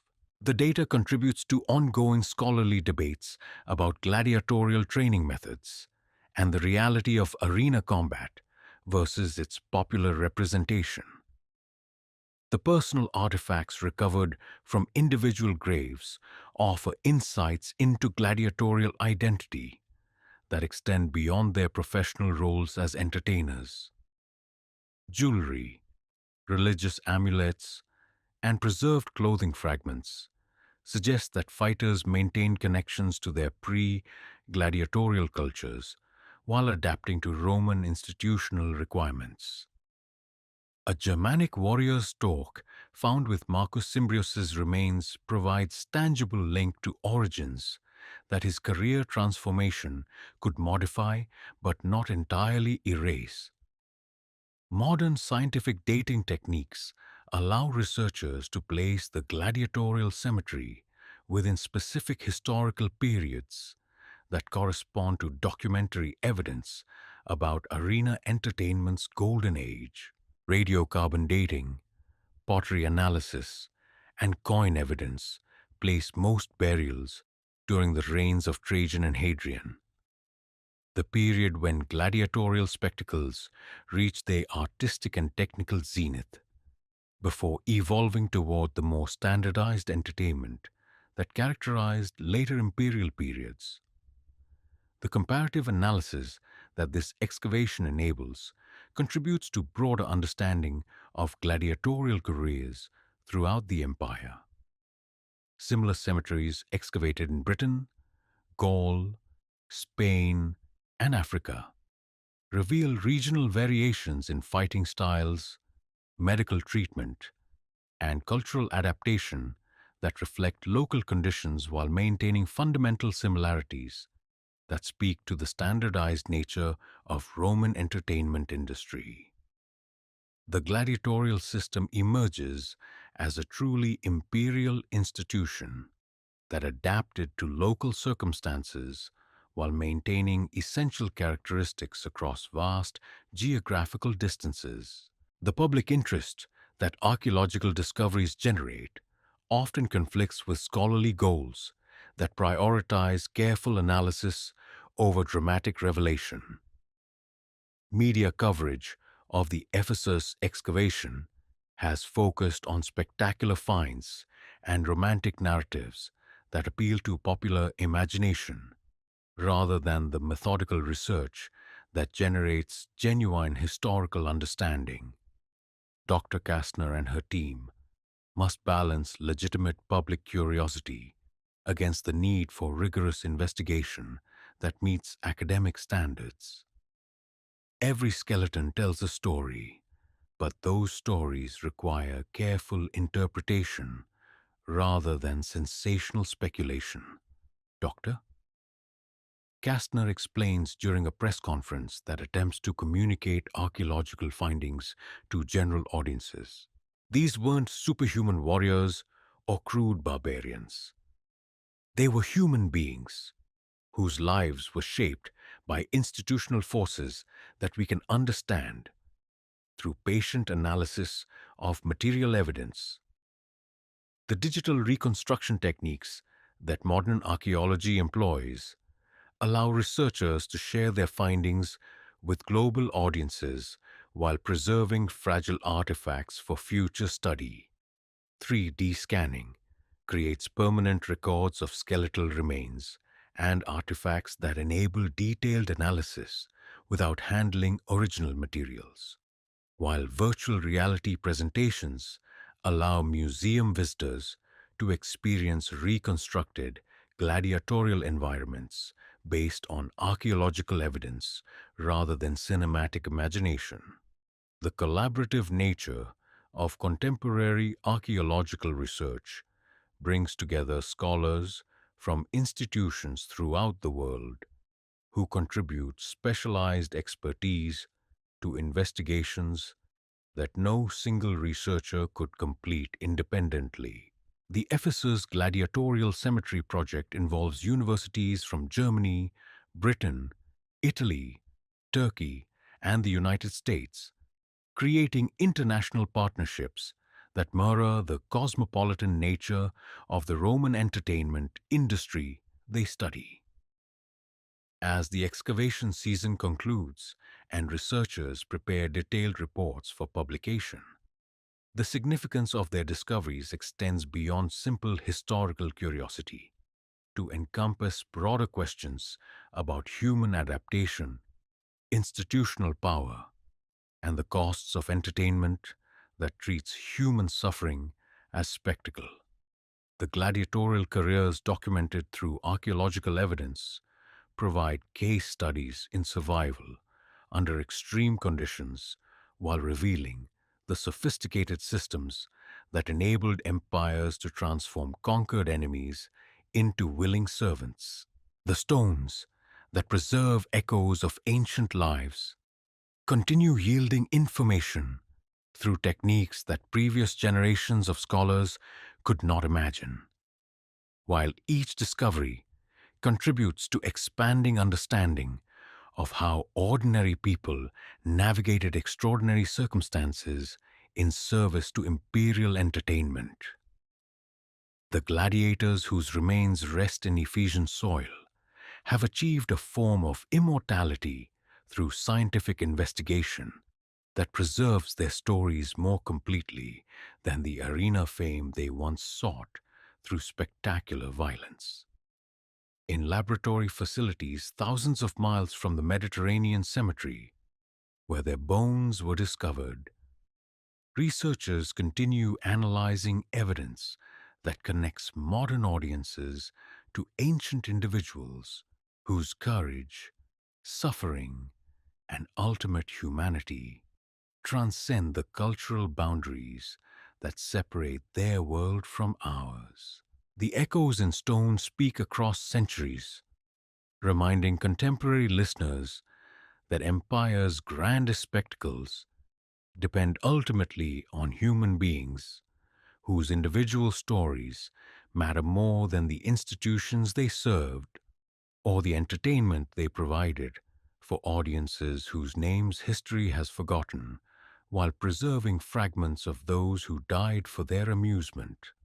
The documentary filmmaker adjusts her camera angle to capture the late afternoon light filtering through the Colosseum's upper arches, where shadows play across stone that has absorbed the blood of countless gladiators while witnessing the rise and fall of the empire that created the world's most enduring symbol of spectacular entertainment. Sarah Martinez has spent 3 years crafting a film that attempts to bridge the gap between popular misconceptions about gladiatorial combat and the complex historical reality that archaeological evidence continues to reveal. Her project represents a new generation of historical documentaries that emphasize nuance over sensation, complexity over simple narrative, and human dignity over exploitative recreation of ancient violence. The film weaves together archaeological findings, scholarly analysis, and dramatic interpretation to create a portrait of gladiatorial life that honors both the entertainment value that modern audiences seek and the academic integrity that serious historical investigation requires. People think they know about gladiators from Hollywood movies. Martinez explains to her production team as they establish shots within the arena where Marcus once fought for his life and freedom. But the reality was simultaneously more brutal and more sophisticated than popular culture suggests. These weren't muscle-bound heroes or disposable criminals. They were skilled professionals whose careers required intelligence, training, and psychological resilience that few modern athletes could match. The challenge of presenting gladiatorial history responsibly involves balancing multiple competing demands that reflect contemporary sensibilities about violence, exploitation, and historical accuracy. Modern audiences hunger for dramatic entertainment that captures the excitement of arena combat while remaining uncomfortable with the institutional brutality that made such spectacles possible. The film must satisfy both appetites without compromising historical truth or exploiting ancient suffering for modern entertainment. Dr. Elena Kestner, the archaeologist whose excavations have transformed understanding of gladiatorial life, serves as the documentary's primary historical consultant. Her expertise provides scholarly foundation for dramatic sequences that attempt to recreate gladiatorial experiences based on evidence rather than speculation. The collaboration between filmmaker and historian creates opportunities for public education that neither discipline could achieve independently. Archaeological evidence allows us to tell human stories that literary sources often ignore.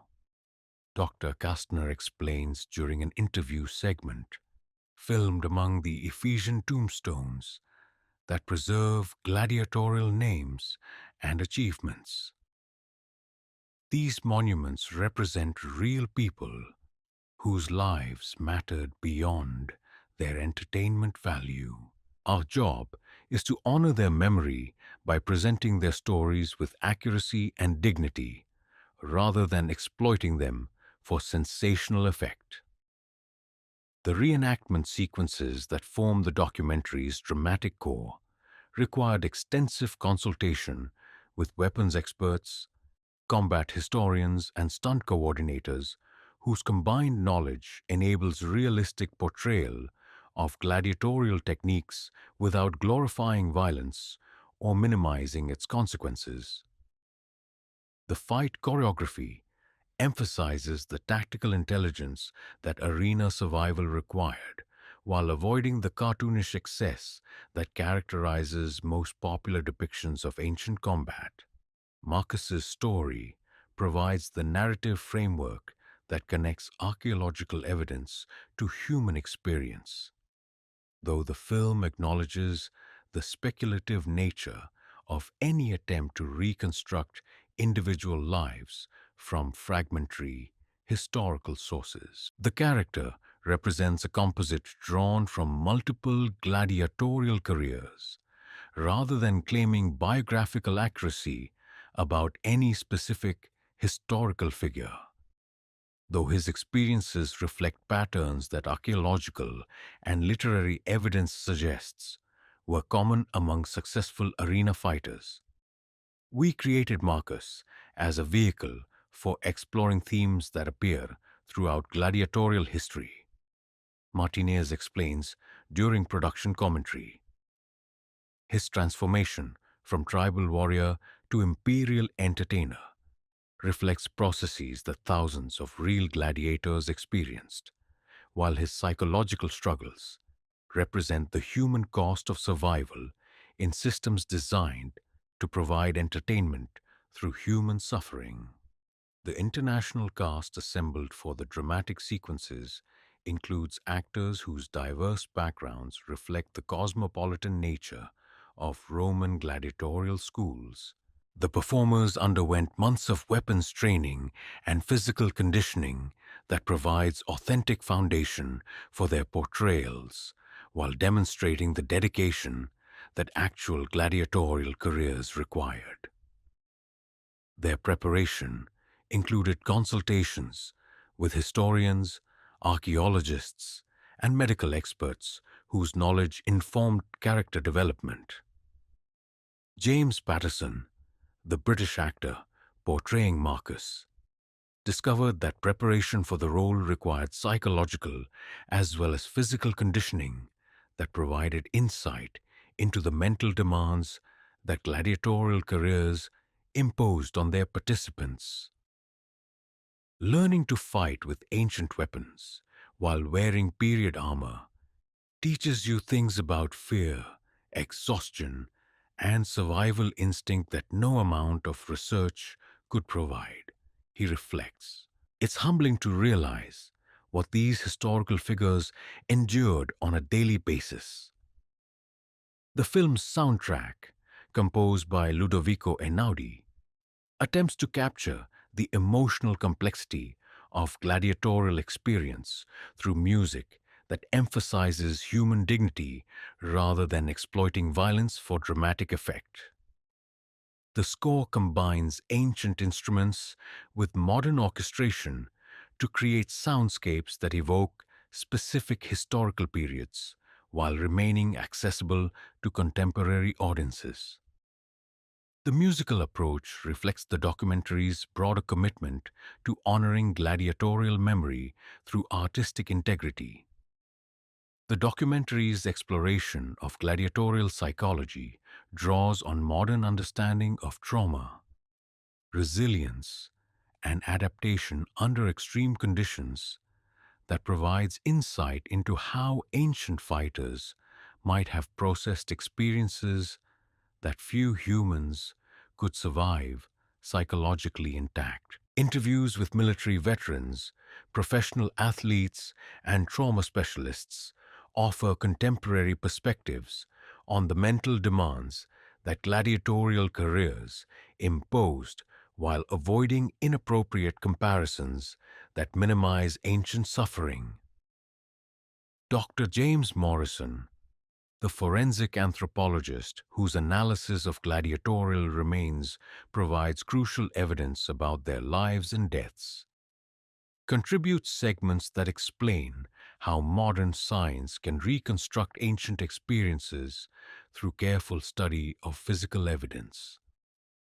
His work demonstrates the evolution of archaeological technique while showing how scholarly investigation can preserve human dignity even when studying institutional systems designed to exploit human suffering for entertainment purposes.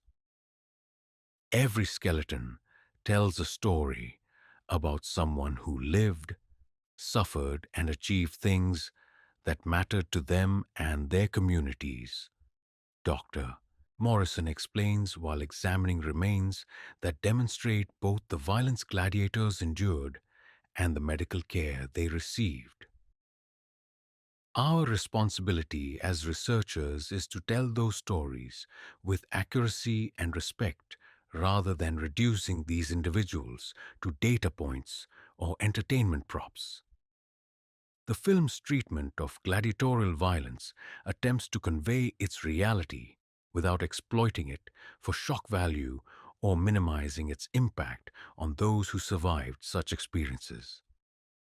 Combat sequences emphasize the tactical intelligence that arena fighting required, while showing the physical and psychological costs that survival extracted from its practitioners. The approach reflects contemporary understanding of how media representation can either honor or exploit historical suffering. The documentary addresses contemporary parallels to gladiatorial entertainment through segments that examine modern sports, media violence, and the economic systems that profit from human physical risk without drawing simplistic comparisons that ignore historical context. The analysis suggests that understanding gladiatorial history requires examining the social conditions that enable societies to treat human suffering as acceptable entertainment, rather than focusing exclusively on individual participants. International release of the documentary generates discussion that extends beyond historical curiosity to encompass broader questions about institutional power, human resilience, and the responsibilities that contemporary societies bear for entertainment systems that exploit participant vulnerability. The film's reception reveals ongoing tensions between public hunger for dramatic historical content and scholarly commitment to accuracy that resists sensationalism. Educational partnerships with museums, universities, and cultural institutions provide opportunities for deeper engagement with gladiatorial history that supplements the documentary's necessarily condensed treatment of complex topics. These collaborations include exhibition designs, lecture series, and educational materials that extend the film's impact beyond its initial broadcast while maintaining scholarly standards that popular media often abandons.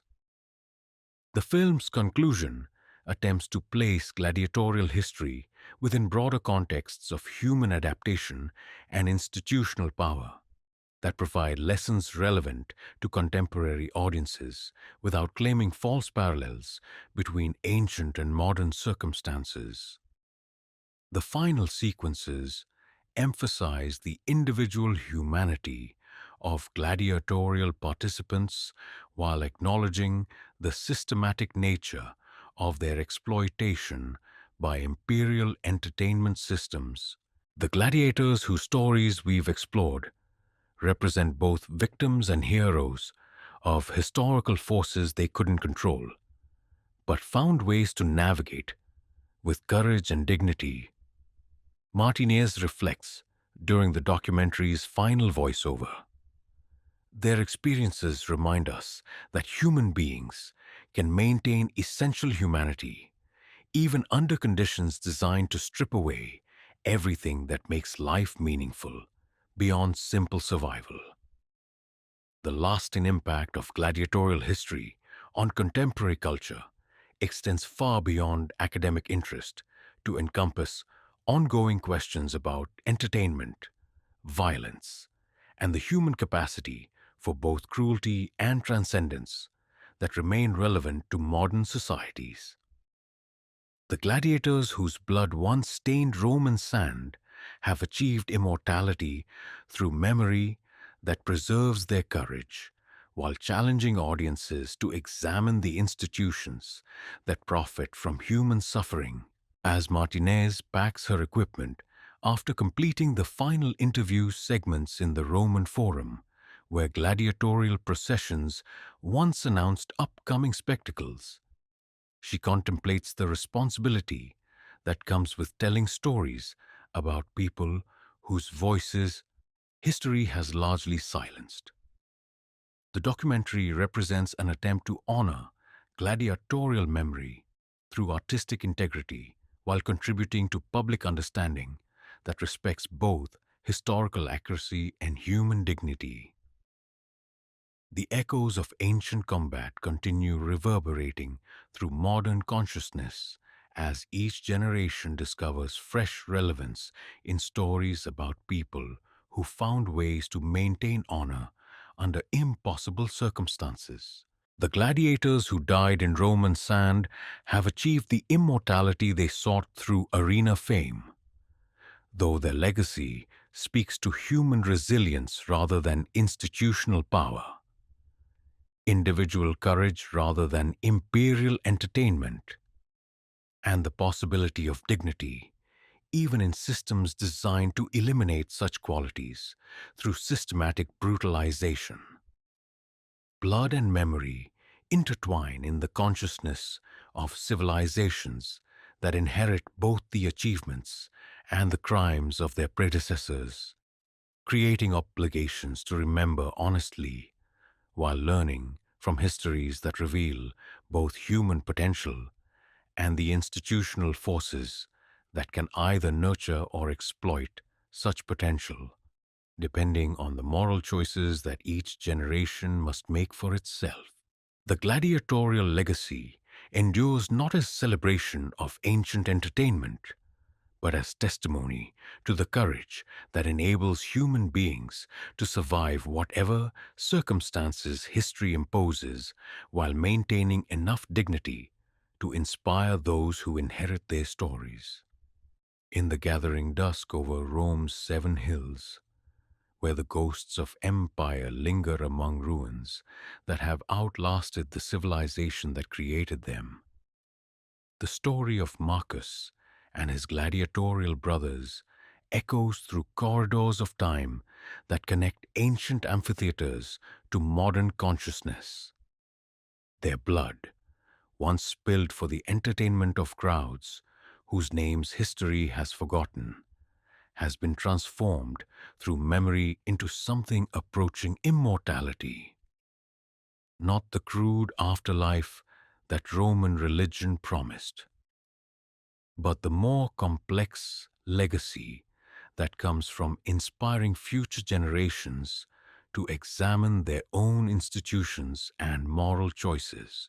The archaeological sites that preserve gladiatorial remains continue yielding secrets that challenge popular assumptions, while revealing the sophisticated systems that enabled ancient entertainment to flourish throughout the Mediterranean world. Each discovery adds detail to our understanding of how ordinary people navigated extraordinary circumstances, how institutional power shapes individual lives, and how human dignity can persist even under conditions designed to eliminate such qualities through systematic exploitation. The modern world with its own complex relationships between entertainment and violence, finds in gladiatorial history both warning and inspiration. Caution about the ease with which societies can normalize institutional brutality, and encouragement from examples of people who maintain their essential humanity despite circumstances that should have destroyed their spirits entirely. The gladiators speak across centuries, not as symbols of ancient barbarism, but as witnesses to the possibility of courage under pressure that transcends cultural boundaries. Their stories remind us that every entertainment system, ancient or modern, depends ultimately on human beings whose individual experiences matter more than the institutions they serve or the audiences they satisfy. The blood that gladiators shed in Roman sand has become memory that preserves their courage while challenging contemporary audiences to examine the systems that profit from human suffering, whether in ancient arenas or modern venues where physical risk remains entertainment's coin of exchange. In the end, the true victory belongs not to Rome, whose empire has crumbled into archaeological fragments, but to the gladiators whose courage has outlasted the civilization that exploited their willingness to die beautifully for imperial entertainment. They achieved the immortality they sought through arena fame, though their legacy speaks to human dignity rather than institutional power, individual resilience rather than imperial spectacle, and the possibility of honor, even in circumstances designed to make such qualities impossible. The eternal arena exists not in stone and sand, but in human memory that preserves stories worth telling, questions worth asking, and examples of courage worth emulating when contemporary audiences face their own tests of character under pressure. The gladiator's blood has become ink that writes lessons across time, their memory a flame that illuminates both the darkness of systematic exploitation and the light of human potential that no institution can entirely extinguish. Their story continues in every generation that discovers fresh relevance in ancient courage. Every individual who chooses dignity over submission when circumstances demand such choices, and every society that learns to value human worth over entertainment value when those priorities conflict. The gladiators have won their ultimate victory, not through defeating opponents in sand-covered arenas, but through achieving the immortality that comes from inspiring others to be worthy of the courage they demonstrated while serving systems that viewed their lives as expendable resources for imperial entertainment. The blood has dried, the crowds have dispersed, the empire has fallen, but the memory endures, testament to the possibility of maintaining essential humanity, even under conditions that seem designed to eliminate such qualities entirely. In that memory, the gladiators live forever, not as entertainment for modern audiences, but as teachers whose lessons about courage, dignity, and survival under pressure remain as relevant today as they were when their blood first stained Roman sand nearly 2,000 years ago. Fade to black. The eternal arena awaits each generation that must decide how to balance entertainment and exploitation, spectacle and human dignity, institutional power and individual worth. The same fundamental choices that faced those who gathered in Roman amphitheaters to watch their empire celebrate itself through the blood and courage of those it had conquered and transformed into willing servants of imperial entertainment.